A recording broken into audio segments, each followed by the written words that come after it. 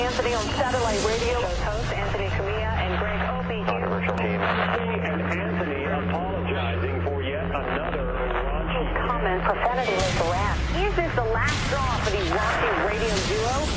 Our show is stupid. This is so irresponsible. This should be illegal. It really should be. It's like, it's so unethical. God, I hate fucking radio. This could be the worst audio ever. Shut up. Shut your fucking mouth. This is terrible. We just suck all around. I hope you show restraint in fucking my girlfriend. This stinks. Fucking shut the fuck up. We get it. Get it. But enough of this palaver. Let's get the show on the road. Morning. No. Oh, wow. What did that do? Oops. Shit. All right, no headphones. Yay. You too? Yeah, I don't have headphones either. Does Jimmy? How's that? I can actually hear well. Is that better? Barely. Barely audible. Oh, boy. I guess Mars is out today. Where's Mars? Who's Mars? No, where is he? There's I got to don't be a know. volume thing over there. Wherever he is, I hope he's in pain. Almost. No, it's barely. Yeah. D-Rock, you're Does looking that at do that board. anything? No, you're looking It's, at like Mars, like the way Coco the gorilla looks at an abacus. I got No barely headphones? barely anything. Like, it might as well not even be there. Yeah. Somebody's walking into the studio. It's cranked full and getting nothing. No volume. But it's for everybody. No, I'm good. No one's got headphones. But you might be cranked up.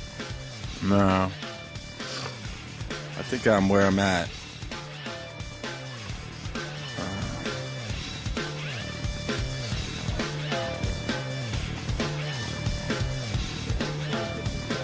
Okay, I'm good. Yeah. Got it? They were backwards. It was backwards. All right. Another day of broadcasting. Starts now. Good morning. Good morning to everybody. Stupid things. Stupid. My God, man. How was Red Eye last night? Fun. Jim and Anthony on Red Eye. Yeah, it was fun, man. Jimmy is quite the guest host. Holy shit. Is that good or bad? It was good. It was good. Why, holy shit. Really good. Because it was fucking hysterical is what it was. Really, he did a, I'll slather his ass. Thank you. With saliva. Yeah, he did a really good job. Thanks, really man. good. Were you nervous? I really, momentarily, but before we went down and started the episode, Meatloaf was the guest, and we had to tape our segment with him first. Mm-hmm. And he's a little nutty, but having had him on this show, it was like I kind of knew what... A little? Yeah. A little He's nutty. out of his mind. But I went down and read the teleprompter. The teleprompter is the hardest part because it's so weird to read and talk at the same time. It's Right. weird. And I went into the control room in the bottom, and the woman who works there helped me run through like the monologue a couple times, and it's like, all right. But that actually helped. But it was Ann Coulter, Juliet Huddy, and Bill. I mean, it was Oh, great nice. fucking Yeah. energy. It was really fun, man. I think we got some clips. Oh. We should run through some clips Lips. from Red Eye last night on Fox. Norton starting the show right here. Bad news, folks. Greg is dead. Welcome to Norton and Friends. I'm Jim Norton, your guest host for tonight and hopefully forever. I'm kidding, of course. Greg is only unavailable because he's currently eating cookies in a house while attempting to explain himself to Chris Hansen. I'm going to try to do tonight's show in typical Greg Gutfeld fashion. If by Greg you mean really, and by Gutfeld you mean terrible. Dana Vachon is filling in for TV's Andy Levy, who's recuperating from a hysterectomy. Dana, what's coming up on tonight's program? I said hysterectomy. Hysterectomy. Who's recuperating from a hysterectomy? Yeah. You're getting a little ahead of yourself there for a second. I know. I knew I was going to stumble on hysterectomy. I actually got it out better than I figured I would. But it was like good. Yeah, the laughs were right there. Good, yeah. And the teleprompter thing you were talking about is like it's got to be this because you got to look at what's coming up. You can't just read it as it's like happening, because you got to see what's coming up on the teleprompter. So, yeah, you did a good job on that. It's weird to look like, because you're looking at the teleprompter while you're talking to people. It was weird reading the questions. So, Ant, do you think, and answer to my left, I'm like reading. Yeah, my name is up there. He's reading things for my name. It's like, what? It's just Jimmy. I hate my voice. Do you? I would literally, I'd rather listen to somebody liquefy shit under a tire than my own voice. No one likes their voice, really. Oh, God. No one likes hearing their voice back. Oh, it was terrible. Name one person that does. I don't think anyone does. Yeah. Yeah, a lot of people are just like, I don't want to hear that. No. Turn that off. Stop it. Norton welcomes his guests on Red Eye last night. Let's welcome our guests. Well, she's smart, she's beautiful, and she drinks like William Holden. That's nice. Thank you. It's Fox It's News Ann anchor. Coulter. Hey. Fox News anchor Julian Huddy. And I met my next guest when he winked at me through a hole in the wall of an adult bookstore. It's Anthony Cumia of Opie and Anthony, and we work together 5 days a week on Sirius XM satellite radio. He's a comic genius with politics so radical he makes Paul Pot look like a bleeding heart liberal. And Bill Schultz, the true star of this program, from now on you will no longer be referred to as repulsive sidekick or kidnapper of young houseboys. From this day forward you are to be referred to as that sweet and gentle boy. And sitting right next to me, she's written 7 New York Times best-selling books. She's a nationally syndicated columnist and commentator. The more liberals hate her, the more I love her. It's Ann Coulter. Thank you. You're welcome. Wow. And you love to hate him, and you hate to love him. Or if you're me, you just ignore him and hope he dies in a fire. It's our New York Times correspondent, Pinch. Well, I dare say. Log on to the New York Times website to read Nancy Bauer's think piece, which asks the question, are Lady Gaga and her admirers confusing sexual power? Did Steve cut these up? No, I think Sam did. Sam. Is there an edit in there? Well, Yeah, like- it's kind of out of context. Yeah, it's Oh, like really? Pinch is this stupid... Bill Schultz, to break the fourth wall, has a string and he's mocking the New York Times. It's just the New York Times mouth. Right. With That's what eyes Pinch on is. it. Oh. It's Yeah, a it's- talking newspaper. Yeah, it's the like a New York child's Times. toy. Oh, I had no idea. That's what Pinch is. They make fun of the New York So I Times. needed a little setup there. Yeah, huh? it doesn't Okay. really... Yeah. Well, I dare say. Log on to the New York Times website to read Nancy Bauer's think piece, which asks the question, are Lady Gaga and her admirers confusing sexual power with self-objectification? In other news, who's Lady Gaga? Also, what's a website? Jim? See, Thanks, Pinch. that doesn't quite... No. And then he cuts it there. Yeah. Oh, I'm going to spit on Sam. Oh, boy. Spit on him. Well, there's the talking New York Times. Yeah, well... But it could have just been cut before then. All right, well, what are you going to do? What are you going to do? Well, Norton starts the segment last night on BP as he hosts Red Eye last night. Has a yacht race left the CEO of BP crying SOS? FYI, the answer has to be LMAO. P.S.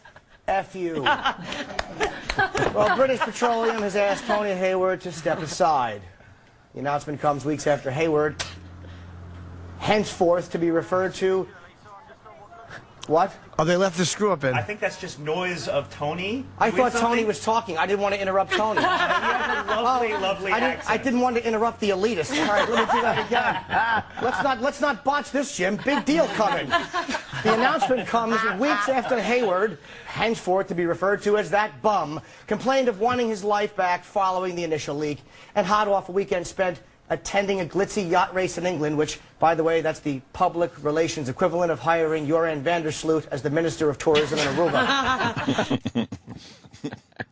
Van der Sloot. I had Any this- Van der Sloot Always, line. always appropriate. I just can't listen. Oh, You can't Jimmy. listen at all? I can't listen. No. Just a couple Jimmy quick, doesn't like his quick clips voice. from last night. Norton talks to Ann about the head of BP. Anthony, stick up to the Tonys of the world. Is there any defending this rich, privileged jackass? Yeah, I don't see the shock and outrage that everybody is spilling out over this guy. No pun intended. But during the Bush administration, all you heard was how horrible these oil execs were. And what do they expect? Him crying, hosing off a pelican? The guy, he's an oil executive. He's an ass. People don't like them, and he's proving why. He did give most of his money to Obama. Oh, yeah, he did that, too. So don't be too soft on him. But actually, instead of ass, the British prefer bum. If we're going to use the vernacular. True. Just want to make sure we're correct on this. Oh, guys, it's getting a little heated here. Just take it down a notch, please.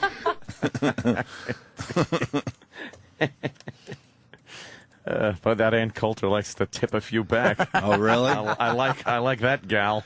Did you guys go out That afterwards? was fun. Yeah, there was like 12 of us that went out. It was her and she had a friend with her, Juliet and her boyfriend, and it was just Bill and a bunch of people. Yeah, just but the television industry though, it's just people that like to they like to party. Television people are known for liking to just go out and tip a few. Oh, this is a picture of Ann and Anthony. That's a Oh nice shot. yes, that's wonderful. Look at us. Where was that? Like what bar? Close to here, right? Yeah, it's pretty close. Is it outdoors? No, the whole front is open though. Oh, I see. We were like inside, but we were right next to where it opens up. Did you and Ann Coulter get along? Over a few beverages? Yeah, you know, we were yapping about some things. But, yeah, you know, we share the same political ideology for the most part. Oh, you think? A lot of people saw that picture and said it's nice to see Adolf and Ava together again. What's her drink of choice? I don't know, some kind of orange juice stuff. Yeah. So I think it was vodka and OJ, maybe. Maybe some screwdrivers. A few screwdrivers.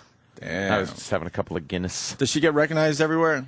Everywhere she goes. I don't know if she did last time. I'm sure she did. Well, she had her back to the street there, so a lot of people walking by. But actually, a couple of fans of the show, as they were passing by, were like, Anthony. Oh, really? Leave me alone. Shut up. Jackass.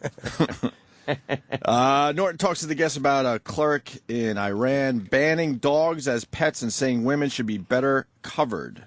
Anthony, was the cleric correct about our obsession with dogs? Do we sometimes treat them better than we treat our families? Yeah, but I've seen some websites here in the United States that have friendships with dogs that should be banned. See, you posted. Yes, that's what I did. I don't know. It's good for the dogs. You ever see that Iranian dog whisperer? Uses a machete and electric testicle clips. Good for the dogs. It's in their best interest. You think it's better for them not to be kept? Of course. The Iranian dog whisperers don't whisper into their ears. Oh, it ain't good. It ain't good. Juliet? Yes? Follow that, Juliet. Let's cut the malarkey here and get down to business. Should we respect their religious customs of covering women's head from head to toe? Women's head from head to toe? From head to chin. They're naked except their chins to heads. God, don't you wish all women were like that? I don't. Here's the thing, though. It was talking about like letting their hair hang out, and interestingly, Mahmoud Ahmadinejad, he was the one who actually came in and said, "Hold on." He wants to ease up on some of these restrictions, which I found interesting since he is hell on earth. But it's kind of like he's Iron Man in a way. He's flawed, yet he comes in and sort of saves the day. It's crazy. Yeah. No, I think it's something different. I think it's because any cleric who would notice the fashionableness of a woman's veil is totally gay. Yeah, totally. Right. So, I think Mahmoud is just worried about the clerics going gay. I call him Maki. Maki. And Ahmadinejad is a good guy to talk to about fashion. He's a sociopath in a members-only jacket. That's what you want to have the button. A good time had by all. Yeah, it was. The energy was very good. Absolutely. Yeah, definitely a lot of fun. And you're doing a good job hosting, Jimmy. Thanks. Yeah. Well, the question, you have the question on the monitor in front of you, so you kind of know, and you have them on paper, so you kind of know where you want to go. Right. But everybody was funny and talkative and giving good answers. It's awkward if someone's not giving anything. Yeah. But with like Ant and Ann Coulter and Julia, it's like you know all of them are comfortable talking. Sure. And Jimmy kept the energy up and everything. It was really fun. Yeah. It was cool. Like even with Meatloaf, which, you know, it's kind of hard to How was the interview Meatloaf Meatloaf? interview? He was good. I mean, he's a little nuts, but yeah, I think he had fun. Yeah, he is crazy. I think he did enjoy it though. In the dressing room, it's like he's standing around, then he goes, should I wear this? And puts his jacket on with the silver studded skulls. Yeah. It's like, oh yeah, that's the one you want. Definitely, you got to wear that one. That's the one you want to wear. What was he promoting? His album, probably the same one that we had. It's probably The same still one out. that's not selling? Aw, I don't know. You think not? poor meat. Maybe not. We all love the meat, but Jesus, who doesn't love the meat? we love the meat. Yeah, maybe it's not. As long as it's not in the shape of a cock. Oh, what? What's the name of the CD's Hank Cool Teddy Bear? Yeah, didn't he say? Yeah, that was it. He said something like it was his best album ever. He had some. Well, of course. He was promoting it pretty heavily on our show. I don't know how it's doing. Then Jimmy asked him what Hank Cool Teddy Bear means, and I didn't understand his answer. I didn't either. I didn't listen as well as I probably should have because you're so. Like fixated on what you're going to say next. What's next and where do we go? And I'm listening for Todd in my ear, telling me things like, all right, 30. Because you have to know when to jump out. Oh, sure. That was the weird part, was coming in and out of breaks. All right. Yeah. And finally, Jim's monologue. This is the Greg. Yes. What does Greg Gutfeld call it? The Gregalogue. The Gregalogue. Don't play the whole thing. I can't listen to it. That means we got to play the whole thing. No, I can't. Oh. That means we got to play the whole thing. Jimmy's uncomfortable. Did it say Norton and Friends on the thing? I wanted them to say Norton and Friends on the graphics. It's supposed to say Norton and Friends. I don't know. All right, you lucky devils. It's time for my monologue. I didn't want to name it something ham-handed or cheesy like Jimalogue, so I settled on Reportin' Norton. Horrible. Reportin' Norton. By the way, as I said that, my head should have blown off. And been replaced by a more awesome head. You are awesome. Anybody's. John Merrick. According to IHS Global Insight, thank you, Bill, in 2011, China's going to pass the United States as the world's largest manufacturer. Now, should this be surprising, considering that China has over 1 billion people and the average wage for labor is somewhere between $100 and $150 a month? Now, instead of Americans feeling bad about ourselves, we ought to be saying, hey, it's about time. What took you idiots so long? $150 a month? In America, you can't get a happy ending massage for that much. At least not in a good place. I mean, a good place, the massage itself is $150, and anything after that is discussed privately between you and the lady. If indeed she is a lady. Whoever made that mistake. The point is, why do we as Americans take any instance of not being the greatest on the planet? We take that and we make it an epic failure, which is the main reason the United States has never embraced soccer, because we can't be the best at it in the world. That, and because soccer really sucks and is boring to watch. But why do we set such impossible standards for ourselves to live up to? Can't we just be happy knowing we've created almost everything fun that exists on the planet already? The telephone, television, personal computers, bifocals, the internet, and even Barbie dolls. And these are just the things I use to act out sexually. Let's not forget air conditioning, light bulbs, the automobile, and Tupperware, which are also things I've used to act out sexually. We've gotten to a point in America where we seem to think being second best makes us a turd in the punch bowl of the world. We're like a nation of teenagers walking up the stairs while the great Santini bounces a basketball off the back of our heads. So instead of feeling bad about ourselves when China passes us in manufacturing, why don't we just congratulate them? Because without America, there'd be nothing worth manufacturing in the first place. And if you disagree with me, then you're probably a racist homophobe who's never seen the great Santini.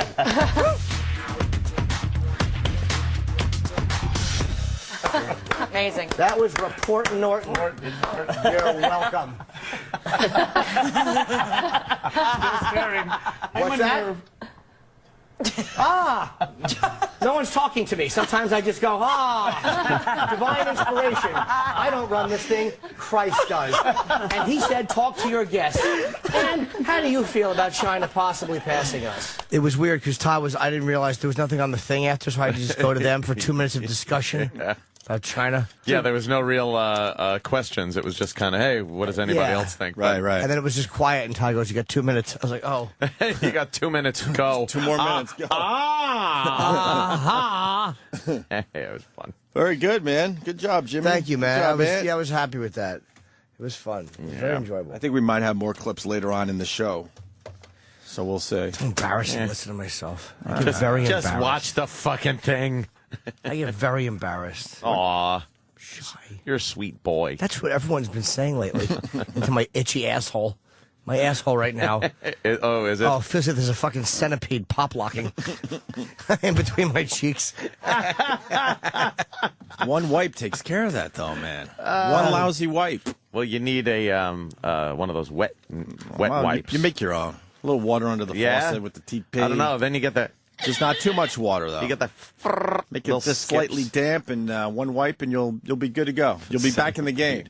Pop locking. Jesus Christ. All right. Yeah, and then you think about the great Times Square in New York, right? Yeah, I know. Believe me. You're not a fan of Times Square, are you? No, I'm not. All right, good. But you'd assume that even at like 1 in the morning, that there'd be a place to fucking eat. Mm-hmm. No. They close everything down, my friend. It's like, it's fucking New York, New York. The city that never sleeps. Well, apparently it's going to bed a little earlier these days because I was looking for something to eat. I'm wandering around like a fucking bum. Like a bum.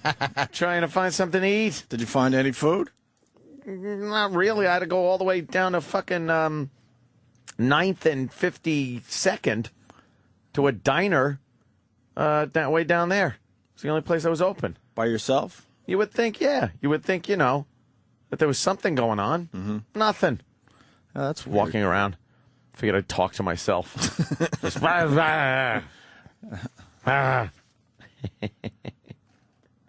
But there's, I know most of the city closes down, but I'd figure, you're right, that Times Square would just stay open all night long now. Yeah, you would think something like at least one place would just stay open and have food, so it would be smart. Somebody would, they would do business with the late night crowd.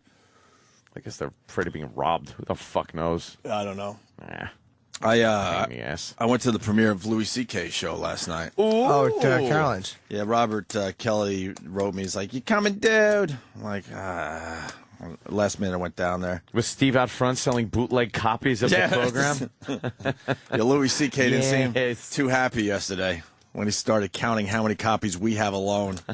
No.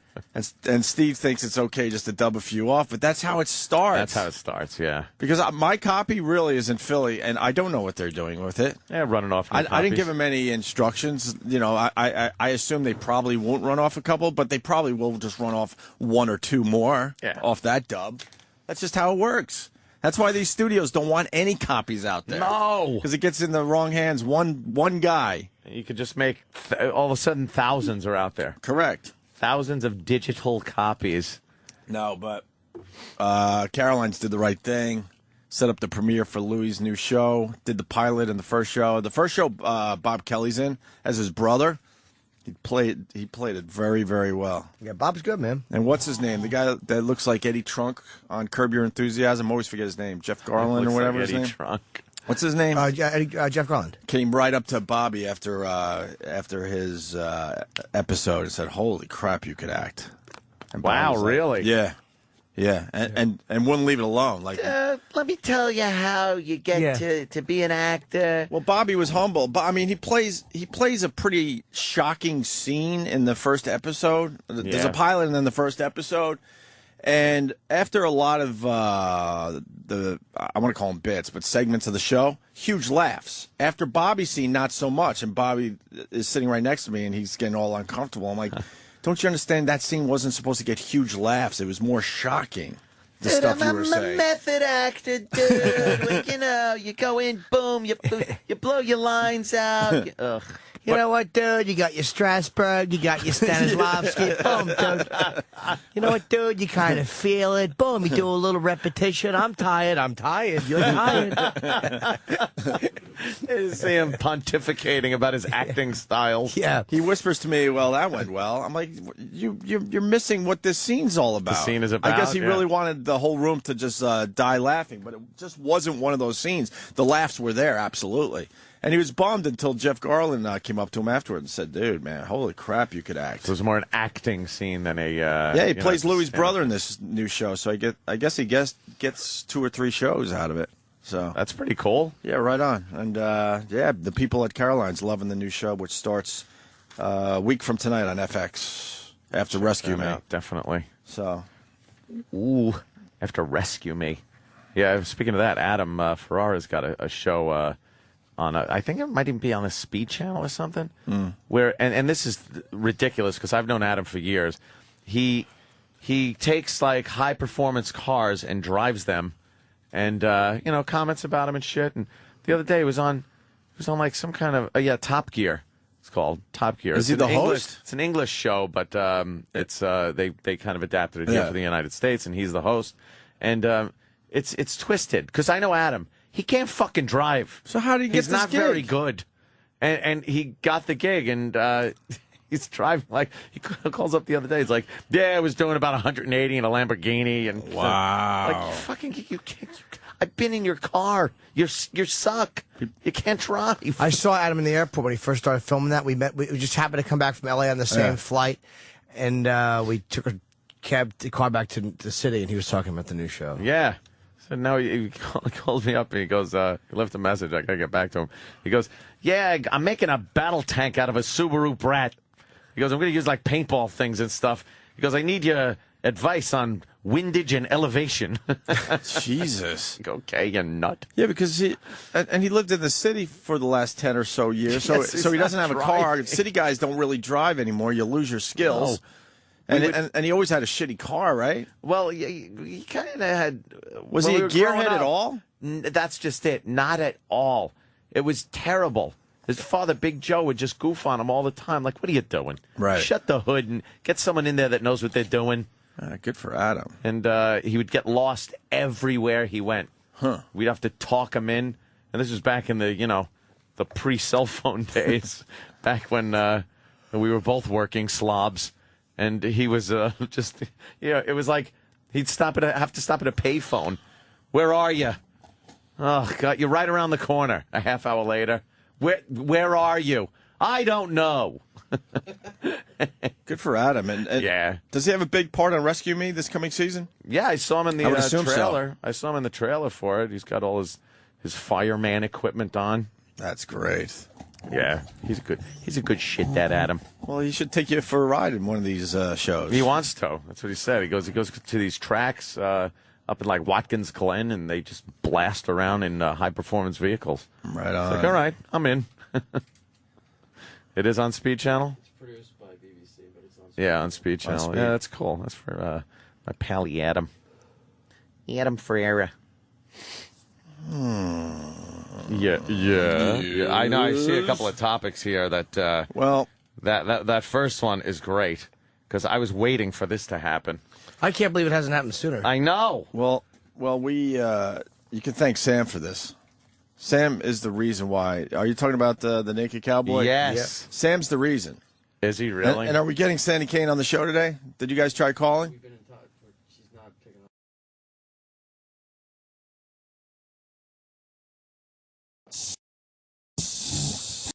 Where's your papers? Where's your papers? Where's the papers? Where's the papers?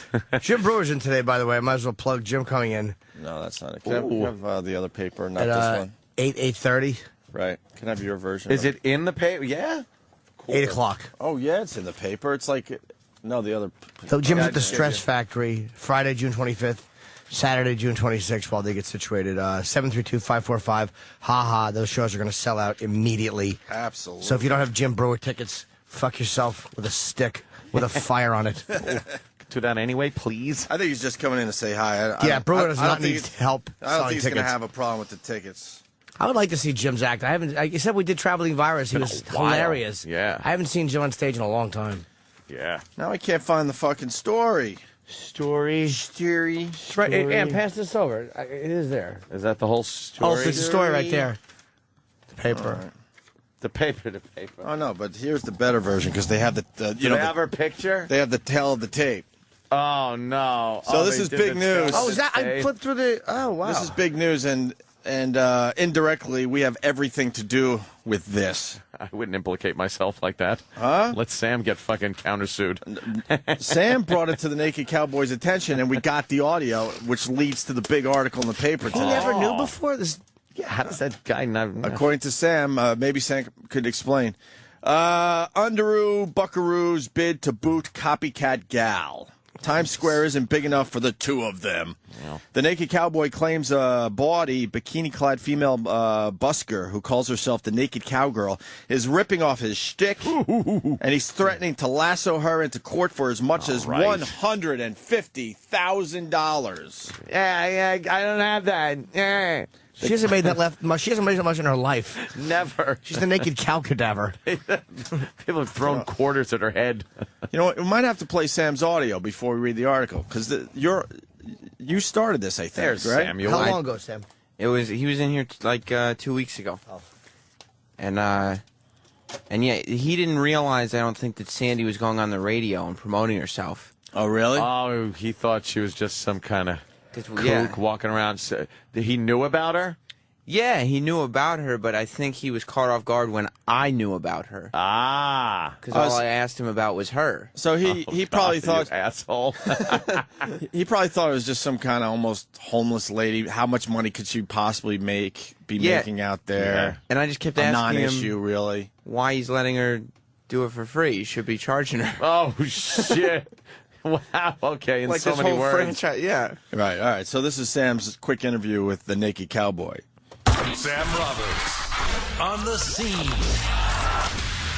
Glorified panhandler, the Naked Cowboy was at SiriusXM. Sam Roberts was on the scene. Naked Cowboy. As far as Times Square performers, do you know Sandy Kane? The Absolutely. Naked Cowgirl? Absolutely. She's not an official license of the brand, but she probably is going to have to sign a franchise agreement as she's continuing to create greater media opportunities for her and to keep it, legit. Again, it's a franchise agreement. It's $500 a month or $5,000 a year. That's the appropriate way for her to be working. She has not done that, but at the same time, I don't want to take the shirt off her back.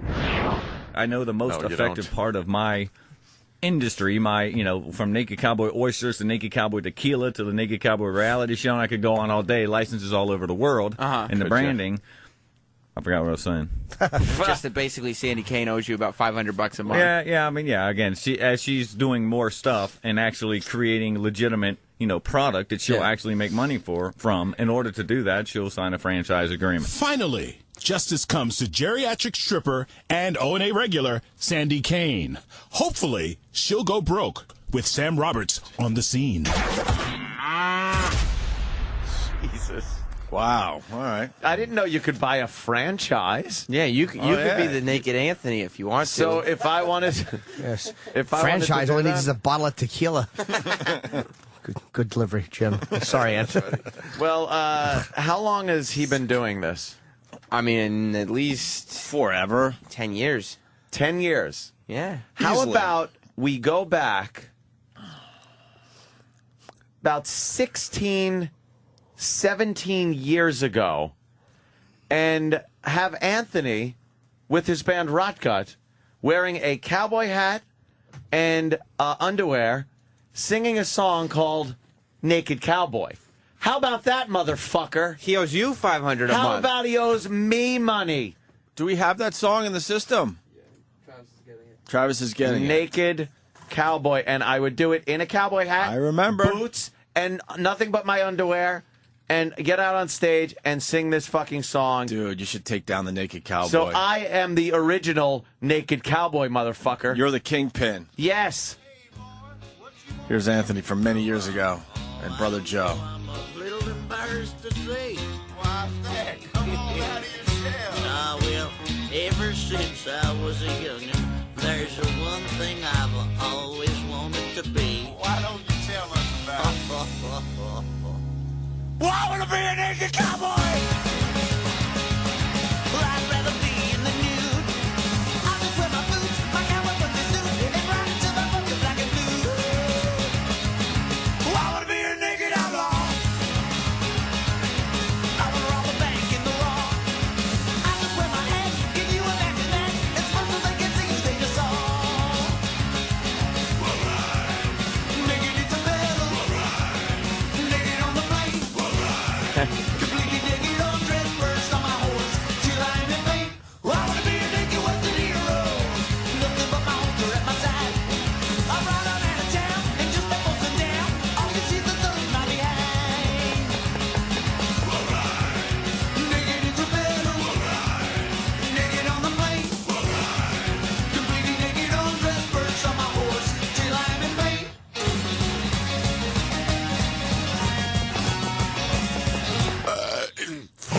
Yeah, boy. Won't you play me some moseying music? Then I'd mosey. It's good. The drummer's good, too. I love the drummer, man. I got spurs that jangle, jangle, jingle. Was that an original song? Yeah. Oh, it was. Jumping G-Hosey fat. What in tarnation's that crap? This Well, is- I want to be here to want a poster.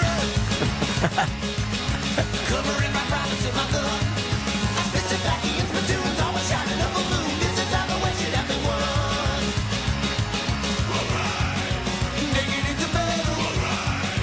Naked on the plate. Completely naked, undressed, perched on my horse till I am in vain. There you go. There was the original naked cowboy. Wow. Not him. Eric, why'd you bring up a picture of Carole King singing? That isn't my naked cowboy attire. That was the rest of the gig, where I'd have nothing but boxer shorts and suspenders on, and a giant afro that I know Sam is jealous of. Very jealous. Oh, of course. You could get your afro like that. Back in the day. Mine doesn't come down the way Ant's did. No. Why am I grabbing my cock in that picture? Jesus. You're probably just covering up a boner. Yeah, the boner.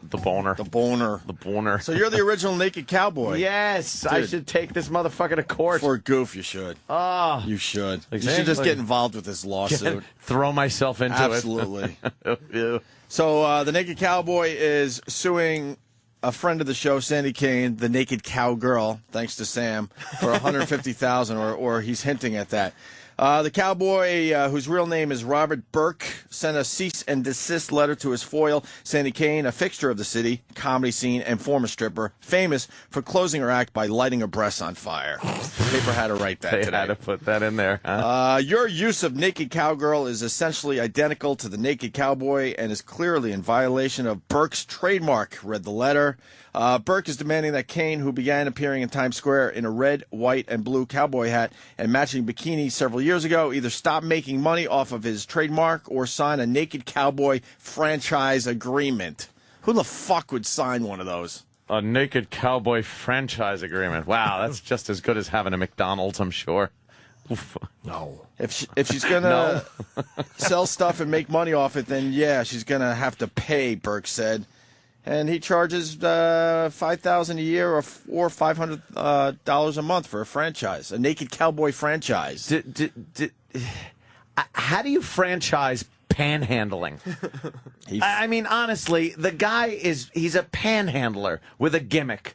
Is what he figured out how to go into Times Square and have people give him money for just standing there in his underwear and a cowboy hat and a guitar.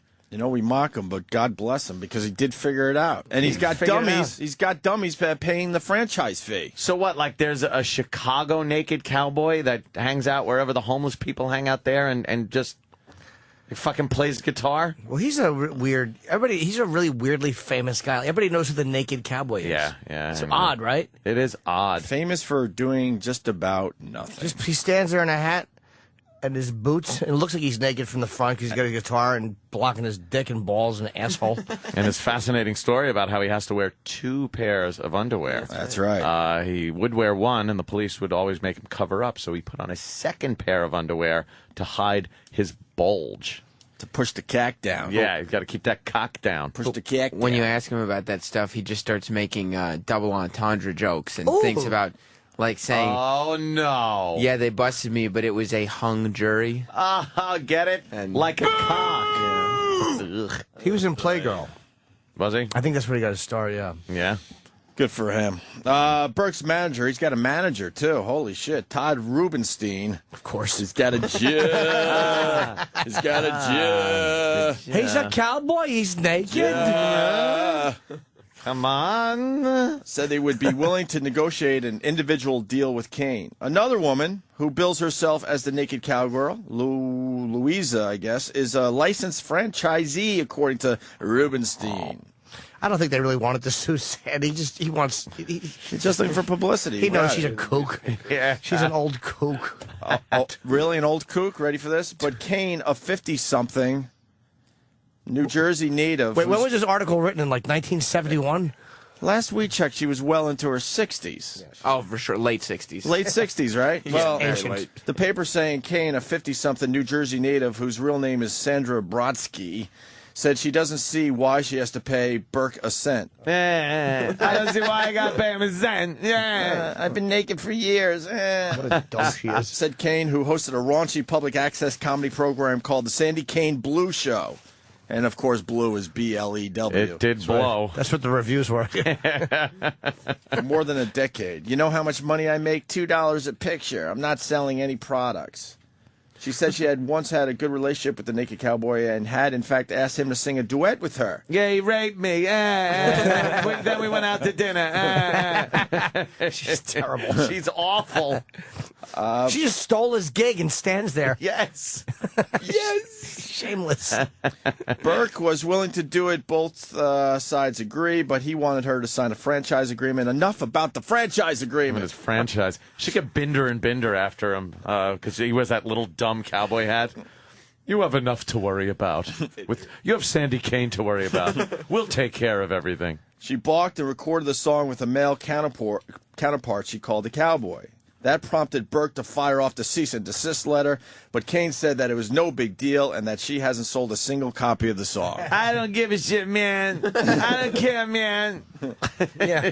What you gonna do, sue me? What is he, gay? Yeah. Must be a faggot, man. Yeah.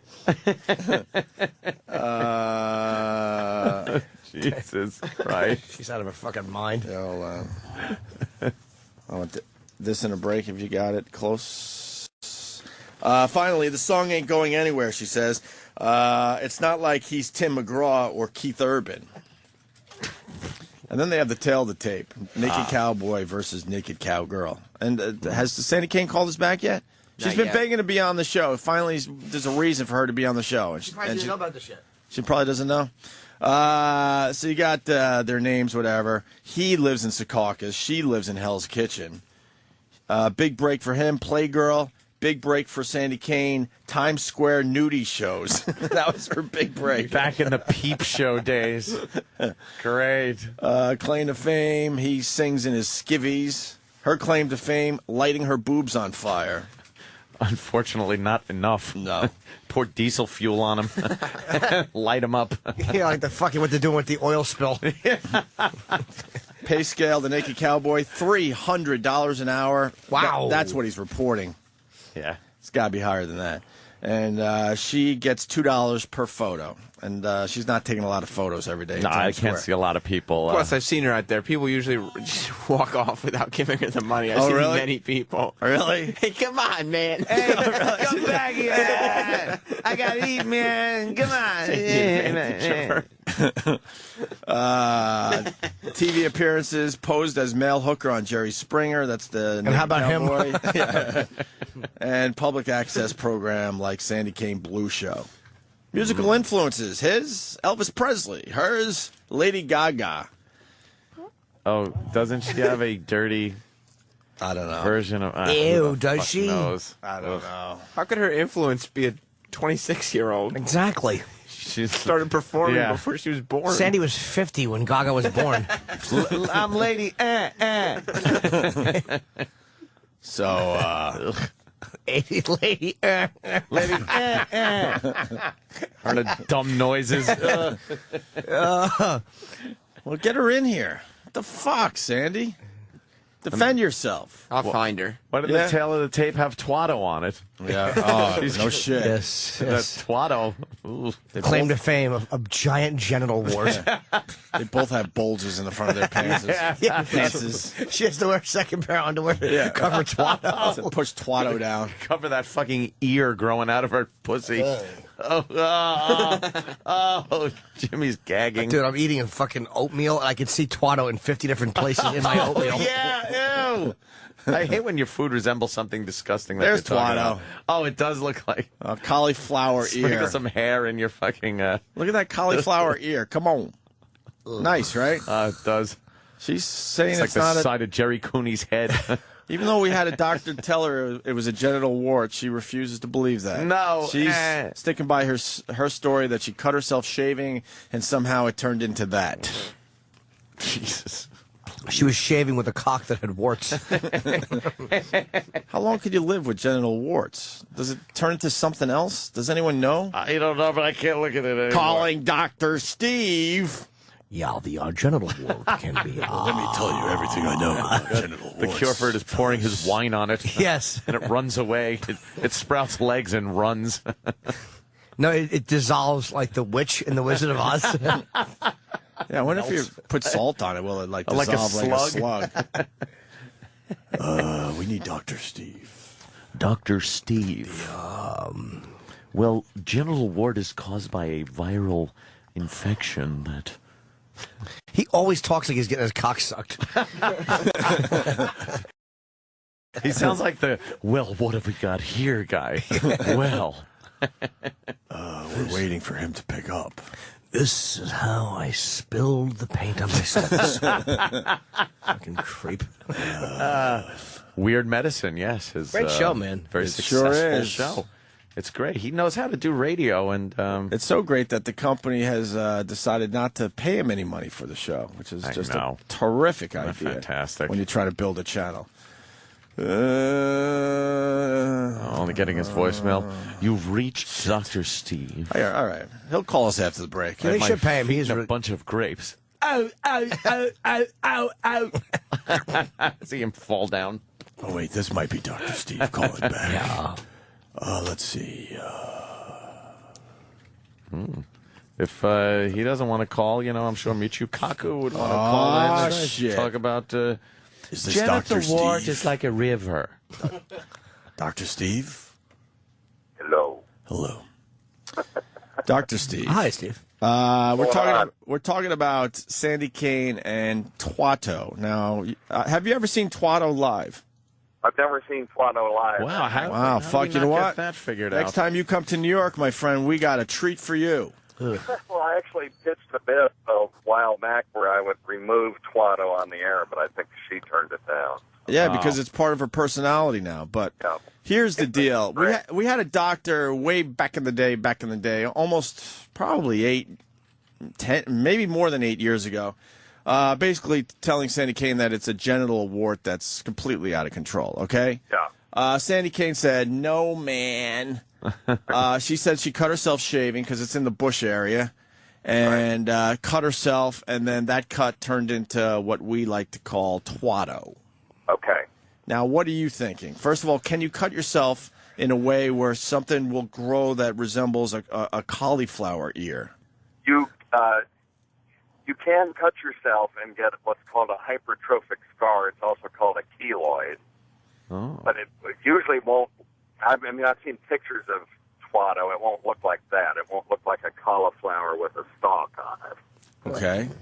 And but keloid. You've seen surely you've seen that where someone's gotten a tattoo or they've cut themselves and they've grown this sort of big giant scar. Give me a keloid. All right. Boo. That's pretty funny. Had to. Yeah. Let's give that keloid pie, Dan Court. Keloid pie. We're compelled to do that. Of course. Now, given that it's unlikely that it's a keloid, that it's most likely a genital wart, there are several kinds of genital warts. You can get the little seed warts that appear, but some people will get big fungating cauliflower-like lesions on their genitals. Oh. And sometimes you'll get so many of them that they will just sort of flow out like a waterfall caught in a photograph. Like a river. A river of genital warts. Great. And they have to be removed surgically, and it can be a big deal. Now yeah, go ahead. One of the things that you asked was how long can you live with it? Once you have it, you live with it for the rest of your life. Very difficult to eradicate all the viruses that cause it. Now, genital warts are caused by human papillomavirus, and that is the virus that is felt to cause cervical cancer. So it is a sexually transmitted disease, and it's a sexually transmitted cancer. Hey, we don't have fucking cervix. Who gives a shit? Exactly. We have iPhones. Whoa. I'm learning something for the first time today. Sexually transmitted cancer? Yeah, it's the first one we know about. What? You could give someone else cancer? Yeah, absolutely. If you have a certain subtype of human papillomavirus, it is the one that's felt to cause cervical cancer. So cervical cancer not only a sexually transmitted disease, it is a preventable cancer. Well, doesn't it really, a sexually transmitted cancer, doesn't it give you a thing that will then, it could turn into cancer? So it's not like you're actually giving somebody sexually transmitted cancer. Exactly right. It's right. Yeah. It's not that you have cancer and you're transmitting it to somebody else. You're transmitting the agent that causes the cancer. Right, I understand. But Which would be Bob Eatman. Isn't there a vaccine for that or something these days? Yeah, absolutely. There's a vaccine. It's called Gardasil, and they recommend that you give it to girls before they become sexually active. I know. I saw the commercials for them. They're hot. They just have these girls with their moms talking about how they're getting them this fucking needle for when they start fucking. It's just the hottest commercial. Love it. I'd like to apply it with my cock. So you can file them later. Yes. I'm jerking off to a Ask Your Doctor commercial. Wow. Huggies or Pampers? So, all right, so she could die from the cancer part of this whole thing. Well, it's likely that, I'm assuming that she's getting her pap smears and her health maintenance exams on schedule every year. Oh, yeah, I bet. You're not assuming correctly. Her pap smear is applied by the foot of an angry bum. And that's assuming she still has a cervix. I mean, she could have had a hysterectomy at some point. Yeah. That would decrease her Like risk. fell out on 9th Avenue back in 73. Yeah, after a bout of whooping cough. her female parts laying on fucking 9th and 33rd. Some fucking Asian bike messenger ran over her innards, her life-producing parts. Dr. Steve, I'm putting you on with Dr. Mike. Now, Dr. Mike was the original doctor that he diagnosed Sandy Kane. Yes, Dr. Mike, you're on with Dr. Steve. What's up? Morning, boys. Good morning. Clear condyloma acuminata. No doubt this is HPV. Yeah, that doesn't surprise me. Ooh, listen to this. Two men of similar ilk. Hey, Dr. Mike, do you make shitty wine, too? I'm teasing, Dr. Steve. Yes, Mike, do you poison your friends one bottle at a time? No voice. Well, let's have the two doctors talk for a second. Go ahead. Yeah, no, there's no doubt that this was a huge condyloma. Definitely needed to be surgically removed. She should have follow-up. I'm sure she hasn't. Not good for her in the long term. Clearly implicated in malignancies. We talked about that at length, years ago when I was first in. But also implicated in the transmission of oropharyngeal cancers from women that get it in the throat from oral sex. Yeah. Whoa. Yeah. Anybody that gets oral sex from having, that gets oral cancer from having oral sex with Sandy Kane deserves what they get. Yeah, wow. I really do. There you go. Oh, God. Didn't Paulo lick that shit? Yep. Yeah, Paulo One had of Ron and Fez's guys. in his mouth. Paulo licked that shit. Oh. I would have recommended against that if anybody had. I would have recommended against. Yeah, wow. He's one of the 9 out of 10 doctors surveyed. Right. I wouldn't recommend that. Yes. The other one was Mengele. He's the one that said, do it. You know what? Dr. Steve, when are you going to be in town next? It looks like probably in October. Well, I may come up sooner to do something on wrestling with Sam and Dave. Wrestling with Sam and Dave. Well, I was a cameraman and audio engineer for Championship Wrestling back in the day, and Done everything. Wow. Okay. He has done everything. Because we want to do another what the hell is that for everybody. Oh, yeah, absolutely. Dr. Mike, you were involved with that one? Yeah, I was in both of them. Okay, yeah. Yeah. What the hell is that is one of our favorite bits of all time. It got Jim Norton to stop smoking on the spot. That's how crazy it got. Do we still have Dr. Mike's information just in case we need to get in touch with him for one of those one of those shows? Yeah, we should do this I don't want to steal Dr. Mike's bit, but I'd love to do it with him. Oh, of course. No, No. good. You guys seem to Get along? Get along, yes. We need another hot doctor, too.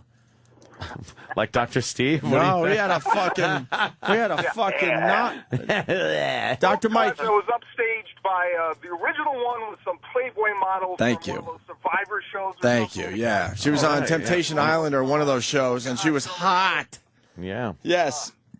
All right, Dr. Mike, we're going to put you on hold to get your info, but coming soon, probably in the fall when Dr. Steve's up, we're going to do What the Hell Is That? Or if you come up sooner, Dr. Steve, you're going to have to do our show as well. Absolutely, of course. We'll figure this out. And basically, what the hell is that? A lot of you guys, you don't like going to the doctors. You got some weird thing happening. You come in here, and the doctors take a look at you and tell you exactly what's going on with you. And we get some weird shit. Oh, yeah. Hence Weird Medicine by Dr. Steve. Really strange stuff. I remember one guy, he ate hot food, and he would only sweat on half his face. Oh, yeah. Yeah. Just bizarre stuff. Not the regular crap that we all have heard over the years. What were some of the other ones, man? There was a bunch trying of to weird guys. remember. There was the kid who had only sweat on half his face, had Horner syndrome. Yeah. There was the guy that got bit by a dog and was getting the bridge to transplant where he had that face expander, that huge piece of tissue off his nose. There was Forgot about guy him. who had a huge cyst on his head that made Bob Kelly puke all over the studio. That might have been the original Bob Kelly puke. Bob must have seen a picture of it. Yeah. Yeah. A third nipple. A bunch of weird things. And then one guy came in, and I don't know which doctor tapped out. Was it you, Dr. Mike? Did you tap out? It was me. With the cancer, with the guy with the cancer. It turned out he was okay, but for an afternoon or so, this guy was convinced he had cancer of the mouth. Yeah. Yeah, correct. He was a big tobacco chewing guy, and he came in. He had this like erosive lesion in his gum, and looked, just at the look of it, you say, "Oh Jesus!" And I said, "Okay, boys, I'm out of here." Yeah, Dr. Mike went from "this is a lot of fun" to "I don't want to deal with this I next suggest he just one." goes to a doctor and And the audio is really creepy to hear because the guy's just like, please, tell me what I got. Do we have that Tell me audio? what I need to do. He was panicking. That was brutal. We don't have it? Yeah. Because it's old? You used to run it as a promo. Yeah, I know. A long time ago, Dr. Steve. Yeah. Well, I would love to do that because it would keep me from having to stick my finger up somebody's ass or drink their urine. Why do you remind everybody that every time you come to New York, you have to stick your finger up someone's ass? That makes me think that you might want to do that one more time, Dr. Well, Steve. Unfortunately, it was my thing for a while. Yeah, that was your bit. Yeah. What a bit to have. You got to have a bit. All right. Dr. Mike, stay on hold. We're going to get your info for another version of What the Hell Is That? Could people start emailing somebody? Let's get this going. Yeah. Yeah, we'll figure it out. All right, we'll figure it all out. Thanks, Dr. Mike. Yeah. Mike? Oh, we're going to play What the Hell Is That today at 10:30. Oh, cool. Right on. We have it? Yeah, a condensed Oh, the second version. We'll play a condensed version of What the Hell Is That, just so you guys know what the bit's all about. And we'll do a new one in the coming months. Do the bit! Dr. Steve, thank you. Did you have something else for him? No. Say goodbye. I remember that did. Bye. Take care, Steve. That did make me quit smoking. It was that guy's reaction. Yeah. I'm like, that's how you react when you think you have mouth cancer.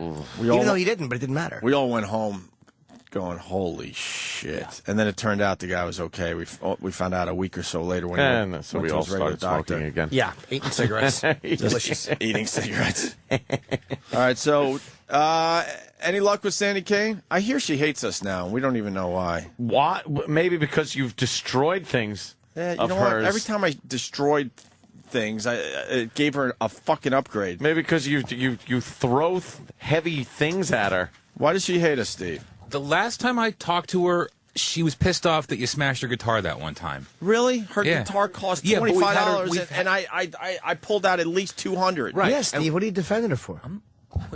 She got a much better guitar because of the dumb bit. But since then, I think we've had her back on, so I don't really know. So I don't really know why she keeps getting pissed off. Maybe it's because you don't play her songs. I don't really know. She's Huh? Yeah. She did We Are the World with Oh, us. so then what the hell's the problem? I don't know. Let me say hi to Mike in Jersey real fast. Mikey. Mike. What's up, boys? Hey. Just want to let you guys know, this was right around the time you smashed your guitar, so this is from a while back. But I came in to see the show on a Friday. You guys gave us T-shirts. I was with Vinny Brand's daughter. We were walking through Times. Yeah, we were walking through Times Square, wearing the T-shirts, and we see her. So Danielle goes over to take a picture. We take a picture. We don't give her $2, and she's like, come on, man. She's flipping out in Times Square. And then she goes, oh, you guys are the same fucking assholes. You open it, and they're all a bunch of assholes, too. Fuck all you guys. And we just walked off, and she was all pissy about you guys. So That's all right. She's older. that was 2 years ago when you cut her guitar strings. So can't really hold it against her. How's Danielle doing? She's doing good. She's back from school now. I haven't seen her much. She's got a graduation party coming up soon, so Right. I'll be with her for that, yeah. All right. And hopefully at the Stress Factory for that Jim Brewer. Jim Brewer, yeah, he's got Jim 4 Brewer shows. this weekend at the Stress Factory. It's gonna be a sellout. Get your tickets immediately. Yeah, that's fucking Brewer sells tickets, man. Thank you, sir. Last time we talked to her on the phone about the photograph of the serial killer, because supposedly she's one of the photographs. She sat on hold for 45 minutes and talked to us. She's not mad at us. All right, then get her in here. Trying. We'll play a Sandy Kane highlight as we go to break. My favorite Sandy We Kane can't get moment. her or Edward Norton. It's really getting bad around here.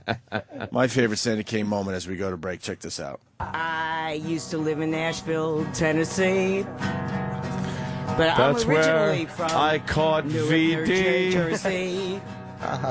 And you know what? I also Horrible. lived in Miami. Wait, hey. Are you Jewish? No. What? No, keep going, sir. Okay, okay. And I'm going to be on...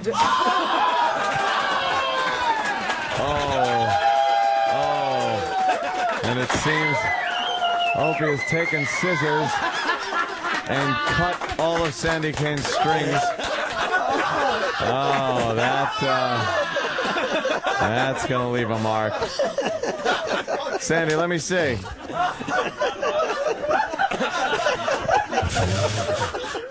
Boy, that really, that improved the sound.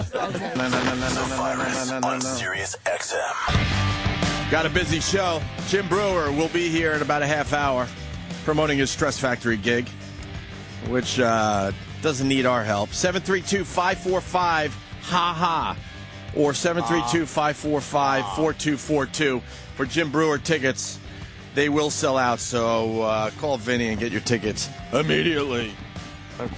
Last night, Andrew Lloyd Webber's daughter was there. Yeah, Imogen, yeah. Yeah. She's pretty cute. Yeah, I know her. She's done Red Eye with her before a couple times. She's nice. Yeah. I didn't know whose daughter she was, but she hasn't. She's a looker? Yeah, she's a cute British girl, but I think she's cute. Yeah, she's a British girl. She's blonde. You make a move? Nah, there was no making a move on that. What, are you kidding? think she's got money. She might have a couple of bucks. You never know. Sometimes people don't. Andrew Lloyd Webber's put out a couple of, I guess a couple of plays maybe? Yeah, name one. Name one. Exactly. Cats. Did he do Cats? Oh. I think he did. Didn't he do that? I don't Doesn't know. he do all those, very popular shows? Yeah, he's... Name one. Jesus Christ Superstar? No, Well, I don't know. You're looking down there, though. No, now I'm gonna look to see. Look him up, E-Rock. I don't really like musicals, but if I know the name of a fucking guy, then he's got to be famous, because I don't like musicals. Phantom of the Opera? Oh, Phantom of the really? Opera. Who saw that? Cats, Evita. Really? Holy shit. Is Cat still on Broadway? It said Now and Forever at the Winter Garden Theater, but I was passing by the Winter Garden last night, and it's not there anymore. And it's dark? It hasn't been there. No, Mamma Mia's there. Mamma Mia. Wow. Mia. He did Phantom of the Opera, Cats, Mamma Mia. Jesus Christ Superstar. Yeah. Who else? Mm-hmm. Love Never Dies, I never heard of. Right, so he's a one-hit wonder. Drop off. A one-hit He's an wonder. 8-hit wonder. He's a one-hit wonder. A one-hit wonder. Did he do Beatlemania, too? Back in the day, as they say? The day. The day. I don't know what day that was. God damn. Everybody uses back in the day. Back in the day. Do you notice that one? Early I know we years. use it. I know I use it personally, but wherever you go, you hear back in the day. Back in the day. That's a black. That's one of those ones that started like in the ghetto. I think that kind of just became. I think just became like common vernacular. For You think everybody. it started in the ghetto? I think that's a black expression. Back in the day, it's Back like an in old the rap day. expression. Yeah, I think. All right. Hey, did you hear what happened on CNBC with Mark Haynes?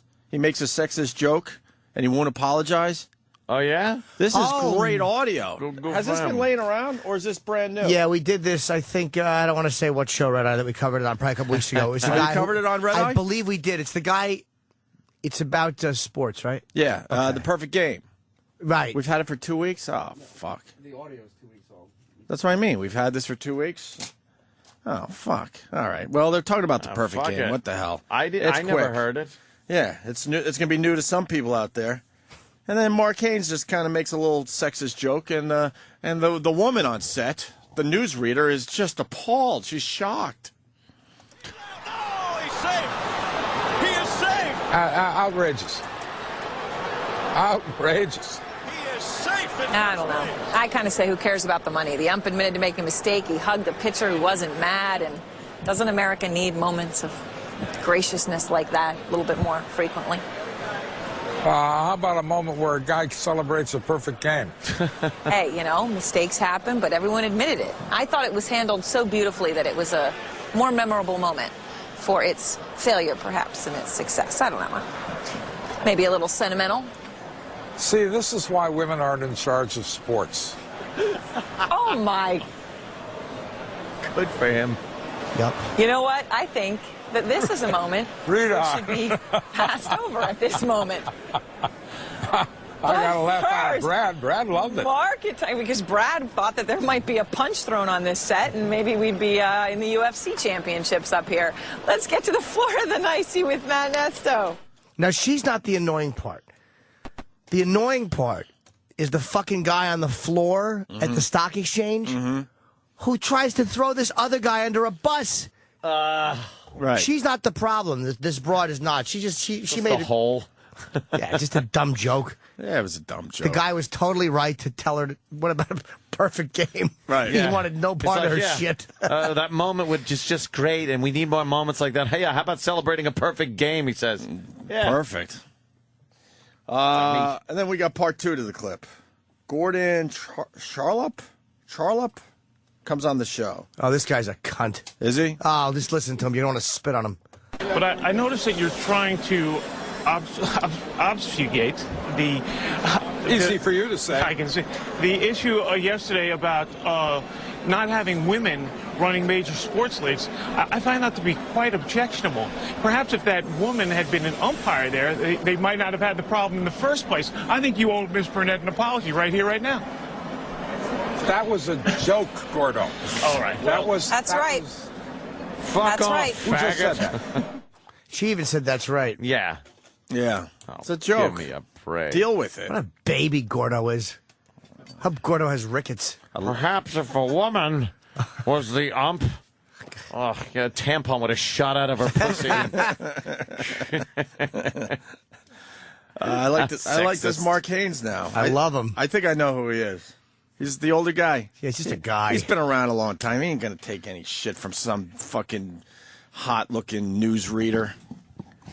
Her stupid suggestion. He was around when the women were just weather girls. Yeah. What's it like out tomorrow, Hull? Yeah, tell me if I need a fucking sweater. Leave the sports to me. Oh, that guy, yeah, I like him. Yeah, he's just a guy. He is a guy. He's been around since Walter Cronkite. Yeah.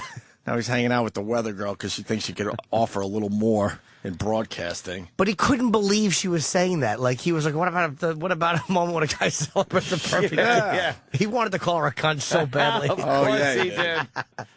Hey, give her the old, here's what's happening. Good for him for saying it was a joke. No apology needed. Yeah. Yep, move on. Apologize. Shut up. Enough with the apologizing. The fake apologies. Right. Right. Well, we have a little more on Lloyd Webber. Andrew. Oh, yeah? Lloyd Webber. John in Iowa. Yeah, hey, how you doing, guys? Hey. Pretty good. Hi, John. Listen, you'd probably be blown away to know that Lloyd Webber's the wealthiest man in Britain. He's actually worth more than McCartney based on those little musicals. Really? More impressive than that? Putting on those little shows. More impressive than that. He's not gay? No. I never said If he that. has this hot daughter? Oh, wait a minute. He has a daughter, so he's had to have had sex. Unless he adopted. Yeah. I don't think so, but wow, that's something. Yeah. Yeah. worth $1.3 billion. People are. Oh saying. my God. $1.3 billion. Wow. Yeah. Starter's From nice. Stupid plays. Huh? Just from those stupid plays. $1 million. Stupid plays. We're waiting for intern Derek to come in. When is he coming in What's here? going on with him? Can we do this without him? Sure, we could. And then maybe get his thoughts on this after the fact. And where's Sandy Kane? Not picking up. You know, intern David. Intern Derek, who took the lie detector test. Yeah. You know, the racist kid. Yeah. He admitted he's a racist, and the lie detector guy said, "Yep, you're telling the truth." Well, the boys decided, you know what? Why don't we continue with this bit? So they took intern Derek, who has admitted to being a racist, and took him up to 125th Street to learn about black people. Wow. Yeah. That's going pretty far.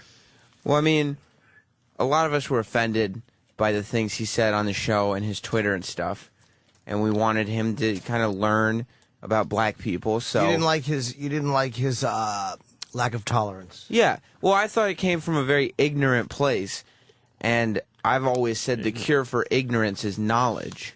Oh, yeah? Is that what you've always said? That's something I've always lived by. None of us have ever heard you say that. No. Oh. No. I guess it hasn't come up in conversation. Why did you guys only go up to 125th Street? Patrice O'Neill has taught us about this. 125 is bad. Right. But 148 is a lot worse. Well, 148 is where there's no sunlight anymore. We took a vote and decided to send him up with Troy, because Troy's the tallest person on staff. Yeah. Oh, yeah, that'll stop a robbery. Yeah, sure. Right. Troy Kwan? Yes, Troy Kwan went with him, and we all decided 125th was about the furthest we were willing to go. As far as you could go. Yeah, even Patrice says he doesn't to sort go of keep everyone safe. much higher because, than that. I mean, this kid Derek is an idiot. So, I mean, he would have gotten robbed again, even while he was recording interviews, if he had gotten any further than 125th. Why do you say that? He's a He's a mark. We wrote him questions, and he insisted on improvising. Oh boy! Even until he was scolded and told not to. He didn't in the end. Right.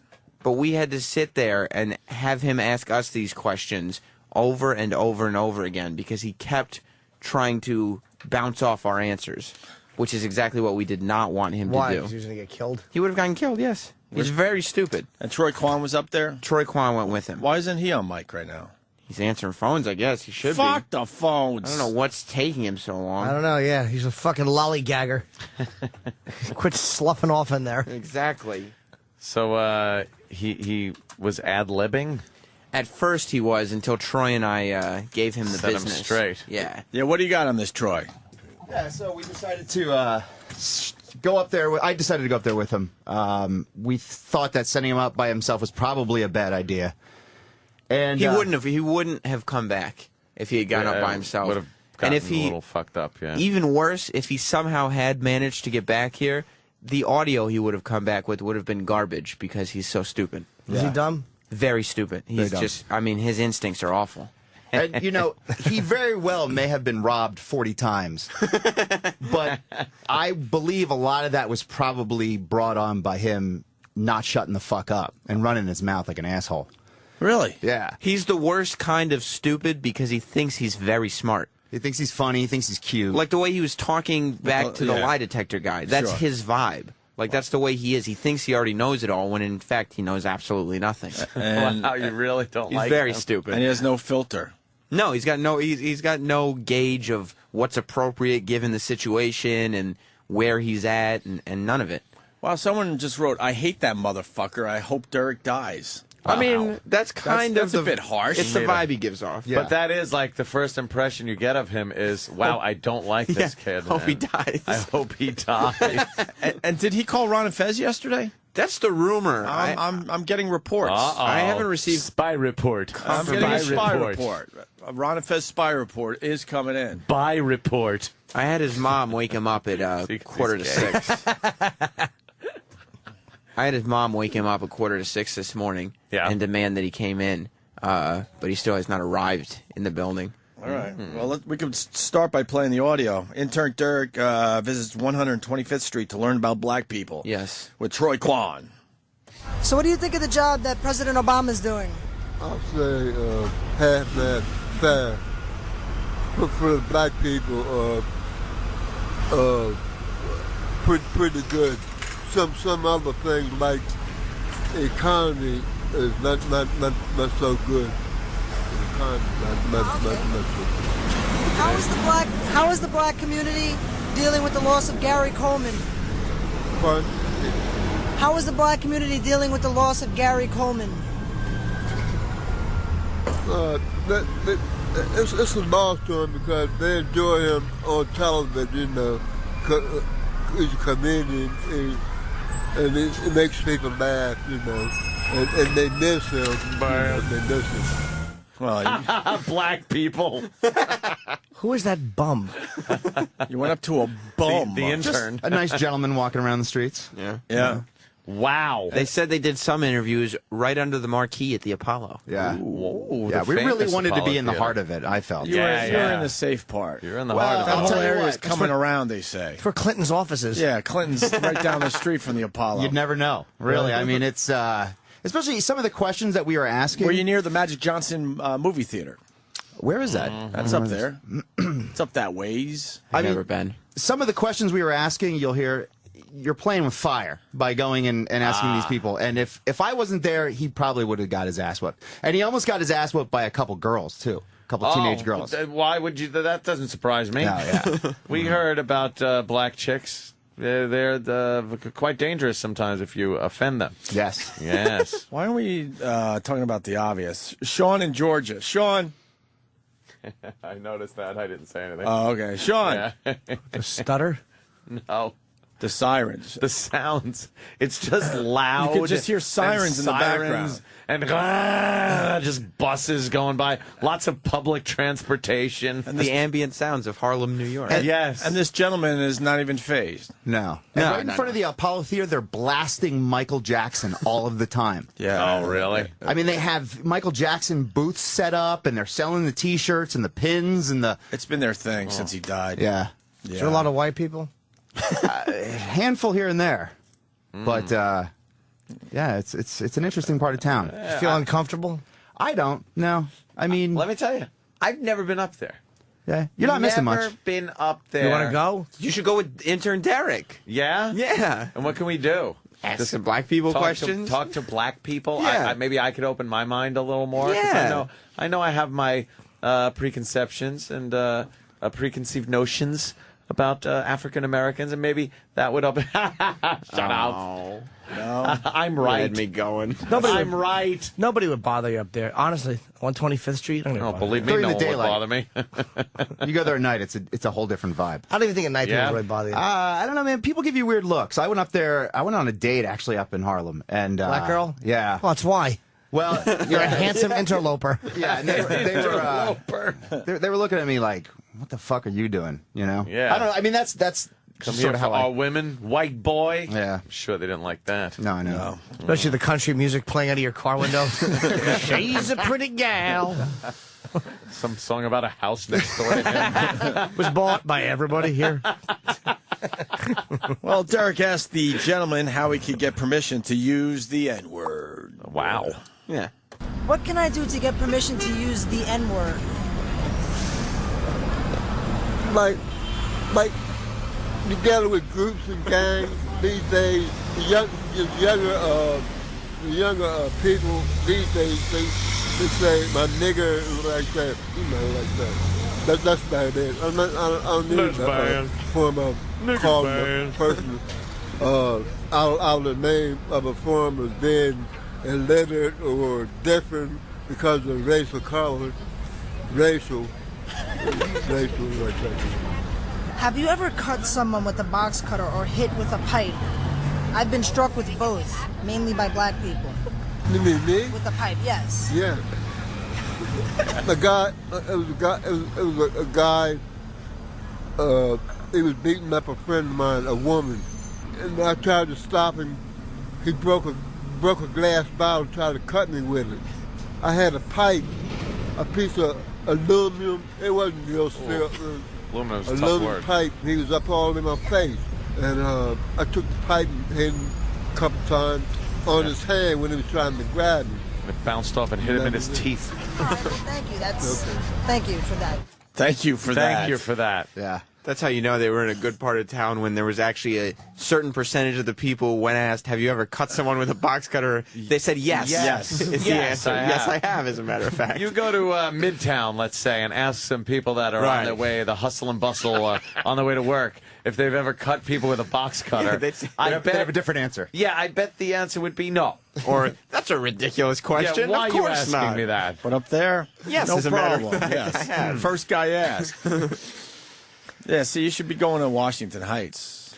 Well, again, we have to factor in I think this bit, like, human you do it every aspect. week, but you move up 10 blocks. I'm sure Troy would be down. Troy, would you go, how far up would you go? Patrice says when it gets into the 140s, that's where it's really To scary. where it just becomes like the set of Omega Man.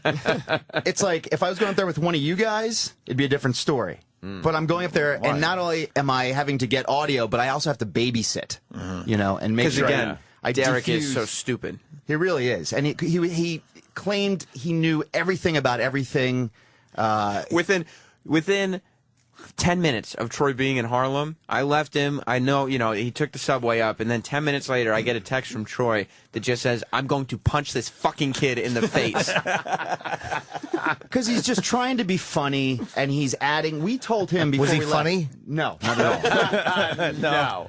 No. We told him before we left. He said, "Stick to the questions on the paper," and he kept trying to add word stuff for to word. it.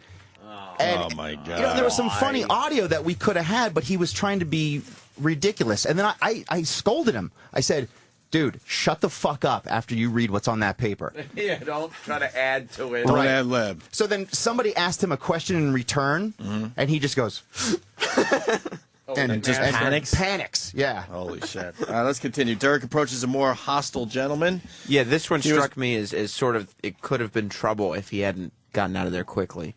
Now, we just wanted to get a survey on the meaning of some slang terms. What does shorty mean? It means a girl. What does it mean to be wilding? Acting stupid. What does drop it low mean? That's a new one for me. Are there gay blacks? Oh, yeah. What can I do to get permission to use the N-word? Use it and find out. Oh, shit. What about with just the A and not the ER ending? Like I said, use it and find out. As a white man, I have been robbed over 40 times, 99% of the time by black men. Be in the area where you got robbed. It shouldn't have been the area where you got robbed.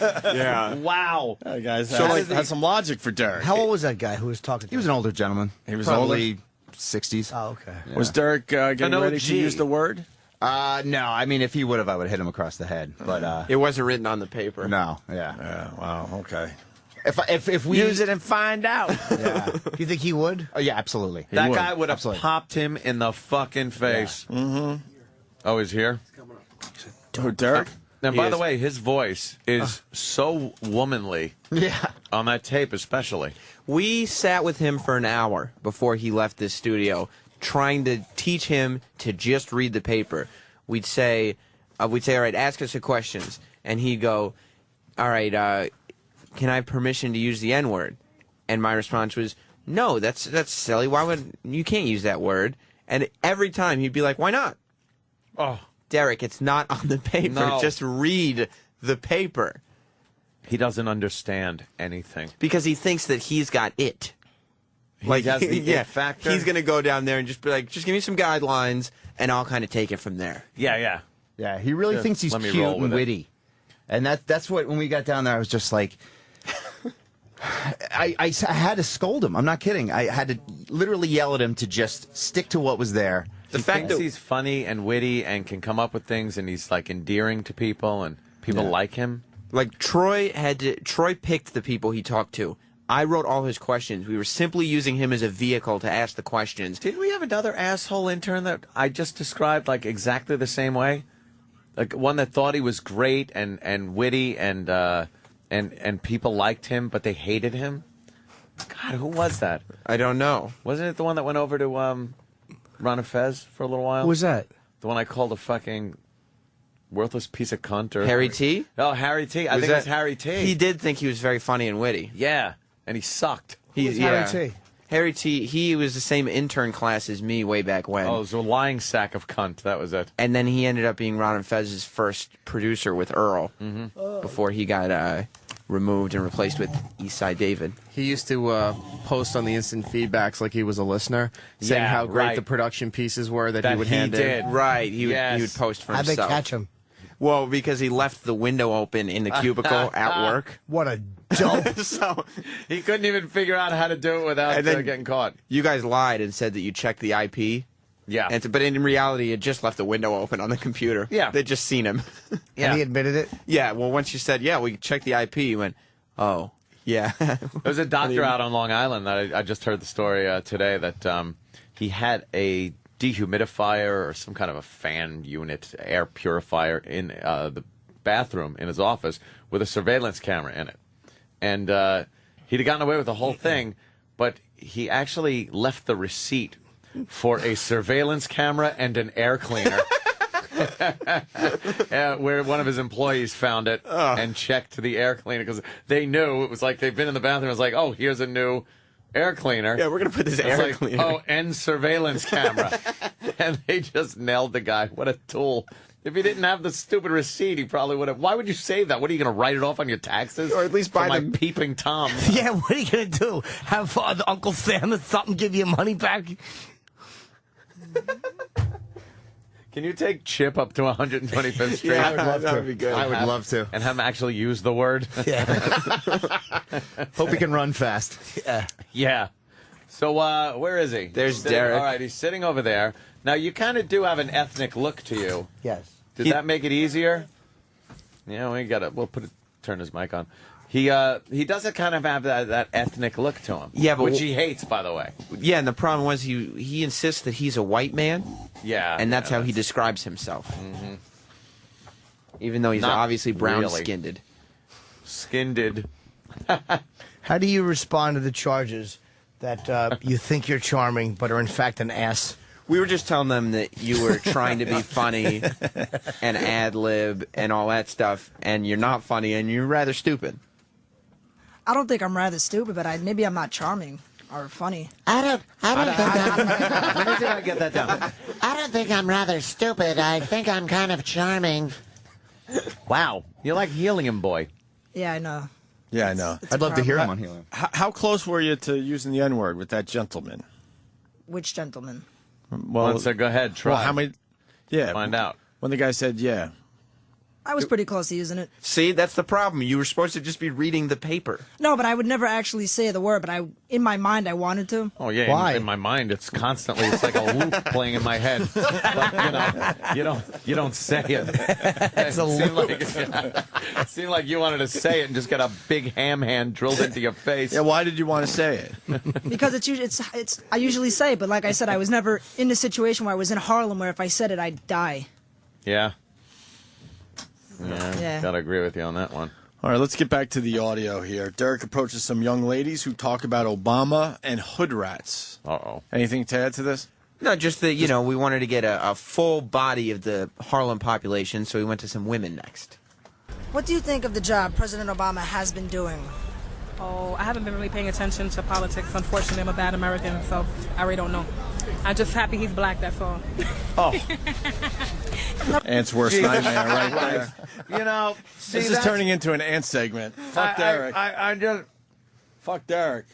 It's like, you know why? Because you're getting honest answers now.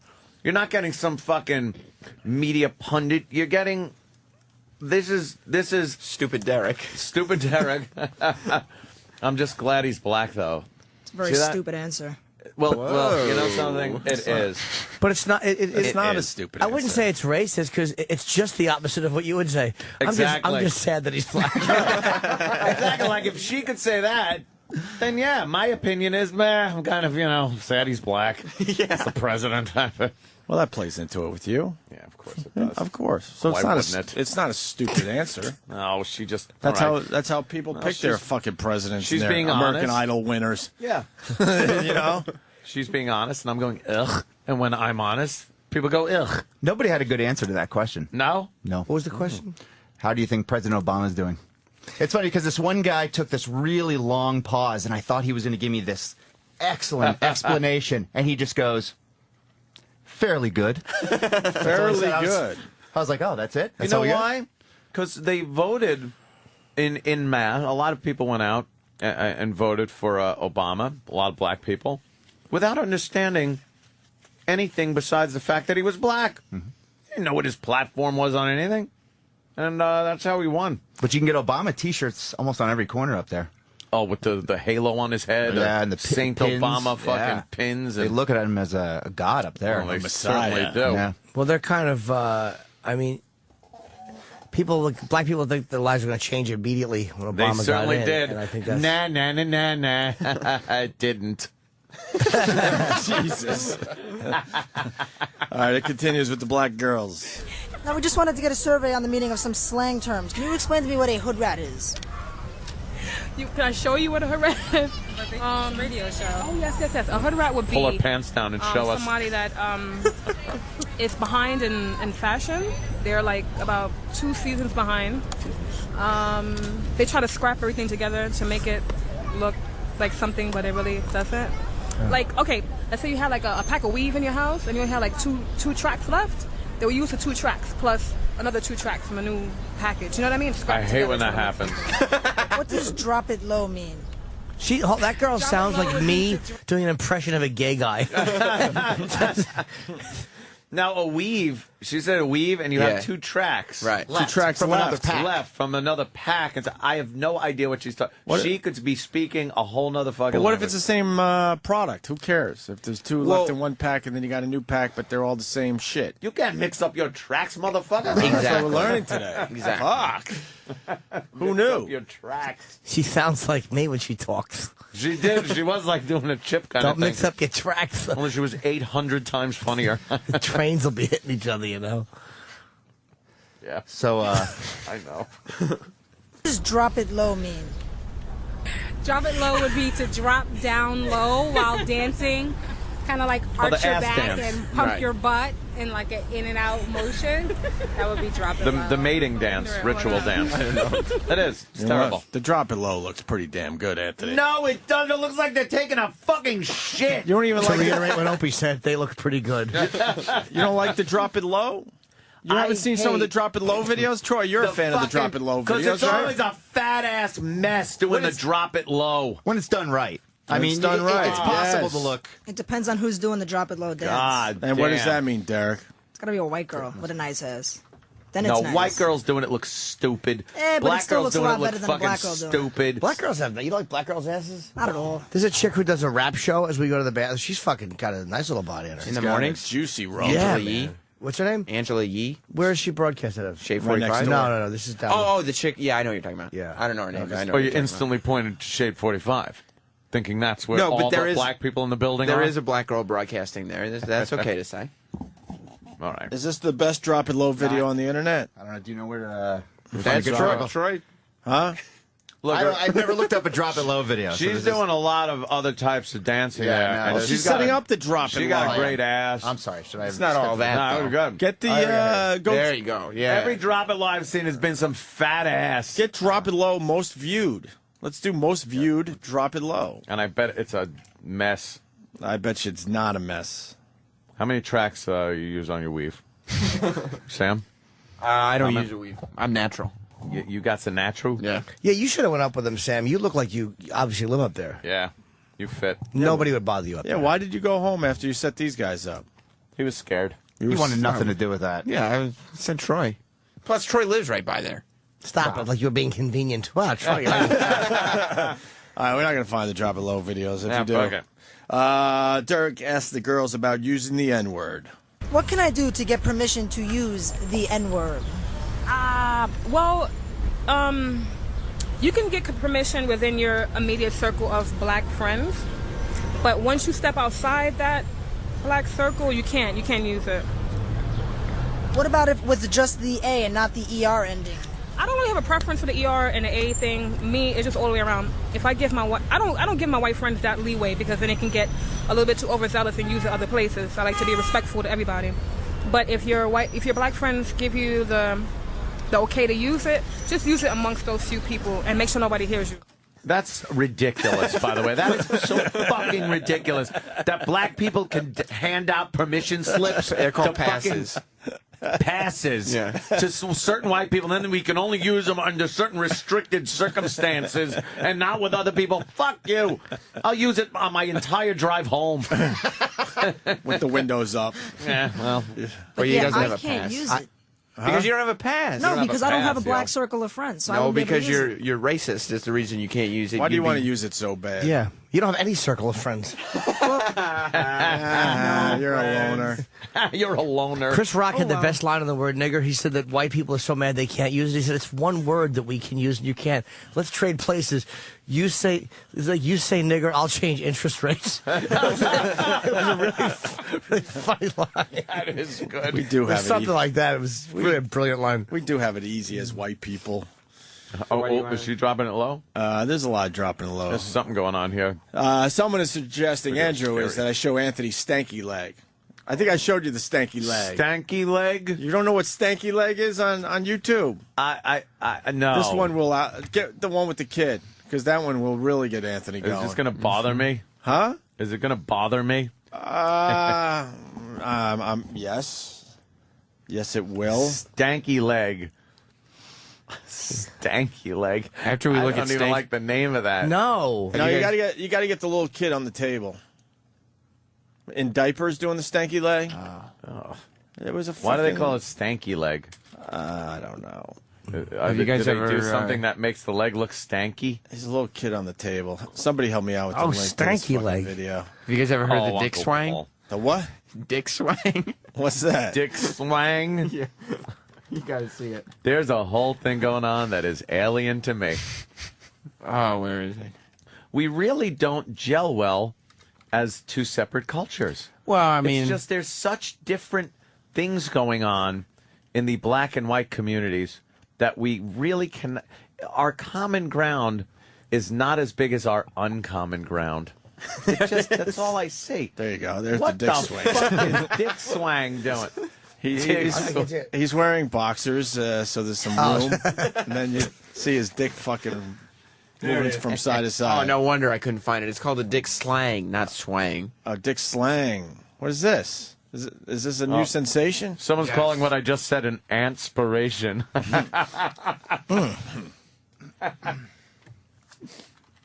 Shut up. Go. What the hell's going on? It always happens All right, when well, you're here- looking for something. It never comes up on the intro tube. Another perfect There you game go. just got thrown, by the way. Dick slang. Oh, yeah? Yeah. What? Jesus. One of the Oakland A's. What the hell? It's the dick slang. What are they doing? Just dancing. Slanging their dicks. Get your shirts on. And they're swanging their dicks. Slanging. Slanging. Dick slang. Through their paints. And through their pants, like they're wearing these loose pants. Of course, they're pulled down to the fucking halfway down. And then they shake their hips and their dick rubs on the front of their pants. It slangs back and forth. Even a white guy could dick slang. Now, if a chick gets down low And then you start dick slanging. and dick slanging, you're pretty much just fucking Right. Correct. at the club. There's a dick slang. What the Holy fuck? shit. Come It's a great on dance. now. Come on. Dirk continues talking to the black girls up on 125th Street. As a white man, I have been robbed over 40 times.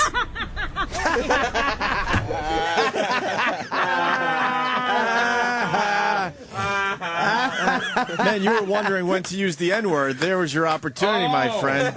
But in the end, you're a wimp. Oh, that was fucking. They're openly laughing on you. That was a perfect opportunity to get him back. Would you Laughed right in your dumb would you have face. With the atom bomb. Would you have done it? Huh? you No, have I done it? wouldn't. I wouldn't have done it either, because then, not to be mean enough, called but I you would have out. gotten killed. Hope he As hasn't would been robbed everybody else. 40 Well- times, so he wouldn't be in this situation. Right. You should have said, you're my circle of friends right now. I'm asking you if I Right. could Do I have a have your pass. permission? And then when they say yes, then you just drop the N-bomb on him. With the ER. With the ER, Yeah, which is, 'cause yeah, you- of with what course. you gotta pass. And then he ends up in the ER with a fucking massive concussion. You want to use the word so bad, they just mocked you. That was your chance. Yep. We're two different people. That would have showed him. I'll have to go back and find them and use it. Yeah, you Oh, do yeah, that. that'll happen. He never answered why he wants Tough to guy use after that the word. fact. Huh? He never answered why he wants to use the word so badly. Why do you want to use the word so bad? Because when you want to describe somebody and want to really be negative about it, you want to use nigger. Pretty much. Oh, yeah? He's right. That is a negative word. It certainly is. It can get. But As it a can white get man, you- I have been robbed over 40 times.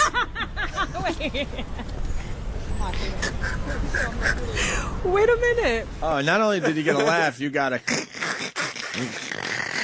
A Flavor Flav laugh. Like, that shit is hilarious. Yeah, that shit's hilarious. That's not funny. That shit is hilarious. You've been robbed. That's hilarious. The more negativity you give out, the more negativity you take in. Nice. Jim's How Jimspirational Amazing. that was. That was very Jimspirational. Yeah. Wait a minute. Are you serious? 40 times? By black people? 99% of the time by blacks. Oh, you sure they weren't like Why do you dark-skinned think Puerto that Ricans? is? Because you seem a little timid. Yes, Kinda timid and meek and like a really nice guy. And then you look like the type that might have money on you. Like maybe you have a computer in your bag, or you look like you're not gonna give a challenge. You know what I'm saying? Like you're not gonna fight back if you get robbed. Sorry, and you don't have to use a weapon on you. They look like you don't want any trouble. Have you? Sure they were black or they weren't dark-skinned Puerto Ricans? Or... How do you know? I'm sorry that happened to you. These chicks are nice. I like them. They're cool. They were actually hitting on Troy. Were they hot Yeah. or no? Troy's a fucking chick magnet. No. Troy likes the Fat. black pussy. They were nice though. They were nice girls. Are you still yeah. seeing that black girl? We taught, dude, it's a hard thing, man, to Troy's got a stable. Is that where your date was? in Harlem. Oh, Yeah. okay, I forgot. Yeah, we actually went to the bowling alley up there, and I was the only Why? white person. She wanted to go bowling. In Harlem? Yeah. Was she mad at her friend? It's something I'm thinking about the bowling balls. I know you are.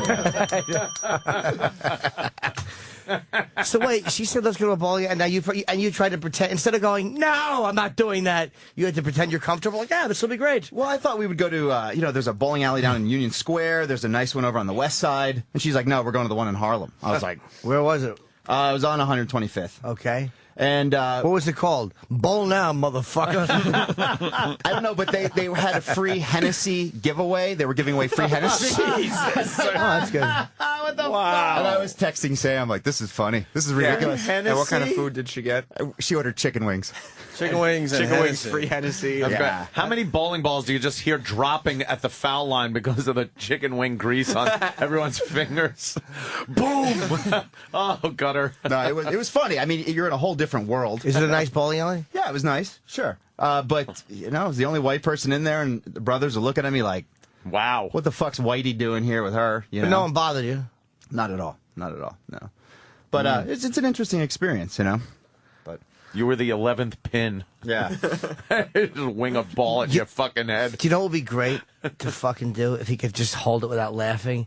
Take Dumpy fucking E-Rock and put him like in a white suit, all unshaven, with like a white top hat, pimp hat on, and put like fucking 5 smoking black chicks in miniskirts with him and have them follow him and worship him, and everybody would go, who the fuck is this dumpy asshole? You win the last 5 minutes. Good. But who knows what they would do to him? It's like all these girls follow him. Who is this guy? He would get a lot of attention. Absolutely. Certainly would. Yes. All right, more of Derek. Derek talks to a homeless guy up there. Yeah. This guy was good. What do you think of the job President Obama has been doing? President who? Obama. Don't know the guy. Next question. How is the black community? Is that true, you think? He was being sarcastic. He's just being an asshole. Oh, really? Well, he just kind of looked at us like, Fuck you. Who are these fucking assholes? Give me my change. Yeah. How is the black community dealing with the loss of Gary Coleman? Next question. I'm not going to give you two. No, wait a minute. Let me do this interview. No, we just wanted to get a survey of the meaning of some slang terms. What is a hood rat? That's me. I'm in the hood, and I live with the rats. What does a shorty mean? It could mean a lot of things. Well, give me a few.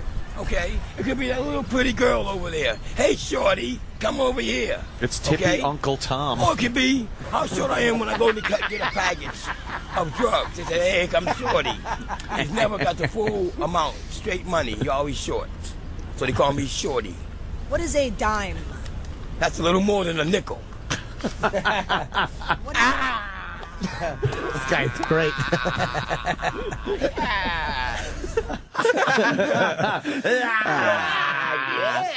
I think we found, is going we on found a up new there? star for the show. That guy rules. He does rule. The hell is He's going a little- on up Seems there? a little unpredictable, but he Yeah. rules. We got to go back and get more audio of this guy. Derek.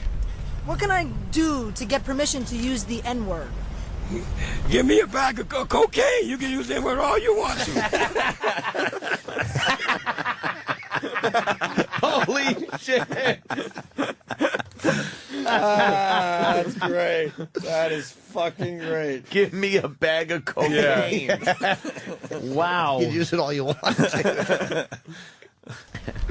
What can I do to get permission to use the N-word? Give me a bag of cocaine. You can use them with all you want to. Anything. Go ahead. Go for it. I'm out of here. I'm going to get high. You go use the N-word.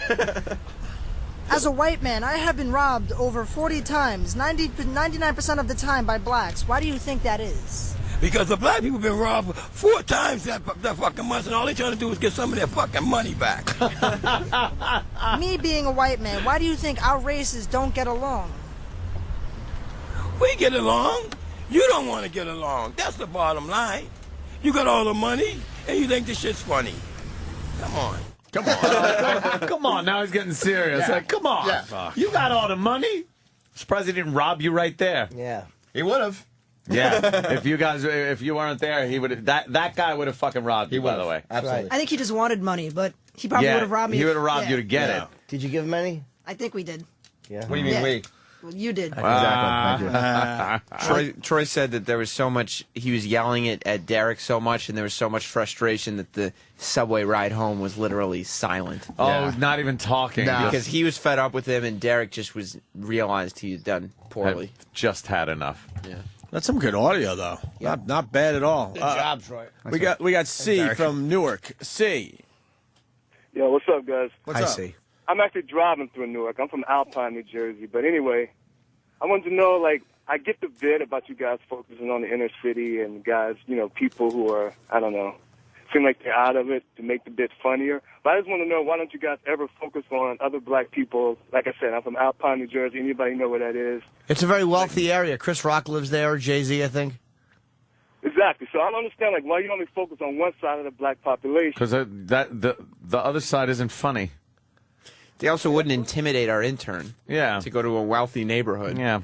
Yeah, part of the joke is it's any group. If you're going in to talk to a bunch of Southern white people, you don't want to get somebody coming out of a doctor's office with a stethoscope because he's going to give you like a real gentleman's answer. You got to go for kind of funnier audio. Dude, have you heard how many truck drivers we talk to on a daily basis? Yeah, I listen to you guys every day. That's pretty much the other side of white people. I hear you, but it seems like you just focus more on the black people than kind of, covering the whole bases.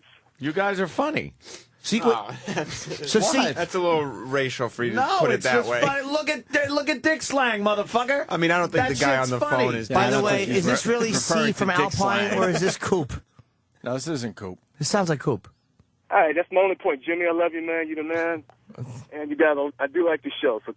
All right, thank you, sir. All right. Thank you, sir. C from driving through Newark. Yeah, I mean, black people who are just, normal working people are going to give you regular, normal working answers. Yeah, you don't want that. You want the You fucking... got some regular black people in there. Sure. Yeah, but you want the colorful they came people. across like regular black people. But it's funnier to get guys that give you a wild, of course. Tippy Tom always gave more interesting answers than the average white guy would. He wasn't Exactly. he wasn't a good symbol of white culture. Right. So, all right. Good job, Derek. Better job, Troy. Goddamn great. Sam, you fucking... Look, I was important to the effort as well. You weren't. I was. You left the scene. Well, I didn't even show up at the scene to start with. They wouldn't have bothered you up there. No, I know. I mean... Oh, boy. You didn't want to be up there. This ain't going to be good. Little police brutality video. Oh, yeah, this is everywhere. Oops. Why did he hit the guy? Pulled his baton out. I think the guy got in his face. Okay. He disrespected him, yo. Well, we got to take a break. Face. Jim Brewer outside the studio. He joins Oh, the program nice. next. He's playing the Stress Factory, New Brunswick, New Jersey. 2 shows Friday, 2 shows Saturday. 732-545-4242. You're listening to the Opie and Anthony Show on Sirius XM. Let me hear you scream like you want it. Let me hear you yell like you mean it. Nice. In stores today. Ozzy's new album? Scream, out today, yeah. Fucking sounds good, man. I love this fucking album. Man. They're playing my interview with him next week on the Boneyard on my show. Oh, yeah? Yeah.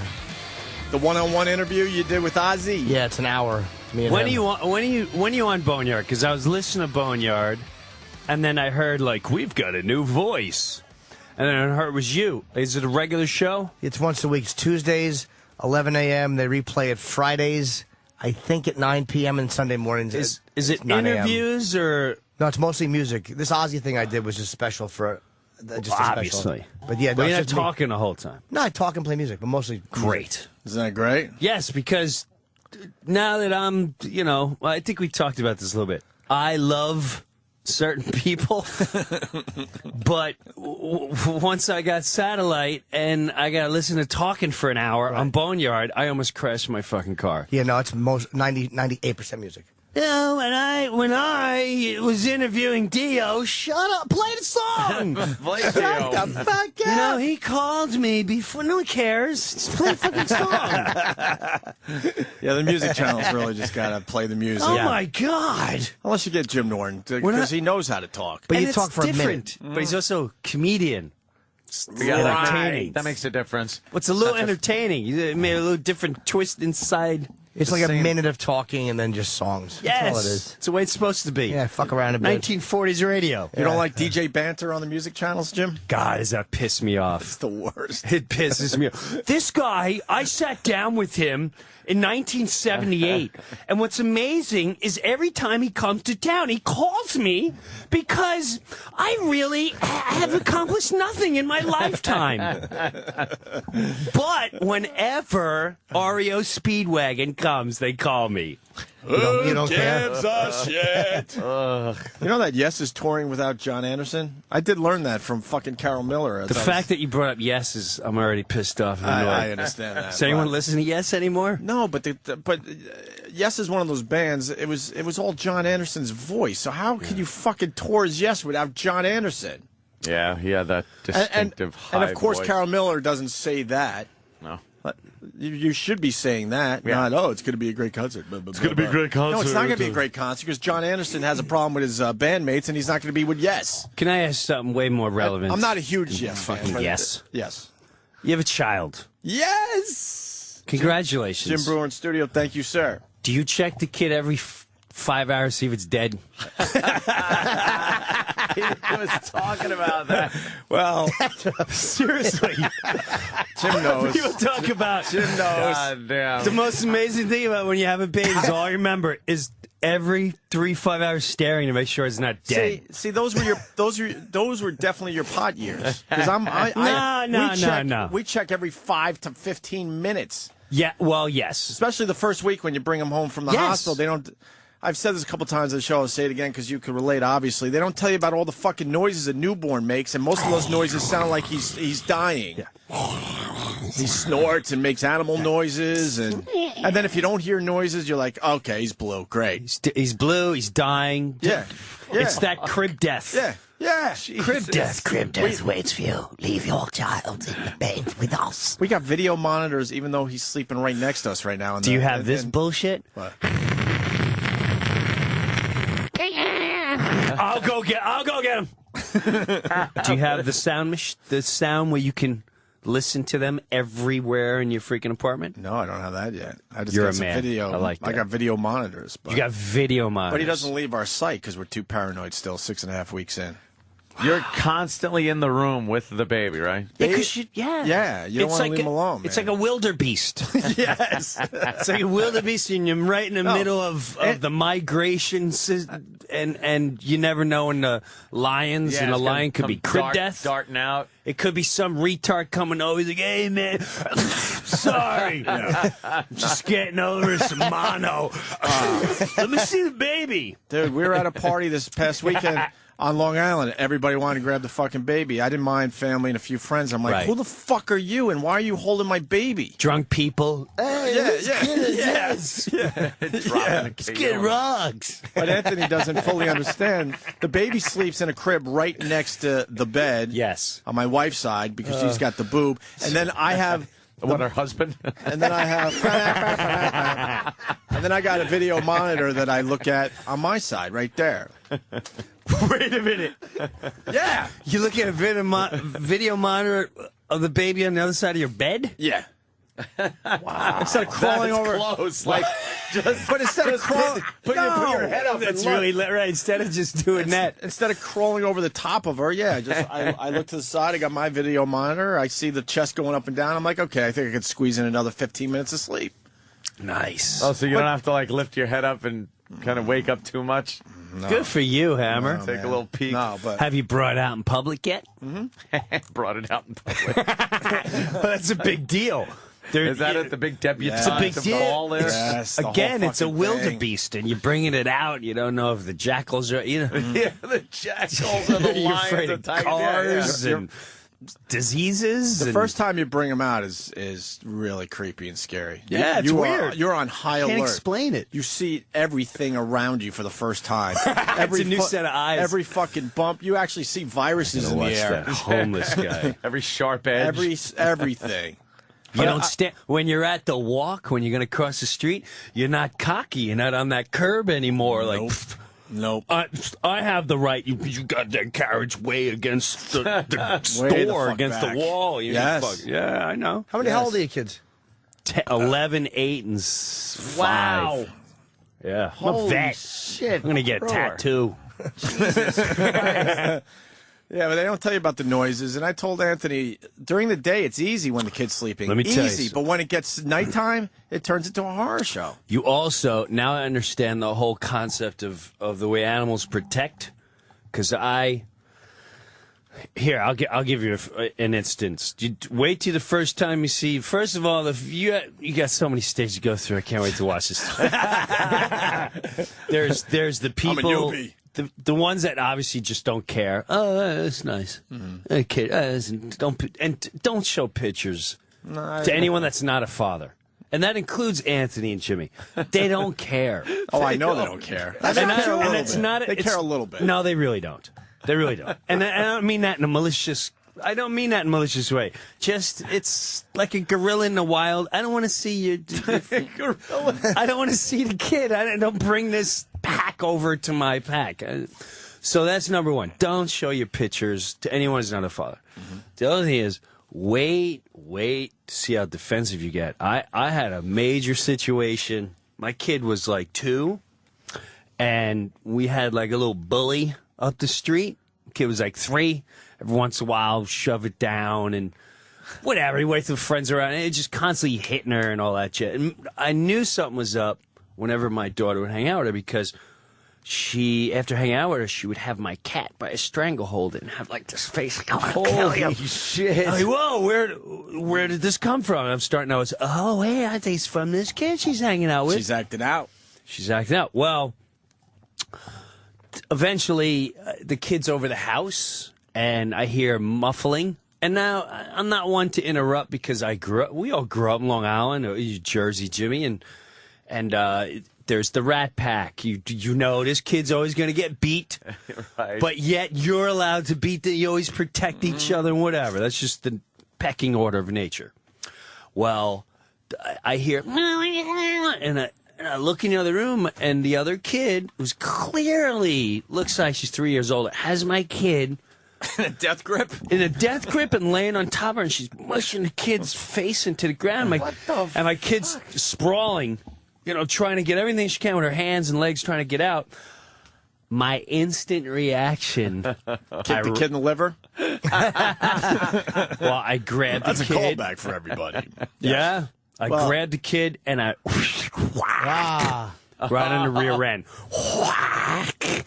And just as I hit her, not until the kid turned around and went, I want to go home. I went, oh my God. I just spanked someone's kid. Yeah. Oh, Uncle Paul.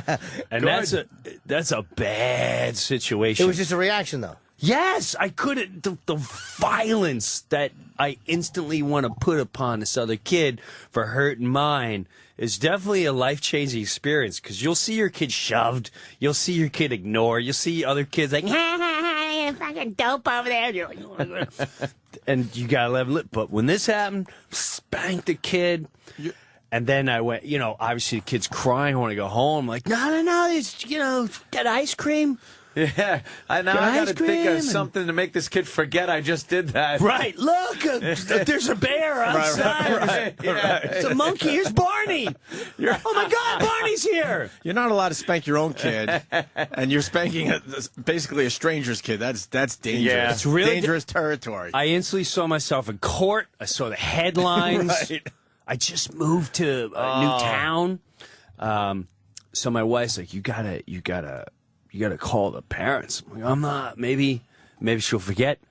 She's like, no, she's not gonna forget, because this kid was clearly like, I want to see my dad. I want to see my mom. I'm gonna rat you out, motherfucker. Fucking kid just goes like this. Hey, motherfucker, I'm gonna rat you out. You're fucked. You're going down, Brewer. You hit me? Yeah, you hit me. You know who my father? We know who you are.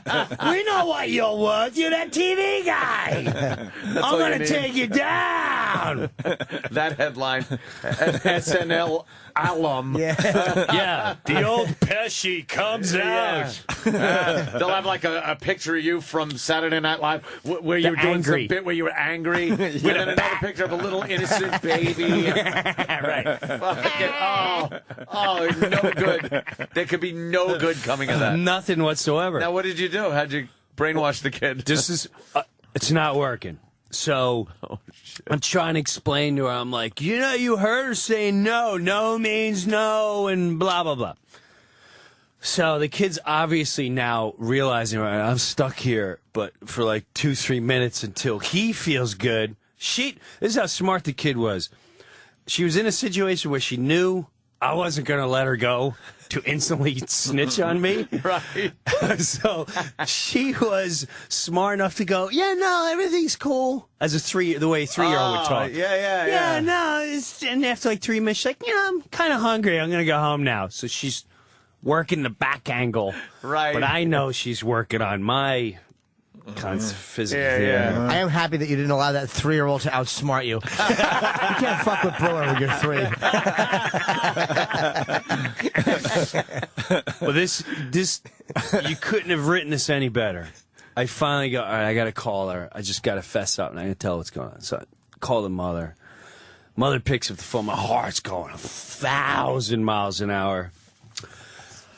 She's like, hey, how's everything going? I said, listen, things aren't, listen, I apologize, but the kids were scrapping a little, and she goes, did you hit my kid? Oh, shit. Out of nowhere. Out of nowhere, and I went, she goes, listen, everyone hits my kid. I tell everyone you're free range to hit my kid. The kid's wild. She spanked at every house. What did she do? I'm sure she did something wrong. I'm like, whoa, wow. Well, it wasn't her fault, but no, I spanked them both. But both of them. Yeah, the both of them got a little shove, and everything. I hit one kid with the other kid. And you with the child. Yeah, like at the end of The Wanderers when he's swinging the Ducky Boys. And all's good. They got lollipops and all good. She goes, listen, my kid she's an animal. Don't worry about it. Whenever you need to spank him, spank him. Wow. Could you ask for a better ending than that? When you hang up the phone and then turn your head, look at the 3-year-old and go, just got off the phone. With Mom. I'm fine. And you know what? I'm not done now. Yeah, now I'm not done. Because I think you need to be shoved. Tied up. You little fag. Little fag. I was talking to Louis C.K. yesterday. The one thing I'm scared is when he starts making friends, and then you got to hang out with asshole parents. Do you have that? You know what? Like people you would never hang out with, but now the kids get along, so now you're hanging out with that kid's father or you mother. don't hang out with I have a couple parents that I just don't trust And you're gonna have a tougher time too. Like we'll go to a bounce around thing, and it's the big birthday thing, and then the one parent goes over their top to be friends with one of your other kids. I had this parent, and he's going to my oldest daughter, which I instantly am fed as a rug. She's 11, starting to grow the boobs. She got a black rear end. She's got gymnastics, so I know I'm in trouble. Jesus, you're She's got she got a black rear. Boobs are coming in at 11 now? Yes. Jesus. Yes. What the fuck is that about? She's like, Dad, I got hair under my arms. Like, what? Oh, God. What is that? So this kid is going, hey, who's your BFF? Whoa. Kid or parent were saying? A parent. I said, what was that? What does that mean? What's a BFF? What is a BFF? Because best friends forever. Well, why would you ask my daughter who's your BFF? I've never even met you. Why? Who are you? He's like, I'm Troy's father. He's trying really hard to be super cool, but I don't know if it's super never do cool. that in front of the parent. Right, it's almost like going up to a cop like, hi, you want a cup of coffee? When you're not around, I'm going to do something dark to your daughter. I got a pillow lined up and my car's parked up the street. It's like trying to hide in plain sight almost. Like Yes, too obvious. absolutely. Coming up to the old cop like, here, I love what you guys do. It's phenomenal. That's why I would do it. So, yeah, you just don't, you cold. Why did the guy ask that? You didn't finish the story. I don't know. Because my wife and a red dot on a map when you put a certain app on your phone. You think he's a red dot guy? I think he's a red dot on the fucking. No. Or does he on want your his iPhone. kid to get along with your kid so he has a can hang relationship out with the you? brew man? Yes, Right. That's what I think. Yeah. That's what I Think think. he was being a little nicer to her because she's your daughter? Of course. Well, anything to my daughter. I hope. Right. Jesus. But yeah, you're going to deal with a lot of that nonsense. Kids just want to hang out so they can hook up with you. You should. Thank God we You know what didn't- you should do? What? As time goes on, your kids start becoming friends with parents that you should have them come up here and let Jimmy and Anthony judge if these parents are good enough to hang out. If they're really true, are they here just to hang out, or are they here to hang out with the hoopla? You know? You watch their face and you Yes. can see. And You give can them a see it little in their test. eyes. Ask them some They questions. look around. They're all full of wonder. Yeah. Wow, look at the studio. Wow. You were on a magazine? Your picture's up there. If the wife has great tits, she's like Exactly. That's what. That's another Their thing, yeah. criteria will You be walk different. up to the guy's wife. Well, who's your BFF? And you got 3 girls, right, Brewer? Yeah. Oh, I'm gonna start dressing like a transvestite. attaboy. I'm so glad I didn't have a girl first. So fucking glad. You're lucky. I don't know how you deal with the girls. Boys are easier too. That's what everyone says. Because the wife fights with the daughter. It's a good time at Oh, home. really? Yeah, it's great. Yeah, well, they got that female button heads thing going on, right? Non-stop. But men do it too. Men butt heads. That's how kids get. That's how some boys become gay. A Yeah. little too much button heads. Yeah. You Fine. I'm not gonna Watch be like that. you, Dad. Take that. Oh my You ever think of that one, Oak? You got any contingency plan if you start seeing some effeminate With my kid? behavior? Yeah. That's What do you just- do? That's just a wonderful question. No, I'm just saying. Have you ever? That's a fair question, dad, yeah. You got to think of Hey, dude, like, is there anything you would like? Yeah, any I'll- effeminate like I'll beat qualities? the I'll beat the shit out of him until he's straight. That's a fair Is that what you question. want to hear? No, I'll deal with it when it happens, if it happens, and hopefully it doesn't. But if it does, what are you going to do?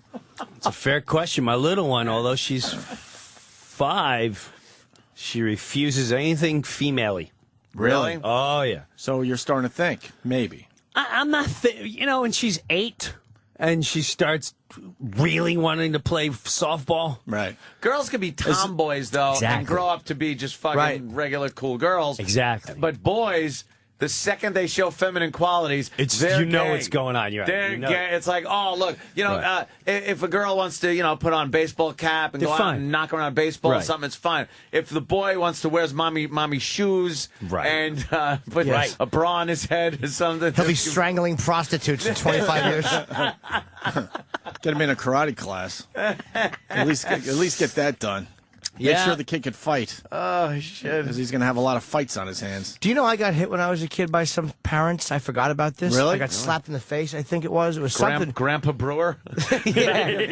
It's not just something that happens in this family. My mother fucking grabbed me and walked me over. I have very vague memories of it, but I remember her screaming at that woman to come out of her apartment. Wow. And my mother made a fucking scene. How old are you? 17. It was and the woman was 18, and she had hit my penis with her mouth, and Mommy got jealous. No, I don't remember exactly what it was. It was. I probably just was picture your mother like, there's a whore living in your apartment. Open the door, Janice Rossi's a whore. I think I was about 6 or 7. I was really young. I Yeah? was 6 maybe. What'd you do? Don't remember being wild. I was a wild kid. It was. I have vague memories. Back of my then, mother everyone got screaming. hit, so it's more normal than today. Yeah, don't you hit my son. You can't hit anything now. Can't hit anything, especially in public. No. You got to take your kid around the corner. You shake him. A little kidney punch. Punk. I call my oldest one punk once in a while. Yeah. Yeah, fucking punk. Don't be a punk. Sorry. Sorry or shut up. Yeah, sorry. No, you're not allowed to say shut up. That pisses you. Yeah? No, shut No, up. shut Can't up. say shut up to your own kid? No. They can't say you. shut Oh, up. to you. Right. To anyone. Really? Yeah, not to each other. It's dude, it's aggravating when you got kids and one kid's going, "Shut up, you stupid!" You want to strangle them. So none of that goes on in the house. I'm like, I don't want to hear. If I None hear of it, that? you're all done. Yeah, my parents tried pulling some shit like that once with, I hate, because I'd be like, Same with I that. hate this kid Yes. in school. It's like, no, you could dislike someone, but not hate them. And then I think I just turned around one day and said, No, I hate when you tell me I dislike something. Here's what your parents said. You could dislike that kid and hate blacks. Sorry to jump on you. But that is exactly what happened. I know. Let me show you the difference between disliking and hating. That some bitch across the street, I don't like him. Yeah. See that thing walking down the street? The pants down to their rear end? Hate him. Speaking of that, I'm very open-minded.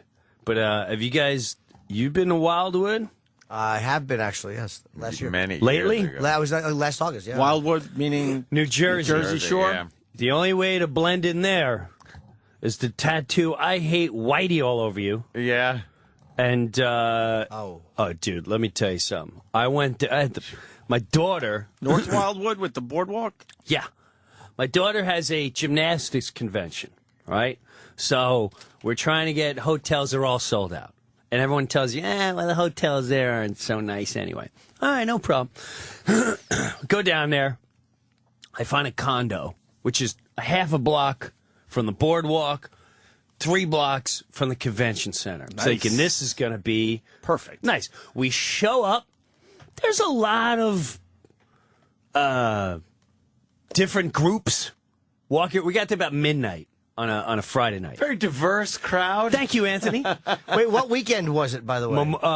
Memorial Day. Oh, not in Wildwood. And that's what everyone says. No. But why is Gang that? weekend in Wildwood. Oh, shit. Yeah, that's where the gangs go there. Are you kidding me? No, that's been talked about for years. It's known as Gang Weekend? Gang Weekend. You went to Gang Weekend? I believe, dude. With check your that out. young family. Oh, my God. Now I realize how much danger I was and how stupid I was all weekend.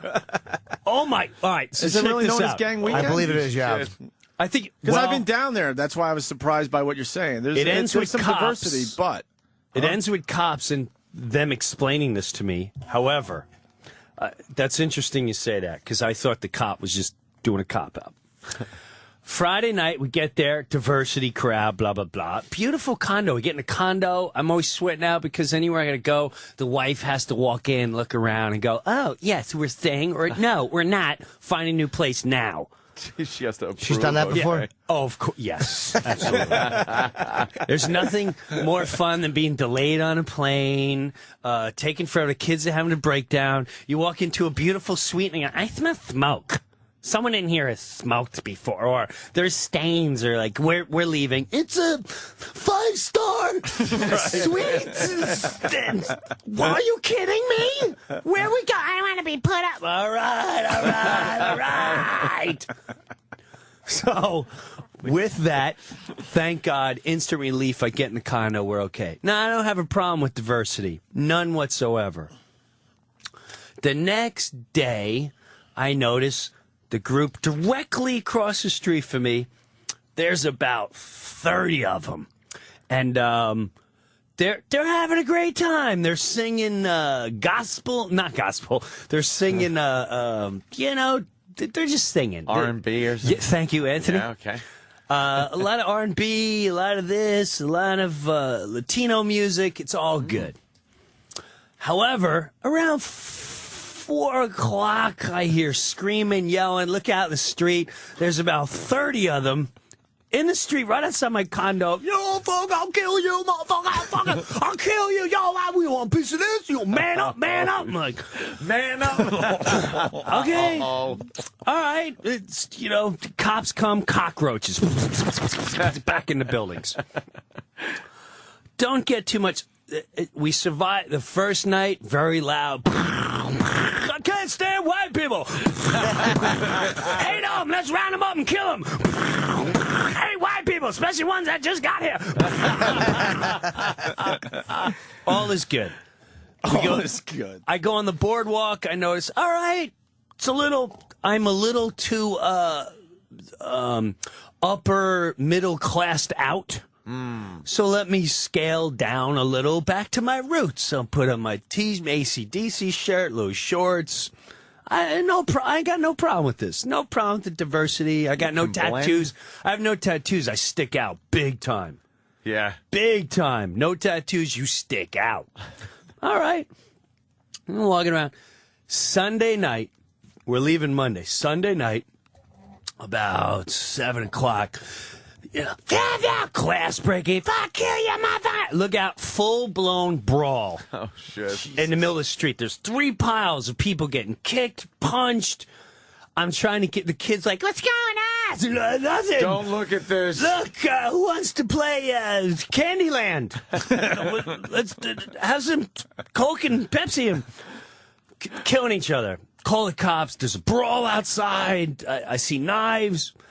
Cops come. They as soon as they hear the sirens, of course, the cockroaches go back in their Which is why they put on the sirens before they get there. Absolutely. Yeah, so they don't have to deal with that shit. Absolutely.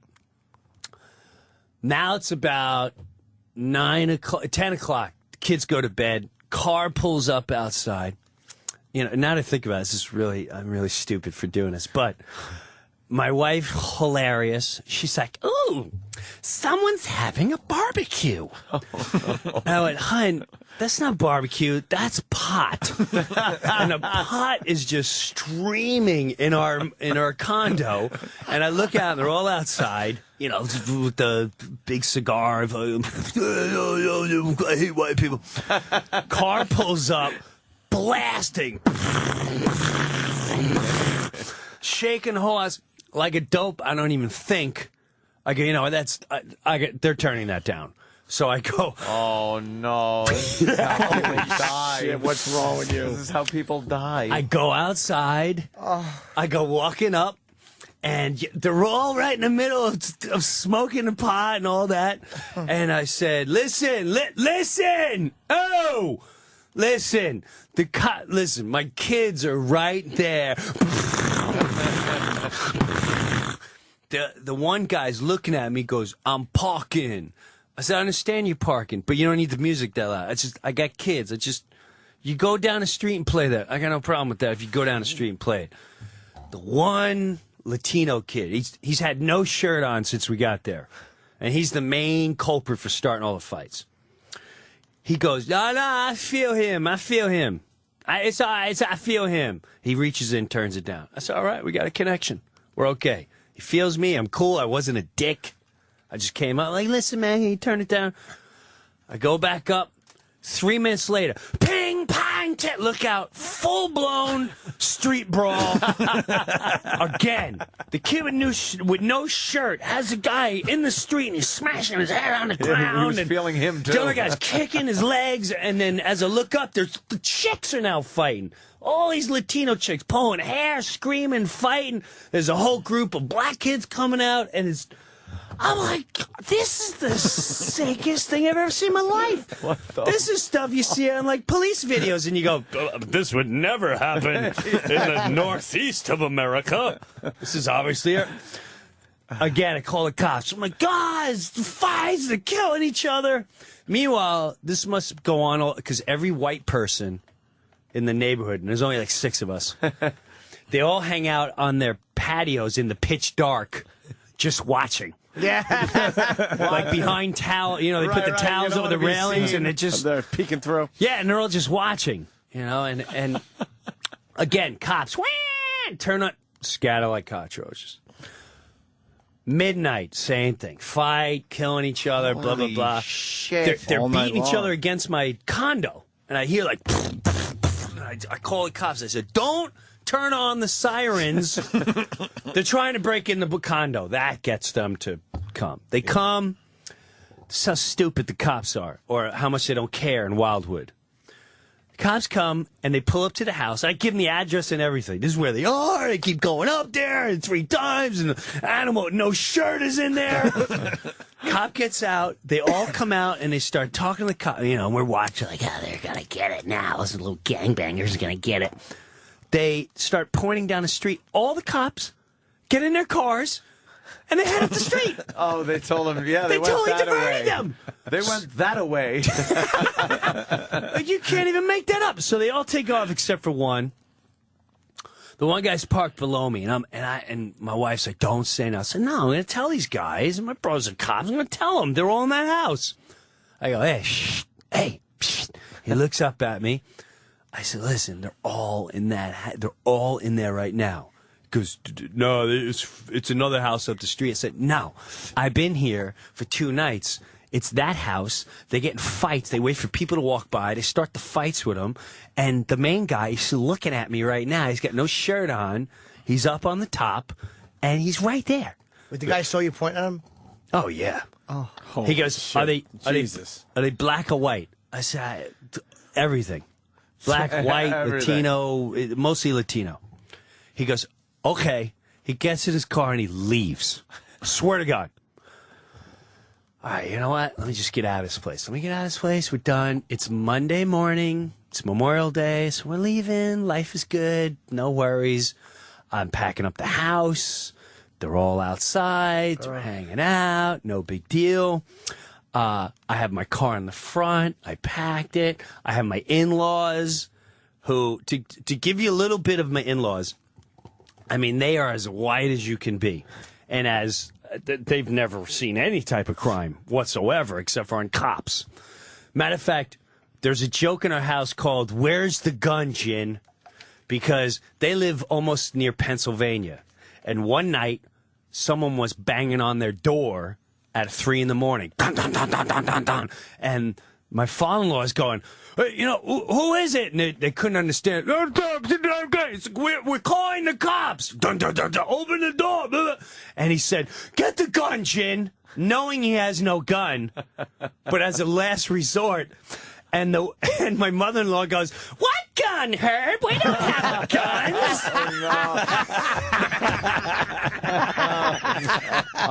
So that, God. So there's a whole. Oh, she blew it. Yeah. So in the family, there's a running joke of "Go get the gun, Jin," whenever you Who was that space guy, out. though? Yeah, who was at the door? Who was at the door in the end? They were movers. Okay. And the cops came 40 minutes later. They were movers. They were told this is the address. Oh, wrong and they might house. have it. And the people are really old and they won't hear them and they're incoherent and all that. And it was like 2 houses wrong. So anyway, What gun? We don't have a gun. we don't have a gun. What gun? So the same in-laws are with you down in They're Wildwood. with me. Right. As Packing with- up the car. Now my condo. You got to enter it from the 2nd floor. So the 1st floor has a door. You go into a garage area, and you walk up a spiral staircase, and then you're on your patio, and you walk in your front door. So technically, you feel safe because you're up. Your front door is up a level. You got the high ground, yeah. Yes, but you do have to walk up the. Anyone can walk up the stairs, technically. Well, with that, I got everyone in the car except for my one daughter. The oldest one's got her iPod. Like, "I'm leaving the world. I'm sitting on the 6th floor till Daddy's ready. Till Daddy says we're leaving, I'm not getting in the car." All right. Now, the mother-in-law comes up to me and goes, "Can you believe this man is giving these girls drugs right in front of us?" And she's saying it way too loud. Oh, no. I said, I don't know what you're talking. She's like, "Look, right in front of our door." So I turn around, the worst of worst, not to be biased, but anytime I see an albino, it's almost like a pit bull. You never know, is it human? Is it not human? Is it black? Is it white? It's an albino. It's an albino. That's all I have to say. It's an albino. Yeah. And the albino is hanging out with these 3 little Latino girls. And he's, whatever. Who cares what he's doing? He don't care. Right. If he's doing, I don't care either.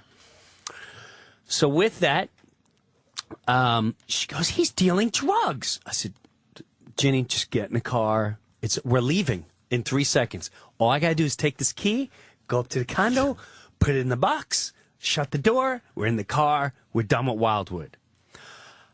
They're blocking the pathway to the door. Oh, shit. So I just said, "Excuse me, albino is fine." He gives me the, no problem thing. As I'm walking up the staircase, I run into a Latino chick. And it just startled me because I don't know where she came from. I wasn't looking.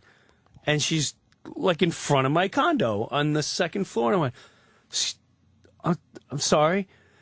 Can I help you? And she goes, "I'm sitting."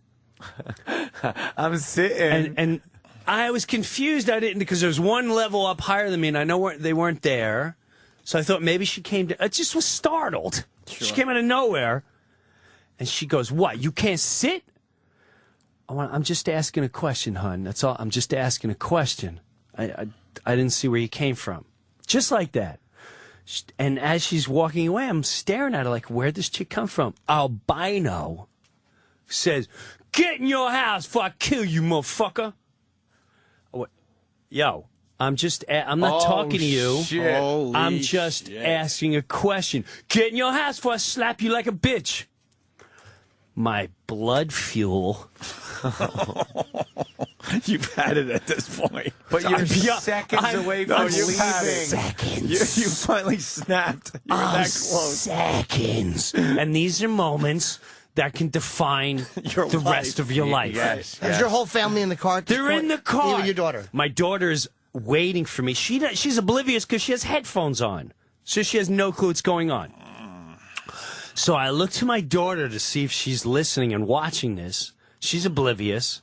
So I look back to him and he goes, "What are you looking at?" And I stared, and I'm staring at him. And then I just went, okay. I'm going to go in the house. I'm going to drop the key. I'm going to call the cops on him. Call the cops. And when the cops come, I'm going to be a dick. And I'm going to say he was dealing drugs in front of here and to frisk him. And he just threatened my life.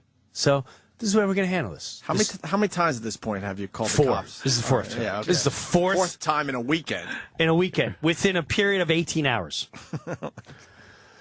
So I call the cops, and because he's waiting, now everyone in the car is texting me, and they're they have no clue what's going on. So I'm trying to text going, "Just chill out." No one knows what's going on. What a catastrophe. But I don't want to walk by him, because if he threatens me now with my kid, now I got to do something. Yeah. And I also know it's not going to become a battle between me and albino. It's going to be me and the Bloods and the Crips. Right. Yeah. You're done. We are wildebeest. Yeah, you're done. We're wildebeest. The lions and the hyenas are. They're not even going to think what's going on. It's just going to be a beatdown. I don't need my kids to watch that. Right. These are the moments where I go, I'm glad I don't have a gun. And it's really good not to have a gun law for people like me, because I would have went, "I dare him." And I'm going to take him down in cold blood right in front. I'm just going to, I have dreams of just me walking by him with my daughter and be like, "What'd you say?" I said, "I don't know." I said, "Pow!" And while he's on the ground, the girls are going in horror. Just one, pow, pow, pow, pow, pow, pow. And just watching it ooze out as I watch, and just that might be a fury. problem. And then they all start running, and I just start pointing. I go, "Who's next? Who's next? You want to see what's in the back pocket?" They're like, "Everyone, get the car." the scenarios go through your head, and then you think of the guy on the subway with the glasses. Back in the 70s. I am Bernard Katz of the Millennium, and I will get away. And so cops come, and I tell them my life's been threatened. This guy threatened my life. My daughter's here. You better get here quick. And I swear to God, this is the moment in life where I never hated an officer or the officers of law in my entire life to this moment, because half my family are officers, but this guy's a first-class douchebag, and for reasons of I would never disrespect, I won't say his name, but he works in the Wildwood Police Department. Fuck him. He pulls up. I finally come out. I come out of the apartment, and he goes, "What's going on?" I said, "Excuse me, sir. This guy's dealing drugs in front of here, which I don't have a problem with. But as I walked by him 11 years, he threatened to kill me and slap me, and he's going to punch me and kill me and all that jazz." And he goes, "All right, I heard your case. Go stand over there." Oh, shit. So I said, no, hold on a second. He goes, "I heard your case. Stand over there." I got your story. So he turns to the albino. And while he's doing this, my wife gets out of the car, and she's like, What is going on? Finally realizing something is amiss. She's like, "What's going on?" "What, ma'am, get back in the car." "Why are you yelling at my husband?" "Ma'am, get in the car now. I'm going to pull the two of you aside, and we're going to have a problem with the two of you." And I want to forget the albino. I want to kill the cops. I want to kill him. I want to beat him down like a little bitch that he is. So he turns into a little albino. And of course, the albino, "I do nothing. He go upstairs, he disrespect girl, and oof, oof." So the cop goes, "Well, it's private property, and you can't be hanging out on the staircase, and all right, sir, come over here." I come over there like a rotten child. I feel like a rotten little snitchy child. I come over.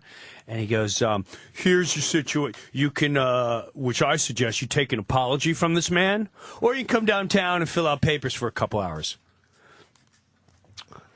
I went, "All right, I'll take his apology. Sure, I'll take his apology, only if he looks me in the eye, though." So the guy's like, "Well, I said, you're not going to do it. You're going to pat him down or nothing." Like I told, he's like, "Sir, I just told you what your situation is. Are you going to take the apology, or are you going to go downtown and fill out the papers?" Oh. So now I'm like, this guy's going to leave me to get murdered. This fucking cop's going to leave me to get murdered. I said, "I'll take the apology, but he's got to look me in the eye." 5 tries later, the guy finally looks me in the eye, says he's sorry. I turn to the cop. I said, "Listen, you don't leave until my whole family's out of here. I'm locked." Yeah. And then I pulled him. I said, "My brother's a cop." "Oh, your brother's a cop?" "Oh, yeah, that's the first thing I said to you when you got out of the car." And I also told you he was you didn't tell me he was dealing drugs. I said, "The first thing I said to you is this guy's dealing drugs, and he threatened my life." He's like, "You did not say that." And the only reason I say that because the sergeant now is there. "If you told me that, I would have patted him down." So now the story goes, I go, "Well, I'll call my brother and I'll try to figure." He goes, "Listen, where's your brother?" I said, 100 in New York." Oh, your brother's, he's New York City? It's New York City? I said, "Yeah, and nothing that changes anything." He starts having a meltdown, and he goes, "Listen, don't let this weekend bother you. It's the worst goddamn weekend of Wildwood." He's just losing it. I swear my kids' lives. He goes, "These people are animals. They're animals. And what they have done to the city of Wildwood is a disgrace. There was 300 rapes last night, two murders. These people are animals, and the mayor doesn't care." He goes, "We're shorthanded." Shorthanded. So it all came out. Like he's just. They're just going through the motions. Living through the weekend. He's just trying to survive himself. Hey, he turns around and he goes, "Listen, please come back 4th of July. It's all friendly white families." I said, "Yeah, I'm making my appointment now. Can't wait to come back to Wildwood, New Jersey." But did they wait while you left? They waited till I left. Oh, that's good. So, Fuck that. So at the end, Wildwood. Now here's the funny, because my wife's, I'll say she's half born again now. She was full born again. Now she's half born again. And she's the whole weekend. She's like, I don't know why God put that in our laps. She's like, I'm a very open-minded. I'm going to pray to God and ask him why he did that. And it really messed her. She's like, I don't know if you should be famous. Like, why is the devil doing it? We're good because people. they're animals. We're good people. Yeah, we are good people, but you can't be in certain scenarios. Didn't people recognize you from Half Baked? That's a big Chappelle vehicle. They're all the Chappelle. Unfortunately, if they were which was weird. The Boardwalk, I got more recognition, but these guys didn't. I don't know if it's because they were Latino. The blacks do. Yeah. The blacks all love me. Matter of fact, one time I'm going to Shea Stadium, and I've got some of my wife's friends, and they're all church gang and mission group. So I'm like, all right, well, I'll bring them all to Shea Stadium. We're going to a Met game. I said, but I'm drinking. Right now I'm drinking. So we're going to the Met game. Tons of traffic, FDR. I pull over, and I cut through Harlem. As I'm going through Harlem, I mean, we're in the deep part of Harlem. I turn to this guy who's milky white. Kids are in the back. My kids are oblivious to anything. They could be driving through hell, and they're like, wow, it's a cool kid. Can we get out and play? So the guy looks nervous, and I go, listen, I know this sounds crazy to you, but if anything ever went down, this is where I would feel probably the safest in my life is perhaps right here in Harlem amongst these people because they know me, they trust me, and I trust them. He's like, really? I didn't even finish the sentence. I swear to God, I hear a tap on my window, and I jumped 5 feet. And the guy's like, oh, shit, let me get a picture. That's a nigga in half-baked. That's a silly nigga in half-baked. Do that shit when you order the food. No, he says, see what I'm talking about? So, unfortunately, no. I think if they were black, it would have been safer, and I would have been fine. But I don't know. These guys were from a different... Yeah, that's just... It made me wonder, man, when like, that guy really did throw me out. There was a part of my life where I became a lot more open-minded, but that incident with that albino, just, my daughter's there, my family's there. I didn't threaten you. There was no threat, and he just turned around blatantly... Shut the fuck up. I'm going to slap you, bitch, and I'll kill you. He said, I'm going to slap your bitch or slap you? I'm going to slap you, you bitch. Oh. Get up in your house. That... Could you have taken him? Oh, easy. He was a little punk kid. He was a little fucking kid. So unless he had a weapon, there was You don't know no... what he's packing. If he wasn't packing, I'll tell you right now, I would have killed him. Because the rage I have as a father, I would have... Yeah. He's going for the big swing in front of, and he's also in front of his chick, so he's just trying to impress the chicks. I'm trying to live for life. He's trying to win for a score. I'm going to kill. There's a big difference. I'm not going down. I'm going to kill him. So yeah, I could have easily, but thank God, because I would have killed him. I would have killed him. Jesus. But attention, and that's why I think segregation works. And it's not a racial thing. Yeah. It's everyone understands each, and when you mix the groups for whether they enjoy each other or not, there's some groups that just based on hate, and this was the opposite hate. This was opposite hate. So as much as blacks and Latinos or whoever would say white people hate, they proved on that weekend they have just as much hate and disrespect for someone that's probably more open-minded than they could have ever imagined. Yeah. This guy threatened my life in front of my children. They obviously just trying to get the fuck out of town. Just want to leave. I'm just trying to get out of here. And they didn't pat him down, obviously, huh? No. Jeez. So screw Wildhood. That one cop. I wish we had his number. I'd love to talk to a little fag. So you guys born again for how long? It started 4 years ago. Oh wow, okay. But now it's on it's reached a happy medium. But when they first get born again, it's like, and I don't like that term. It's really annoying because you instantly think freak. Like a stigma to it, yeah. You think they walk around on the corner with a Bible going, "Have you found Jesus?"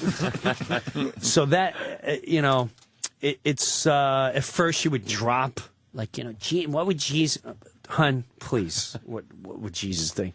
Don't worry about it. What were you going to ask, though? No. This is basically what you're saying.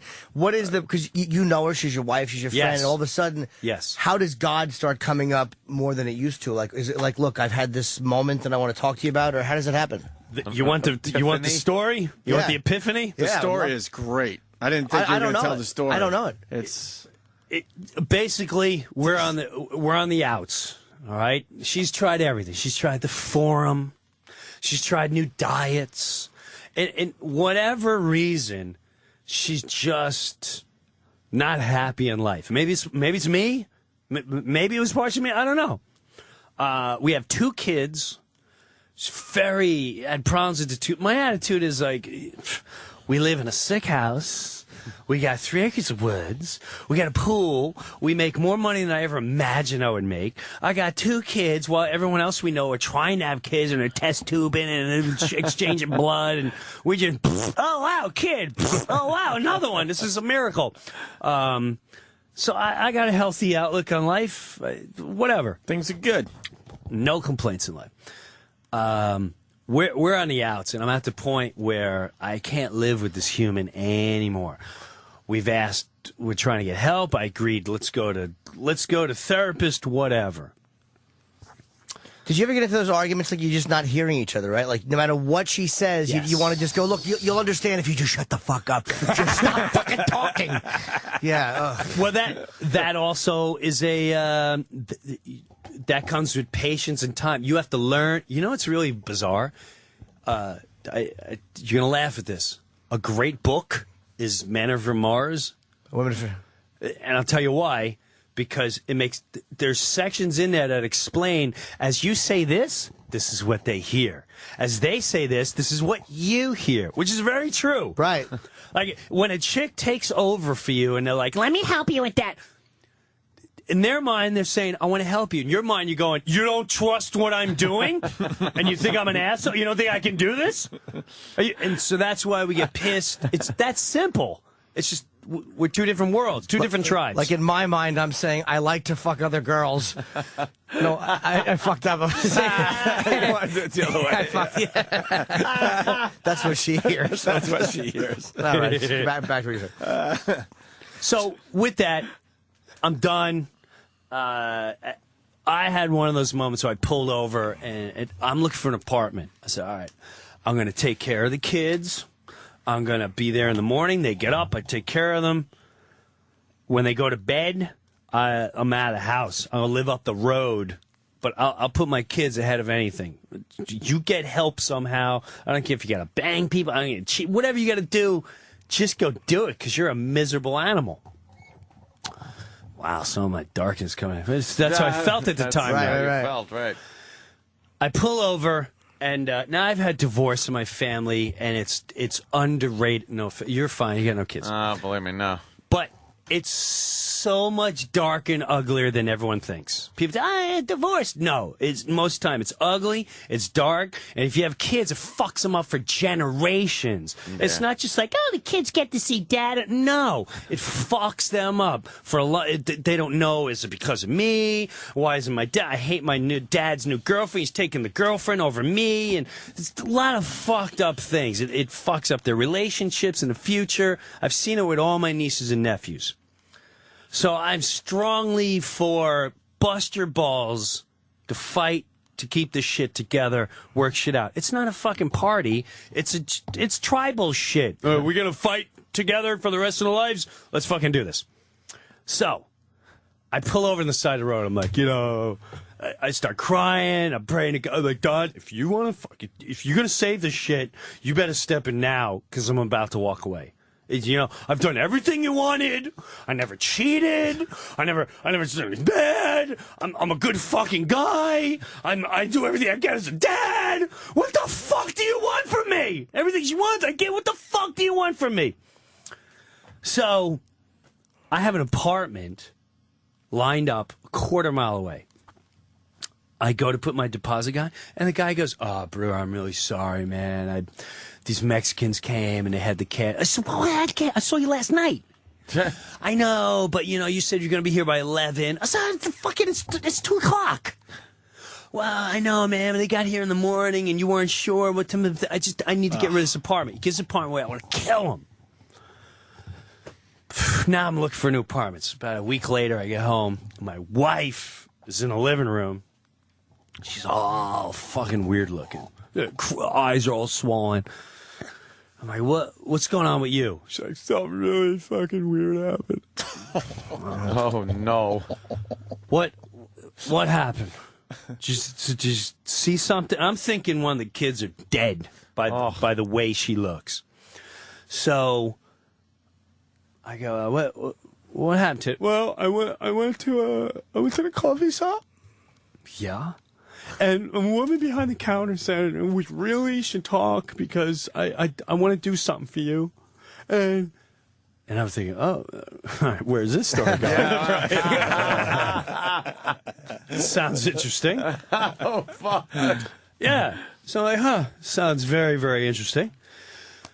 And she goes, and I said, all right, well, what happened? She asked me to follow her to her house.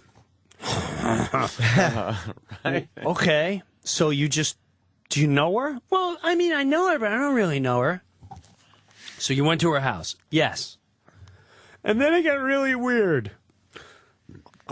I said, am I going to like this story? Am I really going to piss me off? I go, what happened when you got to the house? Well, her husband was there. Uh-oh. Now I'm like, whoa. All right, this is going to piss me off. Yeah, this is going to piss me off. This is going to piss me off real bad. Yeah. She's like, and then, I don't know what happened. They said, we want to pray for you and your lost soul and to save your marriage. And they got on their knees. Well, wait a minute. Whoa. What happened? Yeah, right. Wait, what? What? I mean, this is the furthest thing I imagine. Just they got on their knees and they started praying, and I as they were praying for my life, and I didn't feel better, and I just got this overwhelming feeling, and I was, did you like it, or was it weird? Like they were kneeling, praying. Yeah, I said, what did you do? It's like I don't know. I felt they're stupid, and I didn't know what's going on. What do you do? And she goes, and as I drove away, I just started crying because I couldn't believe that two souls would go out of their way just to pray for my sanity and my life and my soul and my marriage and my family and blah blah blah, just to get better. So now I'm like, Jesus. Okay, well. Now what? What does this mean? Like, I don't know. I don't know. I got a lot of thinking to do. A couple weeks later, she's going to like a local churchy thing. And then it slowly started with, you know, it's really weird. Everything you say is like in the Bible. You never read the Bible? No, I did not. You sure you never? No, I've never read the Bible. Well, everything they talk about, you preach it all the time. I go, yeah, I know. A lot of it is like deep thought, common sense of looking after one another. Well, so it turns more, you should come. So I'm like, they play softball there. So I go there. I eventually go there. But what happens is, now, anytime we have an argument, the argument normally would last 3 weeks, a month and a half of just not talking to you, pissed off, slamming things, blah, blah, blah. Now, after like in 2 hours, she would come downstairs and go, it wasn't you that I was lashing out to. I'm not happy with myself right now, and I'm really working on myself, and I'm sorry I lashed out. Sometimes I'm jealous of you, and I was like, all right, when's church? Every Sunday? Why don't you try this study they got on Wednesday nights? So, in that sense, it started really changing her. She started getting really attractive because the inside beauty started showing. And at first, I'm not going to say it was a little bit of a battle because everything was Christian. Everything. I had to go to a Christian concert.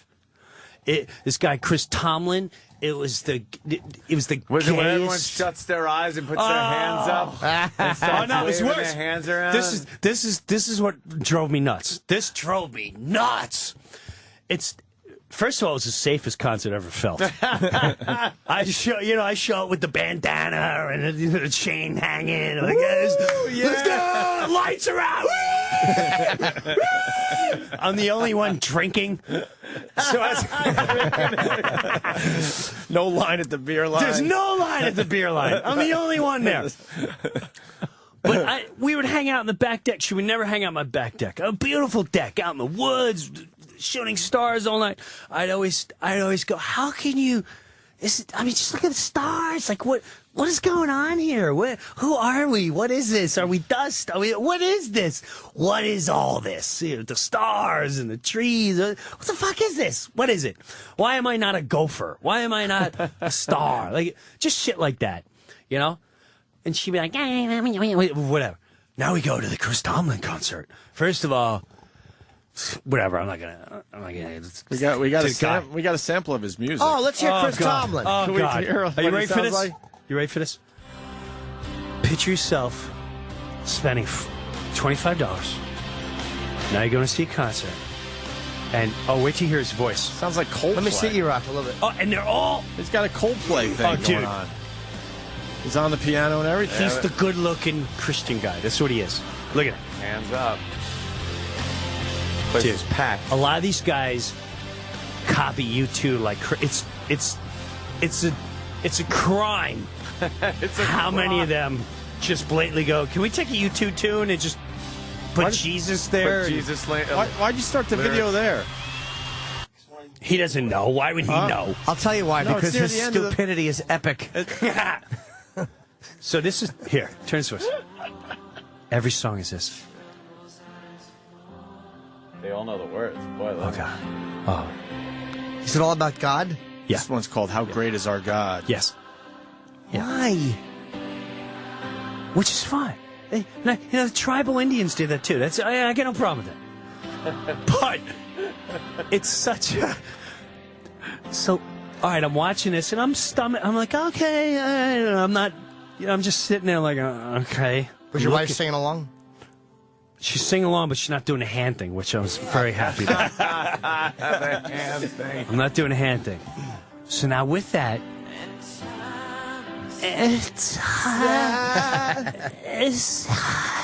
They put the words up behind him so you could see.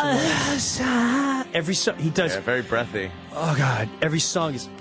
Oh Jesus, I know you born again women are madly in love with me, and you wish I was your man. You think this guy gets pussy? Jesus pussy. Yeah. Okay, well, and you know what? I don't know the guy. In all defense, I don't know. So this is the part that pisses me off. I'm at the concert. He sings 4 songs, and he goes, and now we have a great friend of mine.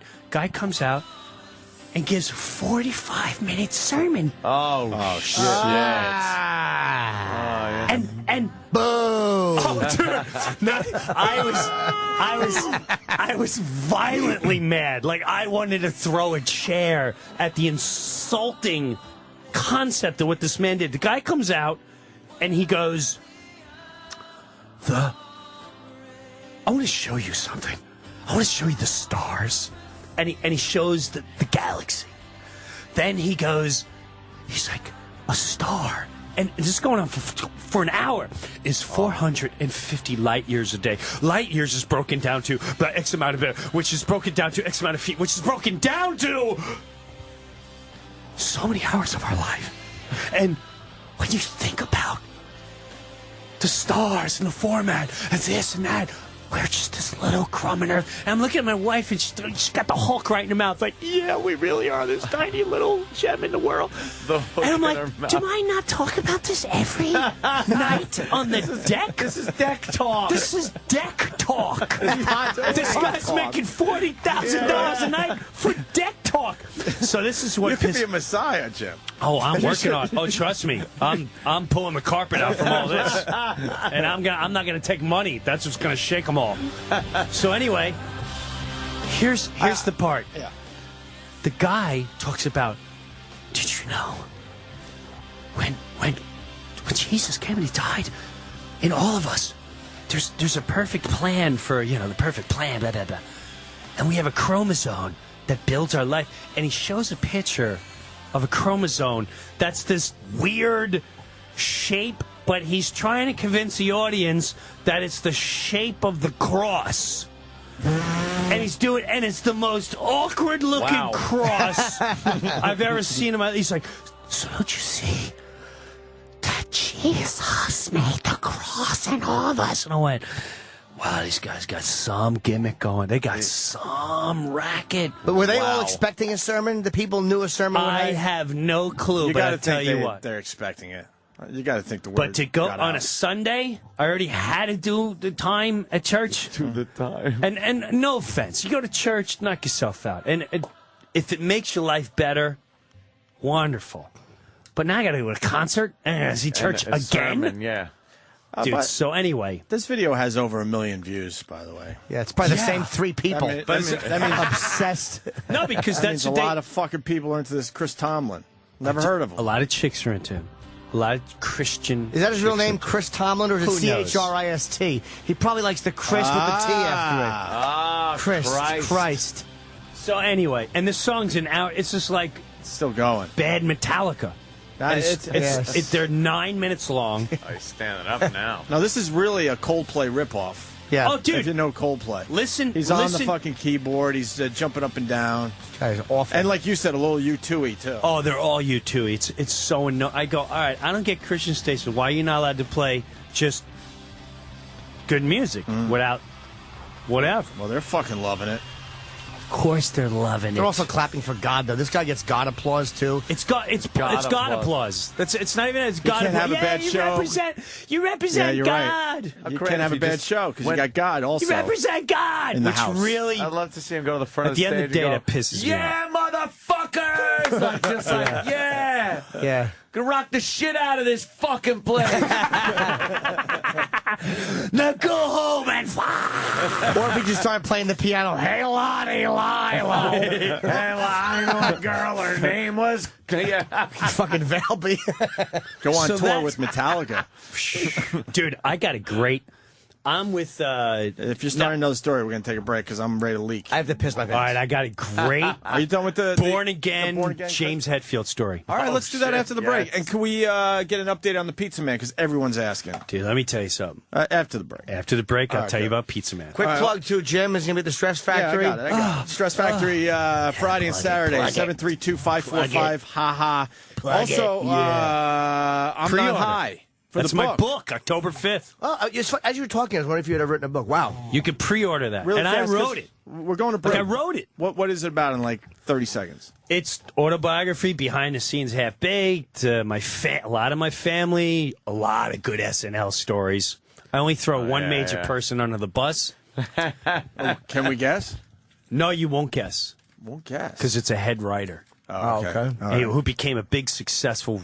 He leached on to a very big comedic actor, Will Ferrell, and and did a lot of. And he's got a big movie coming out now. We'll get into it. All right. I'm Not High is the book. You can pre-order now on Amazon, Barnes & Noble, and Borders Books. Jim Brewer, the greatest storyteller ever.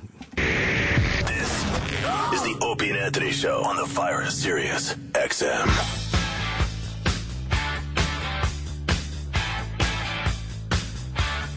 Did you know AC/DC's done? What? I think. I heard rumors. What happened? From the horse's mouth. Really? You know the boys well. I heard some things. What are you hearing? What I heard was, Timmy, me son, after July I'm done. I can't do it no more. I'm too Really? old. I'm too old. However, I am working on something kind of cool with like Slash. And so, when I'm super group, things go out for a year. I went, oh, that sounds interesting. But who's that? As a whole, AC/DC, rumor is, unless you've seen them, they're done. You're never going to see them again. Really? Yes. No one else is talking about this. Wow. You got Because no one else can hang. That's it. I'm just telling you. I'm telling you. This is it. Think about it. They're in their 60s.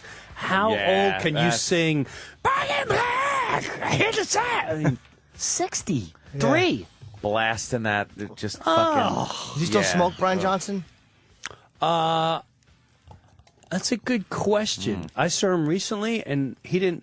We hung out for 2 or 3 hours and drinking wine, and there wasn't one cigarette. Oh, okay. Oh, that means he's not. That means he's not smoking. So I would assume no, yeah, because Yeah. if For a you're a smoker, smoker, you got some wine going on? especially wine. I Fuck mean, that. we were whining it, which was really funny because we were sitting down. I had my nieces, who's kind of prim and proper. She's very prim and proper. She's getting married to a very, collegiate-looking Connecticut man, and. And it's after a show in Sarasota, and he texts like, "Hey, I heard you're in town." I said, "Yes. What are you doing?" "Well, I got some family in town, and we're going to this restaurant." Sure enough, before they come, I told I was like, "Listen, this guy's fun. I don't know where the night's gonna go." I'm warning you now. I'm telling you right now. Fair warning. Yeah. And I'm just saying, we could end up on a boat before the night's over. Who knows where we're going? You don't know. No judging. Let's just drop our guard and have fun. And I don't think those two ever laugh so hard. They're like, That was the hardest I ever laughed in my whole life. he'll go into this brilliant conversation, deep conversation. His father was in World War II. So that's kind of where we talk a lot, like World War II. And he'll go, "You know, Jim, it was a scary time in life. You know, the fuck. I mean, if you think about the size of Germany, and they fucking went right into Britain, they went right in across Europe. I mean, they have the greatest fucking army in the world. Hands down, they make the best weapons, the best anything. They are very underestimated, but the most brilliant thing about Germany is they don't have a fucking word for a nipple. What kind of fucking country can create a flying sauce and not have a word for a nipple? Pull on some more fucking wine." He is really just like a fun pirate. He really is like, get us some bread and some wine, and we'll tell great stories on the road. Hey, you know a guy named Sam? I know a bunch of guys named Sam. He says he hangs. He's one of your neighbors. He's a neighbor? Yeah, because he wants to talk about Pizza Man. I'll let him talk about Pizza Man. Let me hear about Pizza Man. But and you have a Pizza Man update? Yeah, sort of. Sam, what do you got, buddy? Hey, bro, or it's your neighbor. We were the guys with the party trailer for your birthday. Oh, all right. Yeah. What do you mean, the party What's- trailer? I had a block party. Yeah. And and I didn't do it 100% right, but I had an idea for the block party. And the block party was, I wanted to take it over. I said, I want to have a full-blown movie theater for the kids, which I had, where a truck is going to come for $300. During the day, the kids play Game Boy and rock, on the big screen. Yes, and they set up those blow up screens. Yeah. And so while that was going on, I had a band at the end of the block for the adults and karaoke. I also had an ice cream truck coming. So, some of the other neighbors, they meant well, but they're like, "No, we can save so much money." And once it came down to money, Oh, yeah. that's when it's like, if I'm going to pay $25, $30, why don't we pay whatever? I knew I was taking a hit anyway. I was willing to drop a couple grand just to put the neighborhood together. Yeah. So with that, someone said, no, my computer can link up and we can watch the movie on a thing. I said, okay, all right, you be the head of that. You be the audio video guy. I could get free ice cream. Okay, P.S. cut to 4 in the afternoon. They're all wasted. And I got every kid in the neighborhood go, "Where's the movie theater?" I said, "Talk to Mrs. So-and-so." Miss So-and-so has been missing for 5 hours. So the movie theater never happened. And neither did the ice cream because they got drunk and forgot about it. Although they're fun as hell. So all the kids were like, "We never got our ice cream. And we never got that." To this day, they're like, Fuck. "You never showed the movie? You clearly said on the flyer, movie, Guitar Hero, and ice cream, and you dropped the ball." I'm like, all right, well, whatever. But this guy showed up. Sam showed up with his pickup truck, and he had this big freaking like plasma looking screen. Nice. And he was watching movies all night, and you could tell the next time I got to collaborate with him. He knows how to figure this He shit knows out. how to figure it out. Right. So what's up, Sam? Hey, bro, I just wanted to let the listeners know, the last time when you talked about Pizza Man, Yes. I thought my family was the only family that actually had problems with him. I just found out, like, the entire town had problems with him, and your story is pretty much dead on for what you were explaining for an hour about him. And, just a warning. I mean, even though you have no trespassing signs for no hunting on your property, Yes. that doesn't stop Pizza Man and his buddies. Let me tell you. Do tell us a story. Was he hunting on your grounds? There was one day I was sick and I didn't go to work, and suddenly I hear this knock, knock, knock, knock, knock on the door. I'm like, who is this guy? And it was him and his buddy, and I told them they weren't allowed to hunt because the neighbors. Obviously, we all banded together with it, with the kids being around. Of course. Children, neighborhood, 3-acre lots. You can't. No shooting animals. Lots of deer come running through, though. Non-stop, I've been there with the herd of deer. Bullet's just going to go further than 3 acres. Yes. Go to Pennsylvania. It's a half-hour away. Right. Yeah. Go to hunting parks. It's all over Jersey. But it is tempting when you see a whole herd of them. No, it's really not. It's really not. When it's then you and I told the Pizza Man is a pussy man because anyone that wants to hunt a deer that's 10 feet away, you're a pussy. That takes away hunting. It's like hit him with a hammer. It's like tackling a 5-year-old. What's the thrill? I can get the kid. You're a fag. You're a fag. A real hunting is you got to go in the tree and wait for the sun. Wait you don't all kill day. it in the backyard. Yeah. Fag. Go hunt squirrels. All right, I'm venting. Go ahead. It's true, though, yeah. Yeah, well, they were after this 12-point buck that was running around in the neighborhood, and the guy really, his friend, it was actually his friend that really wanted this buck. Yeah. And, and I could have sworn they had some firearms in the car. And I'm like, They did. What are these guys trying to do? They're They trying did. to go after this one deer, Yeah. that's been rolling around. For $50. For $50. That's what Pizza Man. Oh, I get $65 for the horns. I said, you know what? You're partially retarded. He really is. So anyway, long story short, you're right. The whole town had a problem with Pizza Man. Pizza Man is that bad neighbor. Sam, we'll try to get something together this week. All right, Sam. And now, last time you were on the show, you talked about care. Pizza Man for an hour. We can't get into that again, Right. obviously. But do You go have to an YouTube. update? Let me tell you something. Yeah, the story is up on YouTube. I don't know how many people I have not seen it, but I could tell you my entire town has seen when I came up here and talked about Pizza Man. And this is where it started. It started with me going to a little convenience store, a little place called Krauser's. Oh, fuck yeah. Jersey. Very Jersey. Yes. Very Jersey. Yes, Siri.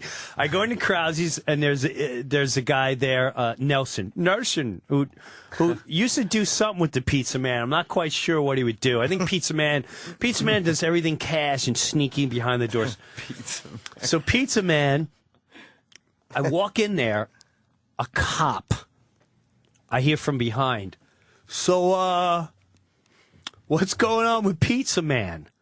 Now, I turn around. I'm like, how do you know about Pizza Man? He goes, oh, we've all watched that 4,000 times. Oh, shit. He goes, we need to know, who's the lawyer? Who's Pizza Man's lawyer? I tell them the lawyer, and they're like, let me tell you something. That guy's had his bar's license taken. He's an old man. I feel bad for him because Pizza Man manipulated him, blah, blah, blah. And so they tell me a story that Pizza Man is, and I think I told it was going to be tried for a dumb incident he made. He bullied his way into the town pool. Right. You told that. I told all that. So I'm not going to go into it. 2 days later, I'm in the grocery store. Not one, but about 4 people come up to me. I'm down like the aisle, and this lady comes up. She goes, "Can I just tell you that about Pizza Man?" I went, You know about Pizza Man? She goes, can I tell you? You know what my teenage daughters did last week? The whole weekend, she had a slumber party, and I hear them laughing and laughing. And I thought they were watching, like, really bad R movies. I went downstairs. They were watching you telling the Pizza Man story on Opie and Anthony, and they did it until 4 in the morning. She goes, everyone in Mendham, Chester, everyone knows about the story of Pizza Man. You find the clip, E-Rock, for the people at home? We got a bunch of new listeners the last month or so. It's in 4 parts because it was so long. It's in 4 parts. It's over an hour, yeah. It's almost at 30,000 views from. Well, I can tell you 25 of them are in my town. It's not bad for an audio clip on YouTube. And what, just Jim Brewer, Pizza Man? Yeah. Pizza Man or Pizza Guy. It's labeled both. With Jim Brewer, though, right? Okay. And so he now.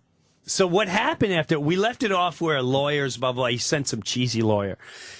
I think we left off where he sent the letter, and then I sent the letter. He sent another letter. And in the other letter, his dopey lawyer wrote, he took a piece of paper. Like when you get a divorce, I don't have to tell you, you make arrangements to have them killed.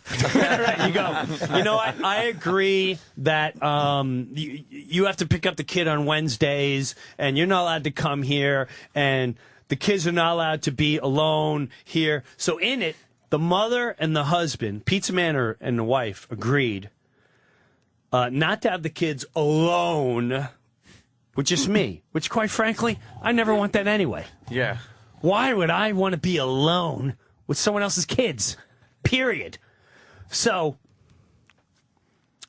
he takes that part of the article of the agreement between, and he pastes it to, so it looks like it was ordered by the court, a court order, and he sends it to me in this threatening manner, again, like, you will, the consequences, we're going to have to take action against you, and blah, blah, blah. Jesus. So now I send the letter to the lawyer, and my lawyer, again, animal. They own record companies. This is snot rocket. This is enjoyment for them. Yeah, fun. The guy laughs, and he goes, I never in my life have I seen a lawyer toy with papers. We're going to have to take his bar's license away. We're going to go after him because he legally toyed with legal papers. How could they tell he did? Did he do it and photocopy it, or was it? Yeah, actually... like it will say like the court order, and then they'll put and then it was a paste of just what they agreed to in typing, and then it made it look like ordered by the court of. Yeah, this is how stupid he is. This is how stupid. Okay, a bag of Roxy. A bag of Roxy for you and a bag of Rocky for your lawyer. So they send, my lawyer sends them and says, I'll have you know that I'm very suspicious that you toyed with legal papers, and we're going to have to legally go after you and your client and your bar's license, everything. They called the next morning. We are so sorry. This is a big misunderstanding. I don't legally know what's going on with Pizza Man. I don't represent Pizza Man. You will never hear from us again. We're sorry for any inconvenience. They fucked up. We are so sorry. Never want to hear. So now, fuck Pizza Man and his ass. Right. We hate fucking Pizza Man. Yeah. So now, lawyer calls up. He's like, "Great news! I heard from Pizza Man." He goes, "And I got to be honest with you, he is as dopey as you explain him." He goes, "His acts, everything the way you said is hilarious, and he really is a bag of rocks." So I go, "Well, I want to go after him now. I want to go after him for harassing me." He goes, Listen. If you drive by, he gives you the finger, he looks at you the wrong way, but you call, and now you can go after him just leave it. He's done. You're never going to hear from him again. Well, I didn't hear from him again. However, a couple days later now, everyone in town is going, "Oh my God, I watched that Opie and Anthony Pizza Man thing. We have Pizza Man parties.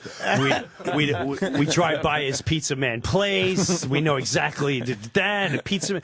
And stories are coming up. People going, "Did you know that I treated Pizza Man's horse and the other horse died and he got killed because he was malnutrition and Pizza Man, and I had people that worked for him start emailing me going, Pizza Man threw a bottle at my head. I'm only 16 years old. Pizza Man curses. He got in a fight at the park. He fought here. Fucking legendary. Everywhere I go, they have a Pizza Man story. Someone has a Pizza Man story and how much they hate Pizza Man. He screwed me here. He threatened my mother. He bullied my grandfather. He came in here. He started a fight.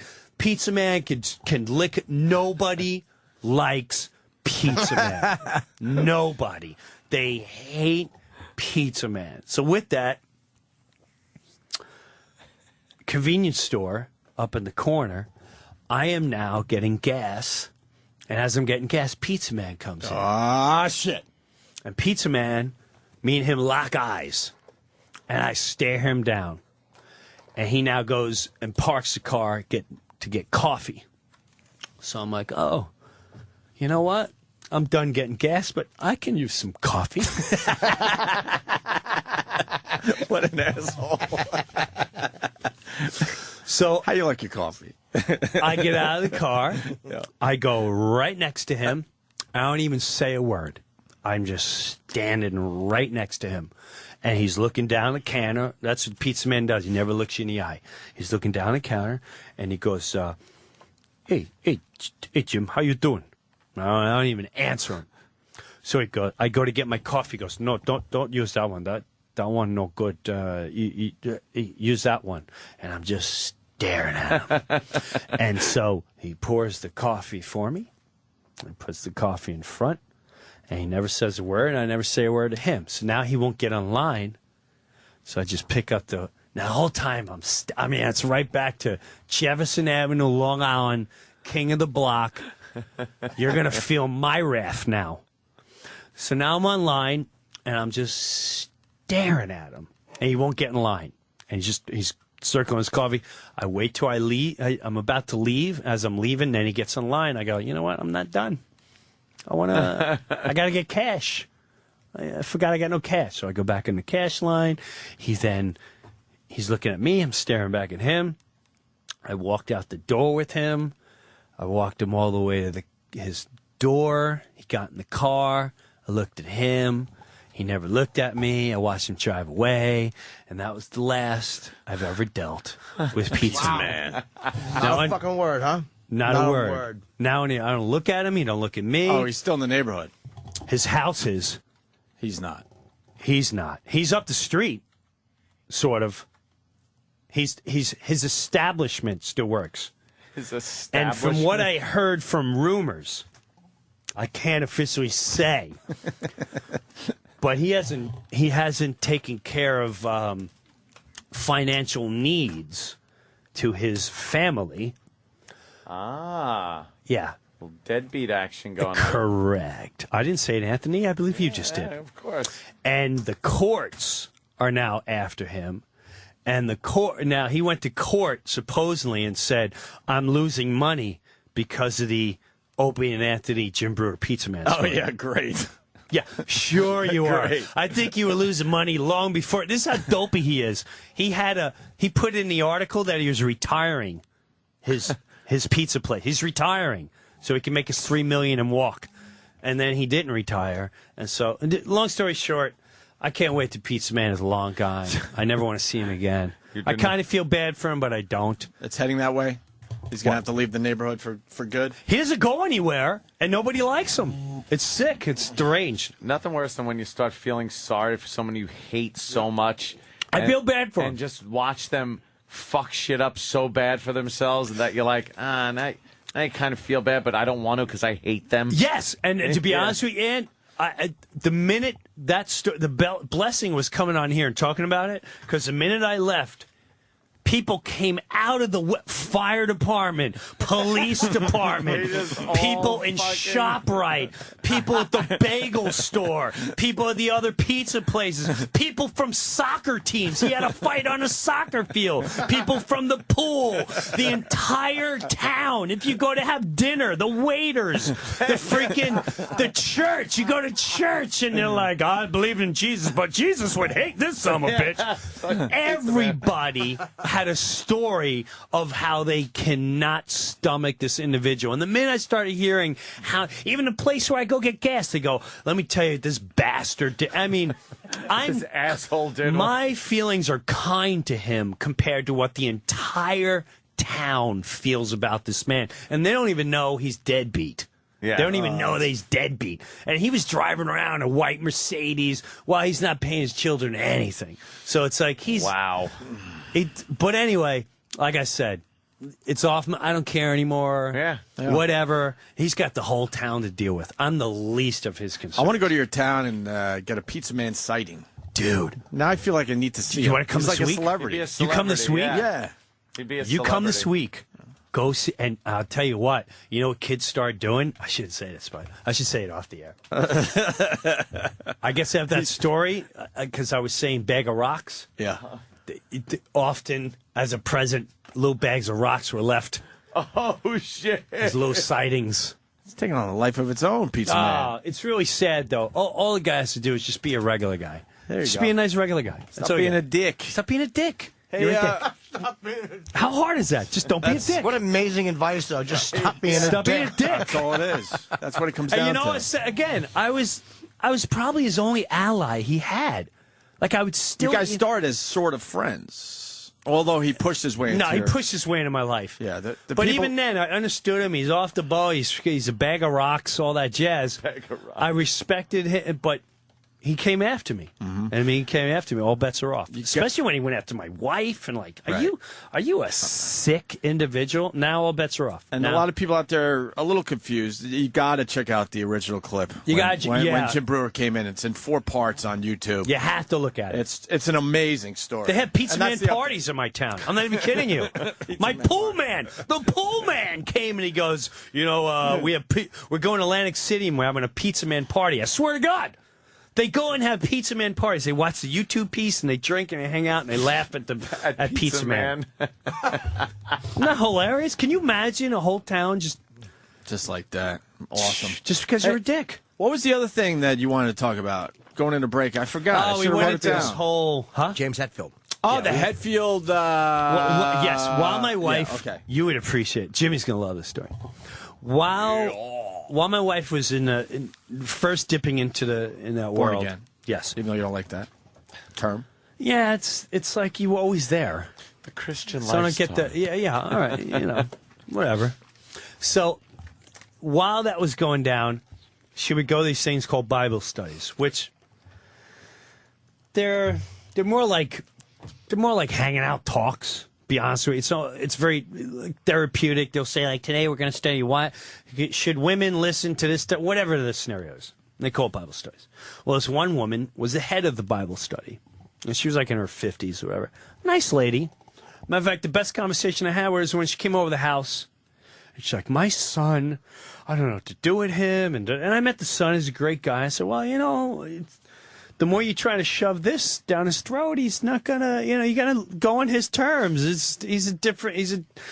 You're a hippo and he's a wildebeest. It's 2 different animals. You eat different food. But so long story short, she's very biblical and all that. Well, I'm playing San Francisco. While I'm in San Francisco, Mr. Hetfield is like, hey, you want to go to a car show? So let's go to a car show. How cool is that? That's cool, right, Jim? Yes. And I'm not even into cars. I don't get it, but let's go out, blah, blah.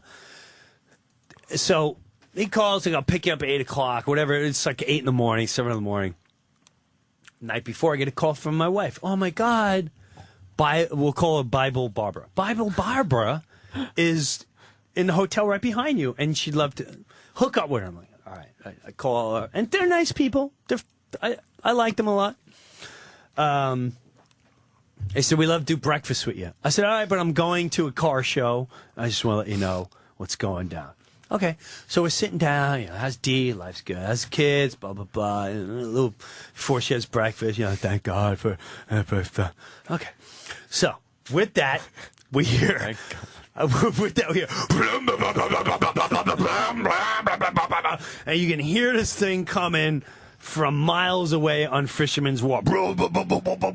He pulls up, it's like a cool old, I'm not a car guy, like a Dukes of Hazzard, whatever, awesome.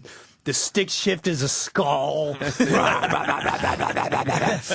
So he pulls up, and James is very recognizable, even if you don't know who he is. Like, other people go, oh my gosh, that guy has tattoos, and yeah, he must be somebody. Oh my gosh, he's either really crazy or he's, you know.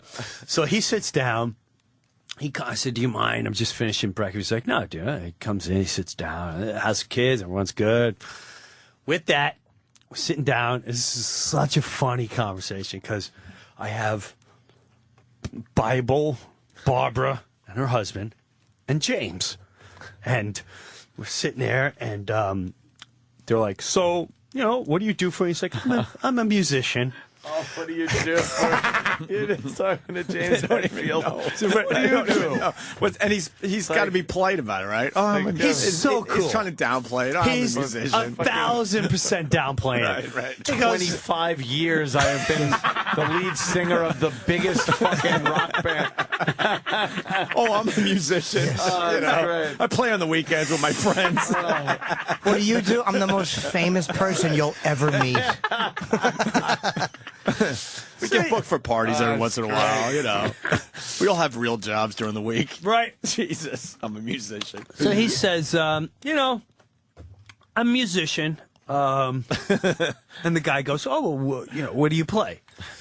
He goes, you know, I play like rhythm guitar and sing. I do lead vocals. Oh, okay. Blah, blah, blah.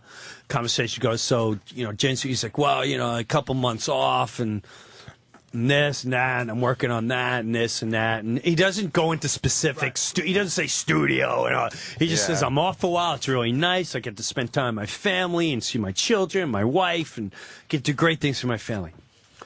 So they go, wow, that's so your band must do pretty much make a nice living. A nice Because I heard you say you're great. He travels the fucking world. I heard because you just said you're off for a couple months, so you must do pretty good.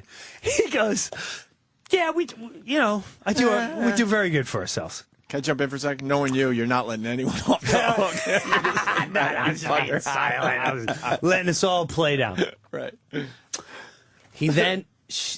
Curious is now, he's like, you know, where'd you get that car? Yeah, it's an expensive car. He's like, oh, yeah, the shop, and I'm into cars, and we're going to the car shop, blah, blah. Got a place here. And he goes, well, do you mind if he goes, are you a band? Or he goes, yeah, we're in a band. What kind of music you play? I like hard rock, heavy metal. Would I know the band? I don't know. It's we're called James. He goes, we're called Metallica. Bible Barbara instantly goes, and she puts her hands together and she starts praying. She goes, I prayed that my son wouldn't listen to you. Oh no! So like, oh no, what do we get? And James, he says, all calm, collected. He goes, well, maybe if you knew the reasons why your son was listening to us, you wouldn't have to pray so much. And I just went, wow, that's deep. That was a cool, awesome, powerful statement. Very just simple matter of fact, not confrontational. He could have totally took the confrontational route right there, because here she is totally, even though she's Bible, she's judging him 1,000%. Oh, yeah. She just put on the table, I prayed that my son would never listen to you. And it's like Satan just was sitting in front of her. Yeah, and he just simply said, well, maybe if you knew the reasons why he was listening to us, you wouldn't have to pray so hard. And that was kind of like, oh. But the husband was like, wow, that's pretty cool. Metallica. I think I know that one song. What's that one song? The Exit from the Dock. Exit Dock. I mean, I prayed too. Yes, I prayed too. I love, and so all was cool. But I thought that was a very powerful, defining moment of these two different worlds sitting down. Could have totally gone confrontational. And yet, he played the much better man. Did your wife get a kick out of that? She must have loved it. Everyone loved it. Barbara, She Barbara laughed. the Bible lady. Yeah, it was hilarious. Pizza Man probably didn't like it. Pizza Nah. Man. I don't You like wouldn't that like band. He them. talks about crazy things.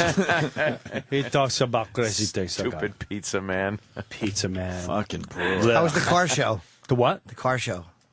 It was good. The funniest part was there was two things. James almost got us killed because on the way back he wasn't paying attention, and we were blasting Halford, and so we're blasting Halford going over the Golden Gate Bridge, and I'm rocking out and he's rocking out, and then we don't realize it's dead stop traffic in front of us, and we're like, "Ah!" I'm like, James. Ah! We missed the car by a quarter of an inch, screeching the brakes, almost got us killed. And then while we were at the car show, he had, this skull stick shift, and he went and the whole thing pulled off. So we were stuck at the car show for hours, and thank God he had all these everyone went out of their way oh man, I can fix it. I can fix it, no problem. And they ended up fixing it. That was cool. I'm not a huge car guy. You don't want to be get killed it. with James Hetfield because it's going to read Hetfield and local comedian. Right. Hetfield and local comic visiting.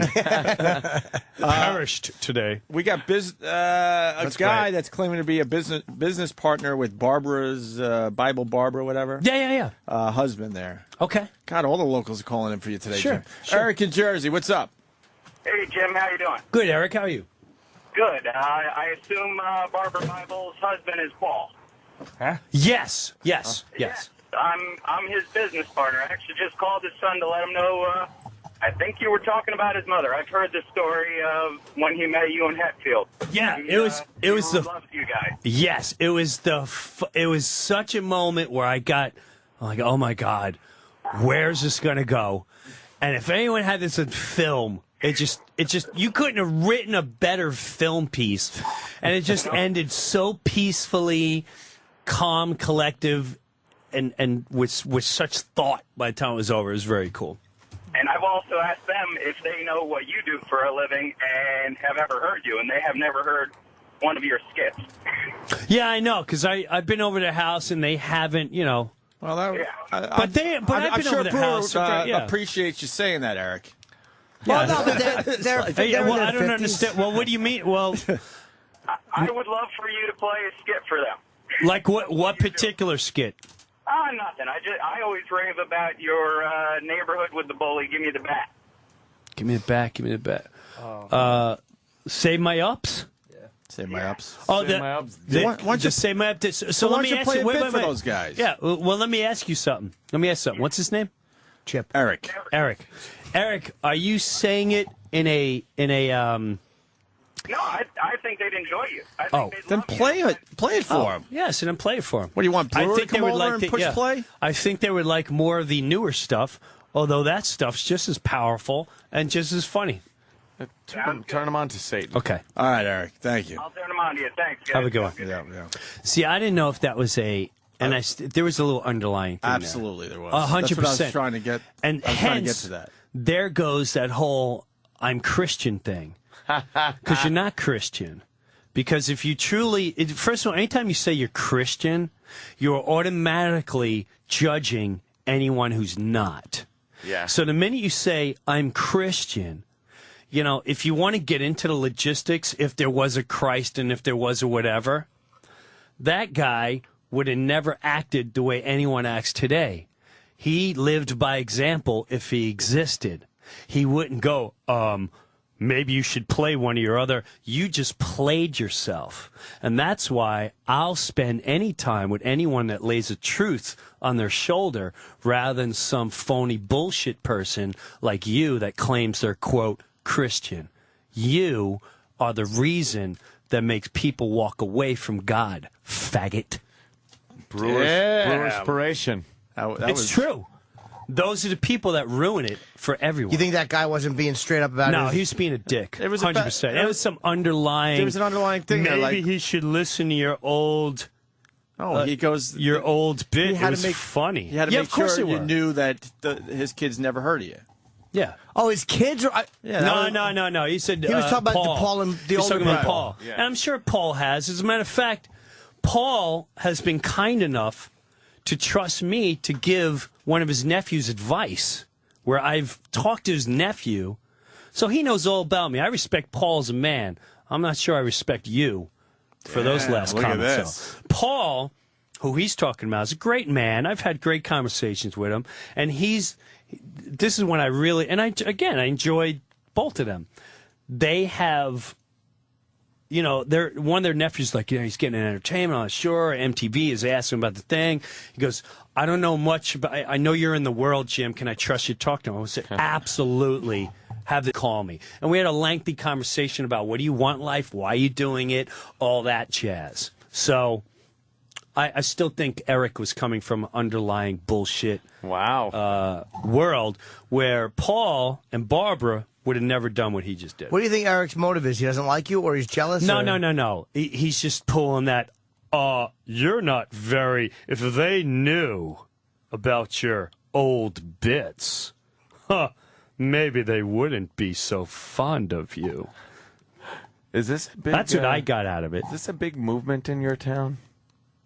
It's a movement in a lot of suburbs. Yeah. A lot of suburbs. Thanks to Fox News, which is your best friend. Really? Yes. What do they do? They all watch Fox News. Do they? Every single one. They all love Sarah Palin. They love her. I don't think Fox Sarah News Palin is changes a them good- into that. I think them being like that makes them like Fox News because it's that religious conservative thing. But it's not religious conservative. It's a sales pitch. The word conservative and religious is a sales pitch. Conservatism and liberal, it's a sales pitch to divide and conquer everybody. It's a hoax on you. It's a hoax on me. It's just a bullshit agenda to keep you guys constantly debating. That is what split up the entire country in the Civil War. You with us or you with them? You conservative, you liberal. So if you have a point of view, right? If you have a point of view, there is no more point of view. That's the genius of all news channels. There is no more point of view. It's either whatever point of view you are, oh, so you're this, oh, so you're that. And that is a dangerous country to live in when you speak your mind and you have to be lumped into either or. See, the thing is, I consider myself a conservative. What is a conservative? But what is a conservative? What is it? By definition? No. How would you define your conservative? Define it to me. I am for less government in my life, more kind of traditional. Let me ask you this: traditional values as far as treating people a certain way. Yeah. But as far as things like abortion, I could give a shit if they pull them out by the fucking gun control. By goddamn sausage links, pull them all out. Who cares? Gay marriage. Don't care. Go ahead. Get married. Right. Doesn't matter to me at all. Right. But other things like, Second Amendment. I'm very, very. What's the Second Amendment? For the Second Amendment. What's the Second Amendment? Guns. I love guns. From my cold dead hair. Oh, I'm dead. So shit. But that's what I'm saying. Just because you're into guns and you think less government, you're automatically conservative. Yeah. That's the dumbest thing I ever heard in my life. It is. That's the dumbest thing I ever heard. I'm not saying you're dumb. Oh, you I'm can saying, say that. You though. can. It's accurate. You can. Yeah. But that's the dumbest thing Keep it I've ever accurate. heard in my entire lifetime. That's so stupid. And again, let me ask you this. Well, you called let me ask you yourself this. more of a liberal thinker earlier. I'm not a liberal. Who said that? I never said that. Who said that? Well, maybe you said just more put words in my mouth. open-minded. No, you said something like it was about diversity or something. No, you Diversity. said you were more open-minded. I'm open-minded. I'm a back porch talker.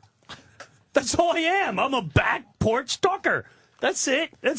I'm not liberal. I'm not conservative. I'm a You don't think you would fit into any one of the categories that are out there? Libertarian, conservative? No. Why? They're purposely left-leaning conservative, right-leaning liberal. What? They're purposely put to divide and conquer. Trust me. Yeah. You're purposely put to divide. Let me ask you something. Let me ask a simple you're question. A communist. You never know. Never know. You goddamn communist heathen. But let me ask you something. This is the dumbest thing ever. And it, trust me, my dad, I'm not going to get into all that nonsense. If there was no news, yeah, there would probably not even be voting. Because you take in a town, any vote can be rigged. 1,000%. No matter what anyone, we're the greatest country. All right, well, you think that way. That's fine. We're great, and I wouldn't leave it, and I get all that nonsense. But when it comes to voting, 1,000%, everything's rigged. Prove me wrong. Prove me wrong. You'll never be able to prove right, but it'd be impossible to prove that fact wrong. I'll give you a small scenario. My town just had a mayoral race. We're running for mayor, whatever that means, in town of Chester. Pizza Man didn't win, right? No. Oh, okay. However, Scared me. And I'll start on a lower level, a level that Jimmy will get with me. It's Battle of the Comedians. Let's be honest. Who's going to win that night? I'll tell you who's going to win. The guy who brings the most people. Oh, right. Not the funniest guy. Not the guy that had the smartest material. The guy that packed the house just so he can win. The guy with the majority. Correct. And how do you get the majority? Only because, and if I win, and we're gonna, it doesn't matter what his morals are. Doesn't matter what he stands for. It doesn't matter how funny or clever. It's just, this is what we believe in, and we're so we vote for you. They never took the time to go, well, this was bullshit. This was bullshit. Well, you won, but, fuck you, we won. It's all about you won. Why the fuck you win? Because you got an ego the size of an elephant's balls, and that's your problem. So with that, in a town, let's take a town. The guy up the street from me had, great guy, great neighbor, you guys would love him. On his lawn, he had one of those things that say, Jerry for mayor. Oh, vote for, yeah. Okay? I never got what that was. I didn't know if you pay for it or whatever. So I'm driving down. I'm like, oh, I know Jerry. Yeah, he's got a couple kids. I hope Jerry wins. I hope he becomes mayor. That'd be cool. I don't know what that consists of, but whatever. Good for Jerry. A week later, he's got Bob on his lawn. I'm thinking, I guess you pay to have that, and maybe I should look into it. So maybe I'm worth a little more, being the goat man or whatever, and maybe hey, pay me, and I'll make a couple $100 go on my lawn. I eventually go to my neighbor, and I go, hey man, what?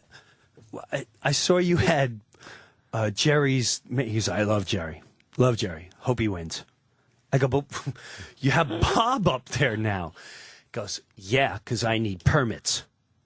I go, what are you talking about? He goes, I do construction and I do carpentry. And when I went to the town to get permits, they blatantly, and everyone knows our town, everyone knows what I'm talking about. Oh, shit. They said, well, if you take that sign off your lawn and another one shows up, I think the permits will show up a lot quicker. Now, if that happens in this town, you'd be a full-blown rear-end jackass. If you don't believe for 1 second that doesn't happen in the ultimate battle of all, which is the White House. Oh, yeah. So it's a full-blown bullshit scam. And I'm not saying I'm for one side or the other. I'm saying people should think more before they join the gay group. I'm a red state. I'm a blue state. I'm a conservative. I'm a liberal. You don't know what you are because they geniusly divided and conquered you. If you didn't watch any news, you wouldn't have anything. Because watch any news. This is what they do. So today we're talking about abortion. Now this side believes blah, blah, blah, and this side believes blah, blah, blah. Who do you stand for? They don't give you an ounce to think. The minute you talk, well, then you're this and you're that. No. You're judging me, and you're telling me, let's take a newspaper. Look at this. Here. We'll attack USA. So everything in here is a fucking judgment. It's a war. It's a war! Plead guilty. Terror plot. Vows to attack U.S. This son of a bitch. I hope the bastard will get everything in a headline already tells you how to think. Every single headline. And whether you say, I'm smart enough to, I'm educated, and I'll tell you this right now, I can decipher what the article says. Well, unfortunately, half the population just looked at the headline. Yeah. And they didn't take the time to read the rest of the bullshit. All they saw was, so-and-so's an animal. And they walk around like, yeah, so-and-so's an animal. And yeah, so-and-so's going to kill us. So-and-so's an animal. Well, if you read the article, well, I didn't have time to read it. So it's all such. Here, let's take voting. 8 cans of, here's 8 cans of, 9 cans of soda. All right? Vote. Who's better, Pepsi or Coke? 6 of the 9 people voted for Pepsi. You know who wins? Coke, because they're worth more. And that is not a democracy. We claim to be a democracy. That's not a democracy. I believe Coke that's would a win. Full, Coke is much better. And that's a full-blown scam. But I mean, Coke would win, honestly, I think. But why Pepsi, do we I don't step care over? Why do we step over that? Well, it's been that way forever. Well, then let's go back to being fucking monkeys. Let's have slavery back if that's the way. Oh, so you know what I mean? Hey, that perked you up. Yes. But does that make sense? What? How can you say you're a democracy if out of 7 people voted Coke, 3 voted Pepsi? Pepsi wins because they're worth more. But where's an example? Like, if that was the case, you're correct. But It is correct. But where's an example? Why are certain states worth more? That makes no fucking sense if you're a democracy. Zero. Oh, you mean the way electoral college? And so what is everyone's, well, it's been that way. Well, we have to change it. They just push you up every 4 years because you're fucking retarded. Well, we're looking to change it out next time. You guys just go and vote. And there's no voting. They take polls. Why do they take polls every month? That's to see, you know, apparently the people are very upset with George Bush. The polls say if the Negro don't win, there may be lots of riots. So he won. It's such. I dare you not to watch news anymore. I dare anyone. And watch when the common sense sets in. They don't want you talking. They don't want you hanging out. They want you divided so they can conquer you and keep you in order. I think you're giving them too much credit. I think that Fox, CNN, No way. it's their businesses. They're just guys. The same guy that works for CNN would quit tomorrow and take more money at Fox. They've done it. It's like I don't give them that much credit. Yeah, but you're talking about guys that read. You're giving them too much credit because you're talking about guys that just read the fucking panel. Who's typing for them to read the today? Do you think all these big top reporters? They're not reporters. They're told you need to go here. This is going to make us look. They're pawns for the gorilla. And the gorilla says, you're going to go to Haiti and you're going to look huge. And we're going to, and he sits there and he reads the monitor. You know, here we are. And he ain't talking. Because if he was talking, he'd go, holy shit, it smells like fucking death, dude. Over there, there's boils coming off this kid. Oh my God, I can't even. So right. Here, get the camera. I'm fucking dry even. It smells, it's fucked up, man. If you guys that's reporting. That's like street reporting. The shit they do trains you to emotionally detach yourself from everything, to numb you, just like the fucking Nazis did with, don't look here, don't look there, just dead Jews all over. It's all good. Same thing here, whether it's someone murdered, whether it's a catastrophe. You just sit there and go, oh, all right. Fuck that. Don't you remember being a kid? You saw a car accident, and it was an event. People from around the block like, oh, shit. There's steam coming out of the engine. Dude, he came around the corner, and you fucking see him. This guy's like, man. And he hit him, and he got out. And because his like father's Puerto Rican, he got out, and he's like, your father's Puerto Rican. And it was like, oh, shit. They started fucking fighting and shit. It was nuts. And his mother came out. That is the event for the summer because you're emotionally attached to what you saw. All this shit is bullshit. These guys aren't reporters. None of this news is, it's all bullshit. So what do you do to get your info? I turn it on. What do you need the info for? What do you need the info for? I don't Tell know, me. You don't. What do you need it for? To just know what's going on. Why? Wow. Just because you can make. I think you can make more informed decisions if you. Really, what kind of decision are you making? If for what? For the way I live my life, for where I live, for the way if I'm comfortable paying taxes, if I'm comfortable voting for certain people, which I don't vote. But you know what I mean? It just no, I don't know and what you mean. Also on stage, I as a comic, yeah, you talk about what's going on in the world. As a comedian, I sort of get it, but when it comes to the way you live your life, the way your taxes, what are you talking about? What are you going to go riot if they raise your taxes? What are you going to go start picketing? No, what are you talking about? And I'm not. I'm just saying, like, what are you talking about? Well, because I hear that a lot. No one can ever bet. Well, it's the way I live. I want to know what's going on in Africa.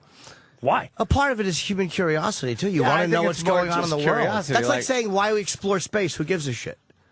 I mean, it's the same thing. To say that I watch Fox or I watch CNN and they tell me how to feel is one thing. Yeah. But to actually want to know what's going on in the world, there's nothing ignorant about wanting to know what's going on in the world. I get that to a degree.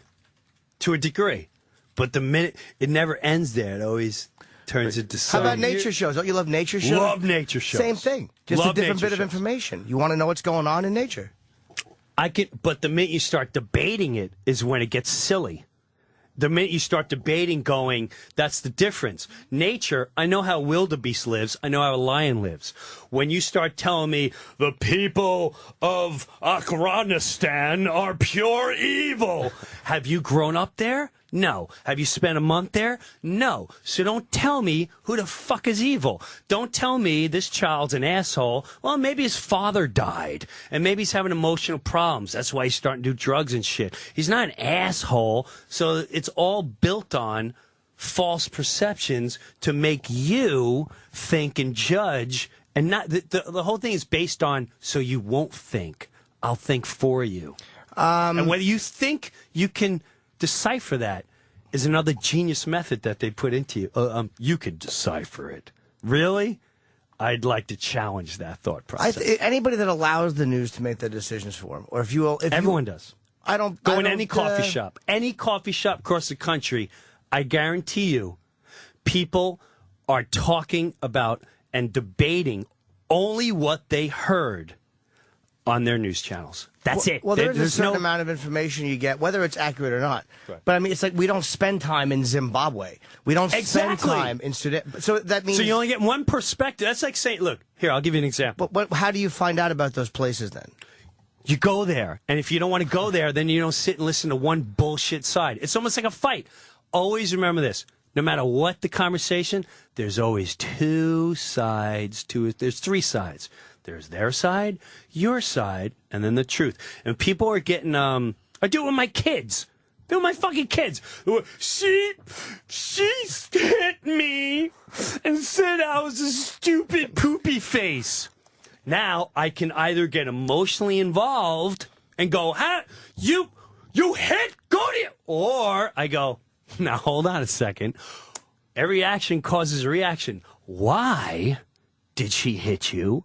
Why did she call you a poopy face? Well, because I don't know why. All right, well, I need to hear the other side. Yeah, hold on a second. Yeah. She took my shit and she threw it in the sewer, so it pissed me off, and she said, bite my ass, so I hit her and called. Oh, see, but the news only gave me the side of the one person, and now everyone in the house wants to kill the one person. Unfortunately, they never heard the other person. When you talk about Wildwood, and yes, you said there were some problems. Yes, immediately I said, "What weekend?" I made a judgment, and I knew. But did the news tell you that? No, you learned by experience. Never been there during that weekend. Never. You just heard. Heard. Honestly, have heard enough from different sources. Sure. Sure. Certain judgments are very ignorant, and certain judgments but there are certain judgments that it's almost like when an act of terrorism happens. Like if it's in Ireland, you immediately know. The IRA. Yeah. If it happens here, you immediately you don't think, wow, the Jews blew something up. You kind of know. Right. Sure. And yes, the news has told us that. Sure. But it's like, how else do we come to any conclusion with every source of information that we have available to us? Maybe you're right. Like if we had the ability to go every single place and face, then maybe our news would be different. But to me, if you only watch Fox or if you only watch CNN, CNN or then you're a whoever, fool. NBC, blah, blah, blah. But there's enough information out there now between whether it's the Fox or the Drudge Report or the Huffington Post or CNN, there's enough different viewpoints where I think you get some kind of a complete picture. Yeah. Fucking NPR. There's a million ways to get information. Who has that time? Well, it's Does like the average human have that time? No, but if they have the time to go to thank God we places. do, though. Yeah, So anyway, at the end of the day, all I'm saying is I don't get into all that nonsense. Yeah. At the end of the day, I don't get into papers. I don't get into news. At the end of the day, you got your core friends. You're in Brewer's little circle. Brewer's little circle. And it's a good circle. It's a little circle It's world. a great circle. Makes life It's easier, a great right? circle. Where you don't have to worry about anything outside that How? circle. Why? Hey, the biggest story. Why? Why bother? Until it's coming down in your neighborhood, just like tribes. Did they have where tribes going? What he is saying is 5,000 miles away. There are people being tortured. Well, let's try to make canoes and boats and go. No. You got problems in your little circle. Take care of those problems. And when those meatheads come over here, then we'll deal with the situation. Brewer, what's your take on 9/11? I don't want to go there. You don't want to go there today? I really don't want to go there. It's exhausting. That one is All right, exhausting. you want to know the truth is? I don't know what the take is, but I'm not believing anything that's put in front of me because at the end of the day, no one knows anything. Mm-hmm. No one knows anything. I asked that because everything you were saying in the last 20 minutes, it's, you know what I mean? You could be referring to 9/11. No, I'm referring to life as general. Yeah. Just in general. Whereas today... Well, what I'm saying is like one story's on TV and people just buy into that They story. just buy it, no matter what. Without actually... No matter what, without even thinking, that's what happened. Okay, well, I'm going to sit and wait and... The impact, just about, it didn't look like the plane hit. I mean, the things that a lot of the conspiracy guys raised were interesting questions, and I didn't know enough to just go, they're idiots. So we got them on and talked to them. And by listening to Who'd them you get on? talk, a bunch of the guys who were very involved with the conspiracies, who were pretty heavily involved with the conspiracy theories, and that were, on the websites and all that stuff. Not the gatekeepers like you, man. But I mean, I really... That's why they drove me nuts. Because it was like, I'm the one that wanted you on, you assholes. Like, Well, what would they say? What would they say? I don't even know. Just that the whole thing was, it was a government thing, or it was not what we said, or it was a rocket fired. And then I just would watch clips of people who had seen things coming in. Sure. And we had a cop call in and go, I was there. I saw the building fall, asshole. And I believed the guy. I didn't believe the guy on the phone. I believed the cop who called it. Like, it was just through kind of listening The to cop both from sides. Wildwood? No, yeah, that guy said he just walked away. He's like, I was Basic the human- Wildwood cop who had basic enough. human But you know what I mean? nature Yeah, I just also. believed one side over the other. But I Sure. did listen to both sides. And we talked to a lot of those conspiracy guys. They confronted us in the street. We talked to them. Yeah. And I found most of them to be agenda-driven. Of course. Completely agenda-driven. Sure. And it just didn't But buy what is they their were saying. agenda? What's their agenda? Their agenda is proving... is marrying themselves somehow intellectually to what happened and solving it. To an event, To yeah. it being different than they were told. And there are times when things are Like different they're than just we're told. mad. Like I am not going to listen. It's to that. it's an Mom odd and Dad. rebellion, and it's an odd mom and dad, yeah, but it's an odd way of feeling safe too, because to say the government did it, Yeah. still somehow says we're in control. It's a lot less scary than going, we got fucked hard, and we couldn't stop it. That's a scarier prospect to a lot of people, and they don't even know it. Well, I am shocked that if we got fucked, like the part that I'm confused is, I'm confused where right after it all went down, right? One of the most more frightening time for me was when that sniper was plucking people. Oh, fucking John Muhammad and Lee He Malvo. was Yeah. plucking innocent people. And that random. was by far the most frightening time I've ever lived as a child. Even more frightening than the towers. Because the towers, I could see like, all right, they're going after the country or government, whatever.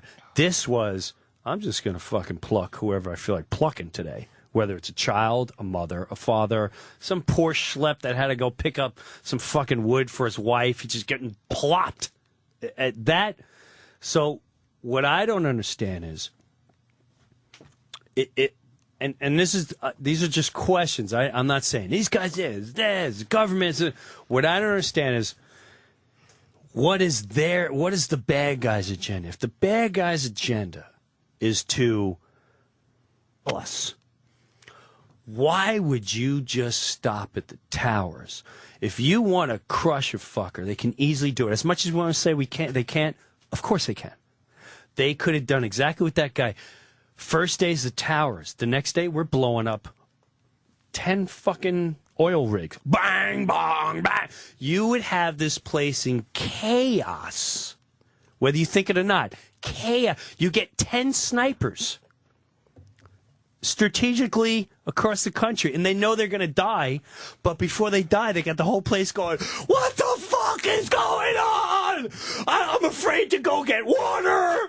I don't know where the fuck these people cops, everyone's on holy shit alert. Is that easy to plan that many events to happen in a certain timeline? If you're genius enough to plan a 5-year event where I got to train you to fly a fucking plane, somewhere along the line, I'd be a little worried that, like, maybe Ahmed will go, not that I fly a plane. I don't know why I have to kill myself. Jesus Christ, I can fly to another fucking country, enjoy life, and I don't know why I made him Indian. Yeah, why not? But you know what I mean? Like, and I'm not saying that's what happened. I don't understand. All right, let's say he's brainwashed. Somewhere, all of them, not one went, fuck this. I can fly a plane. I ain't gonna fucking fly no towers. I'm not gonna kill these fuck. That's your only plan? If you're that genius, because to me that's genius. Call them stupid. To me that's genius. I'm good. That's some they're just Japanese bomber shit. They're just religious fanatics. That's all. It's the same as 15th Why do you say that? Do you know that? Why would you say that? Because the people who, because they say they're behind it for Islam, and they think who said that? Bin Laden and Bin Laden hasn't been mentioned since the day it happened. Is he the criminal or is he not the criminal? Al-Zawahiri, they all say that they were doing it for Islam, and Hold on they a second. think Hold on a second. They think it's avenging. We're getting too far. We're getting too far. So let's stick to what I was saying before. The genius plan is to train everyone to come and get you. And then you just stop right there. There's no other genius. Knowing you're probably going to come over here and come get us. Well, don't forget. Like that, I'm just confused by it. I'm not saying it's right or wrong. My take on that is that's weird to me. It's most of the stuff is probably easier to conduct overseas. Most of these operations are easier to conduct overseas than they are here. I think our intelligence is better than a lot of them. It's so good that they infiltrated airplanes. I'm not saying it's impossible. That's how genius it is. Don't forget, they didn't infiltrate the airplanes. Pilot training told them to open doors and negotiate. I mean, if the pilots did not open those doors, but here's what I'm asking one of those Jimmy. attacks would have Jimmy, worked. let me say something to you. I want to take down your whole radio show. Okay, you're telling me, and I'm just asking you to think about this. If I now know, oh my God, these fucking retards are so dumb that I'm training on their land. Let's not take this. Let's take it a couple steps further, because this is just going to be a minute scale.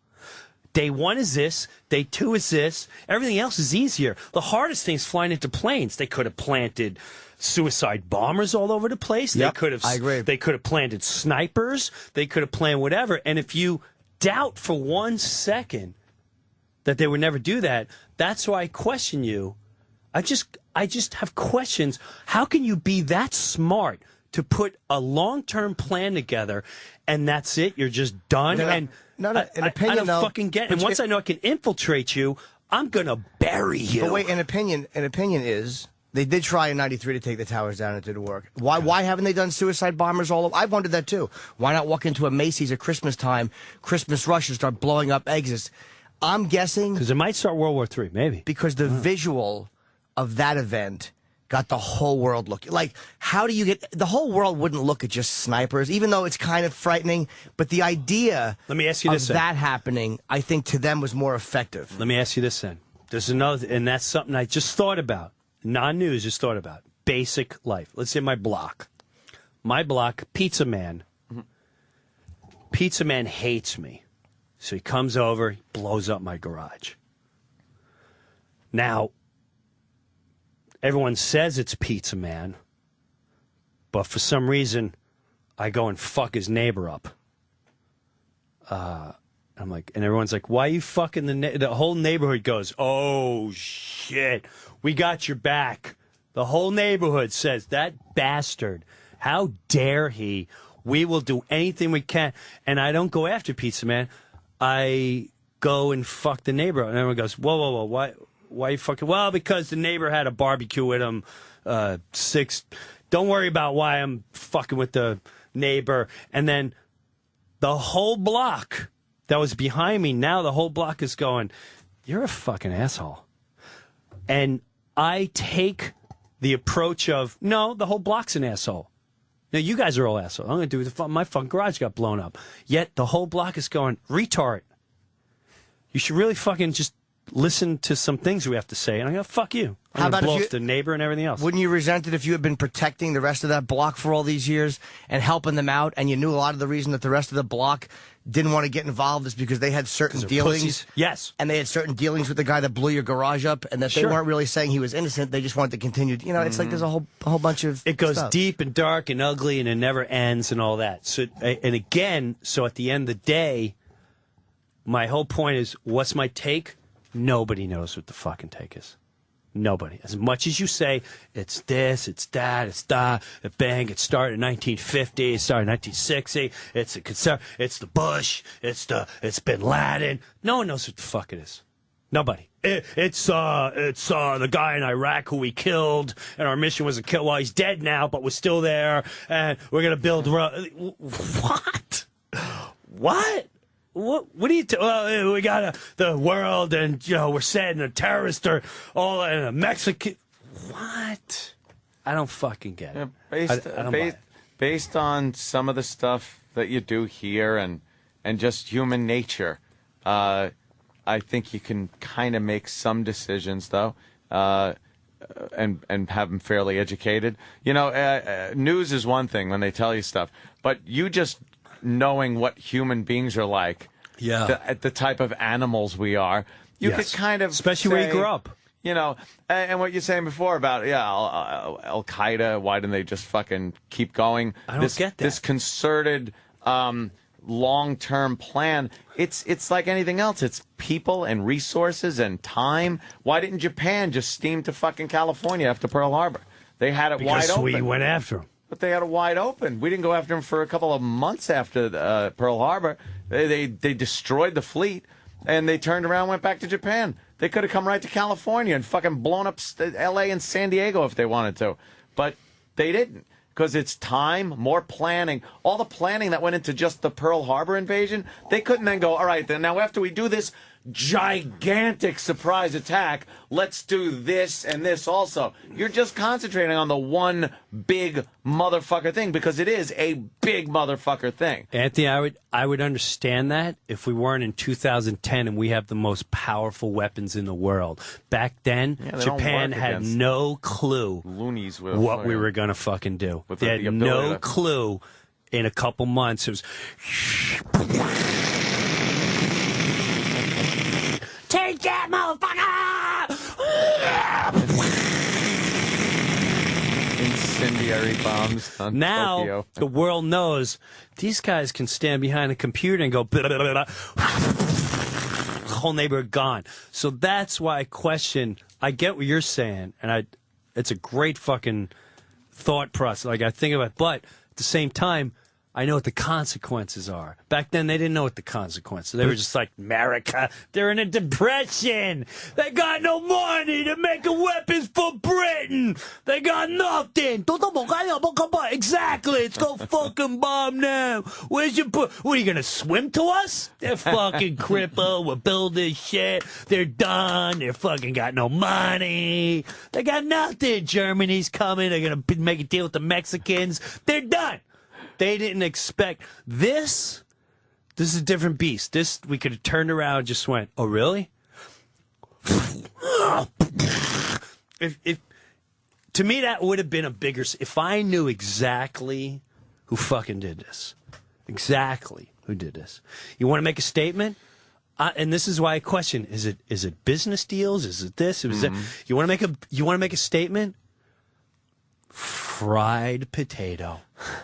If I knew it was Bin Laden, and I knew, I say, I'm not even going to tell the world what's going. And that's another thing. We told the world what was going down.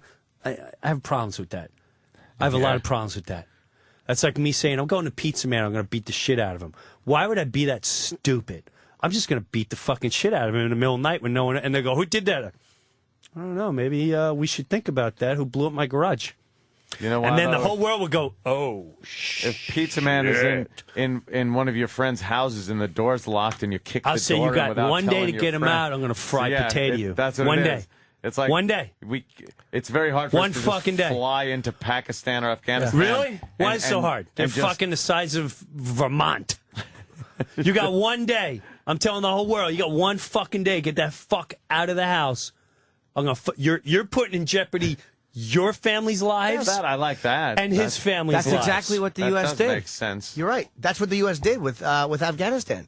They told the Taliban, hand him over. Taliban said, no, we're not handing him over. He's fried potato. We're protecting Why him. was he still there? I'm just saying that was the thinking of the U.S. Mullah Omar would not give him up. But then why was he still there?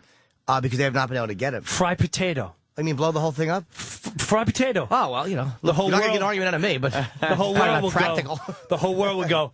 Oh, okay. They're pissed. They're pissed. When you and I both know that what they're doing now, as much as blah blah, and you're sending guys that are trained and genius. They're leaving their families. They're putting their lives on the line. They're leaving their children to fight someone they don't know who the fuck they're fighting. Are you kidding me? Have you not learned this lesson before? We created this warfare. We created this warfare where, like, we don't know who we're fighting. Back in the Civil War, we created that shit when the dopey jackass Britons came over with their red suits. We went, yeah, put on a red hat. Fucking, I'm going to wear T-shirts. I ain't dressing up for this shit. Here, let us feed your family. They fucking fell for it because we didn't wear the outfit. So you're over there, you got one Afghanistan going, I know where, and you don't know if he's fucking. Why fuck with that mentality? Because we're not willing to do a fried potato. Yeah, That's what it is. We're trying to be polite. But you're willing to let our country take a hit like that? Then I need to question who's willing. If my child is viciously attacked like that, I ain't going to be nice. I'm going to fucking rip your face to pieces. Politicians' version of warfare. Politicians said we need to change politicians. They stink. Hence all the news. The politician. If this was any other country, they would have been out in the streets ripping shit down. By now. No, we need to really think about what's going. Really? But when we can't they all bomb do a it, though. fucking, Yeah. when we can't bomb an enemy because they're too close to a mosque, right? To me, that's fucking not. That'll just perpetuate everything. I'm just sitting here watching the world go round, round. I really love to worry about your family, worry about your friends. Get these poor bastards that are sacrificing their lives and their children and their mothers, and just get them home, have a huge party See, I every like time. that idea. I'm If you fine really, with that. when I listen to these, we support our troops. No, you don't. Because every day they come home, you'd have a full-blown parade. Every single fucker that comes home, you should have a full-blown parade from the minute he gets off the fucking boat. So don't give me that bullshit. All of them, they're lying to everybody. And that's why I don't get involved, because no one gets it. No one gets it. No one gets, what we should do. I saw something the other day. I just heard a little, in the past where, one of the politicians were like, when I'm in, I'm going to support the troops. How about you support them now, retard? Why you have to wait till you're in? What kind of stupid statement is that? So then you just played yourself. Yeah, You just played yourself. When you got someone now who goes, I have advice for the president what to do. You have advice? How about you fucking save the situation and not put your, quote, politics and your egotistical balls ahead of you, and you save the situation. Oh, they It's wanna like saying, save I just their watched job. someone get hurt and someone's on the floor scrambling. I can help them. I'm going to go, if you give me credit, I will save this individual. Well, then you're a scumbag. Well, and you're yeah. full of shit. And that they are, because most of it is just getting reelected. Revolution calling! Revolution calling! I recommend Operation Mindcrime. The next time you're here, I want to talk JFK conspiracy. And it's all so exhausting. Like, what are you going to do? There's nothing you can do, man. We're all just people. Enjoy each other. Backyard talk. And look after each other. We don't have to love each other. We should know each other. Look after each other. Have great barbecues, debates. But once you start fighting over it, no one knows anything, bro. Here's the important thing. I said way too much today. No, it was great, dude. You're fucking phenomenal. We're running out of show. It's 10 of... It's 10 of 11? Yeah, we're way past. Oh my God, I babbled We're in for Ron and Fez time 7 right now. hours. It's all Sorry. good. Oh, if you want to do Jim's plugs? Jim Brewer's going to be at the Stress Factory. These shows are going to sell out, so you really should call the Stress Factory like now. 732-545-4242. 2 shows Friday, 2 shows Saturday. If you don't want to, you're not close enough. Make sure you pre-order Jim's new book, I'm Not High. And it's Jim Brewer on Facebook and Jim Brewer on Twitter. And my show starts in 10 minutes on the Boneyard. No, tomorrow. Tomorrow. I'm sorry. I'm always at the off a day. You always do that. I'm a cunt. Poor Jimmy. And Revolution calling. July 2-3 Borgata. And I want to talk about, you know what's new at 7-Eleven? You buy a super refreshing Big Gulp, and you get a super exclusive gift for your favorite online game like Farmville, Mafia Wars, or Yoville. It's easy, too. You just go to 7-Eleven, you buy a specially marked Big Gulp, and fill it with your favorite Sody Pop, and walk out with something even cooler. Guess what it is? A code for an exclusive online game like Farmville. They got the Big Splash Pool, Mafia Wars Trio Diva Vehicle, or the Yoville Hamburger Stand. You want to hear more gifts? Sure. First up, the Farmville Big Splash Pool. It's an animated swimming pool with a high dive, and it's made just for cows. How silly is that? Next, the Mafia Wars Trio Diva Vehicle. It helps you defend your Mafia against Mafia rivals, and you bump up your numbers. It's all about the numbers in the Mafia Wars. It's got an attack value of 25, defense value of 45. And then they got the Yoville Hamburger Stand. It's a stand with a giant hamburger on it. And it's perfect for warming buns and showcasing freshly made virtual hamburgers. Open to legal residents of the U.S. and Canada, excluding Puerto Rico and Quebec. And you got to be 13 years or older to participate. Visit buyearnplay.com. Buyearnplay.com for full terms and conditions. Void where prohibited, while supplies last. See you tomorrow.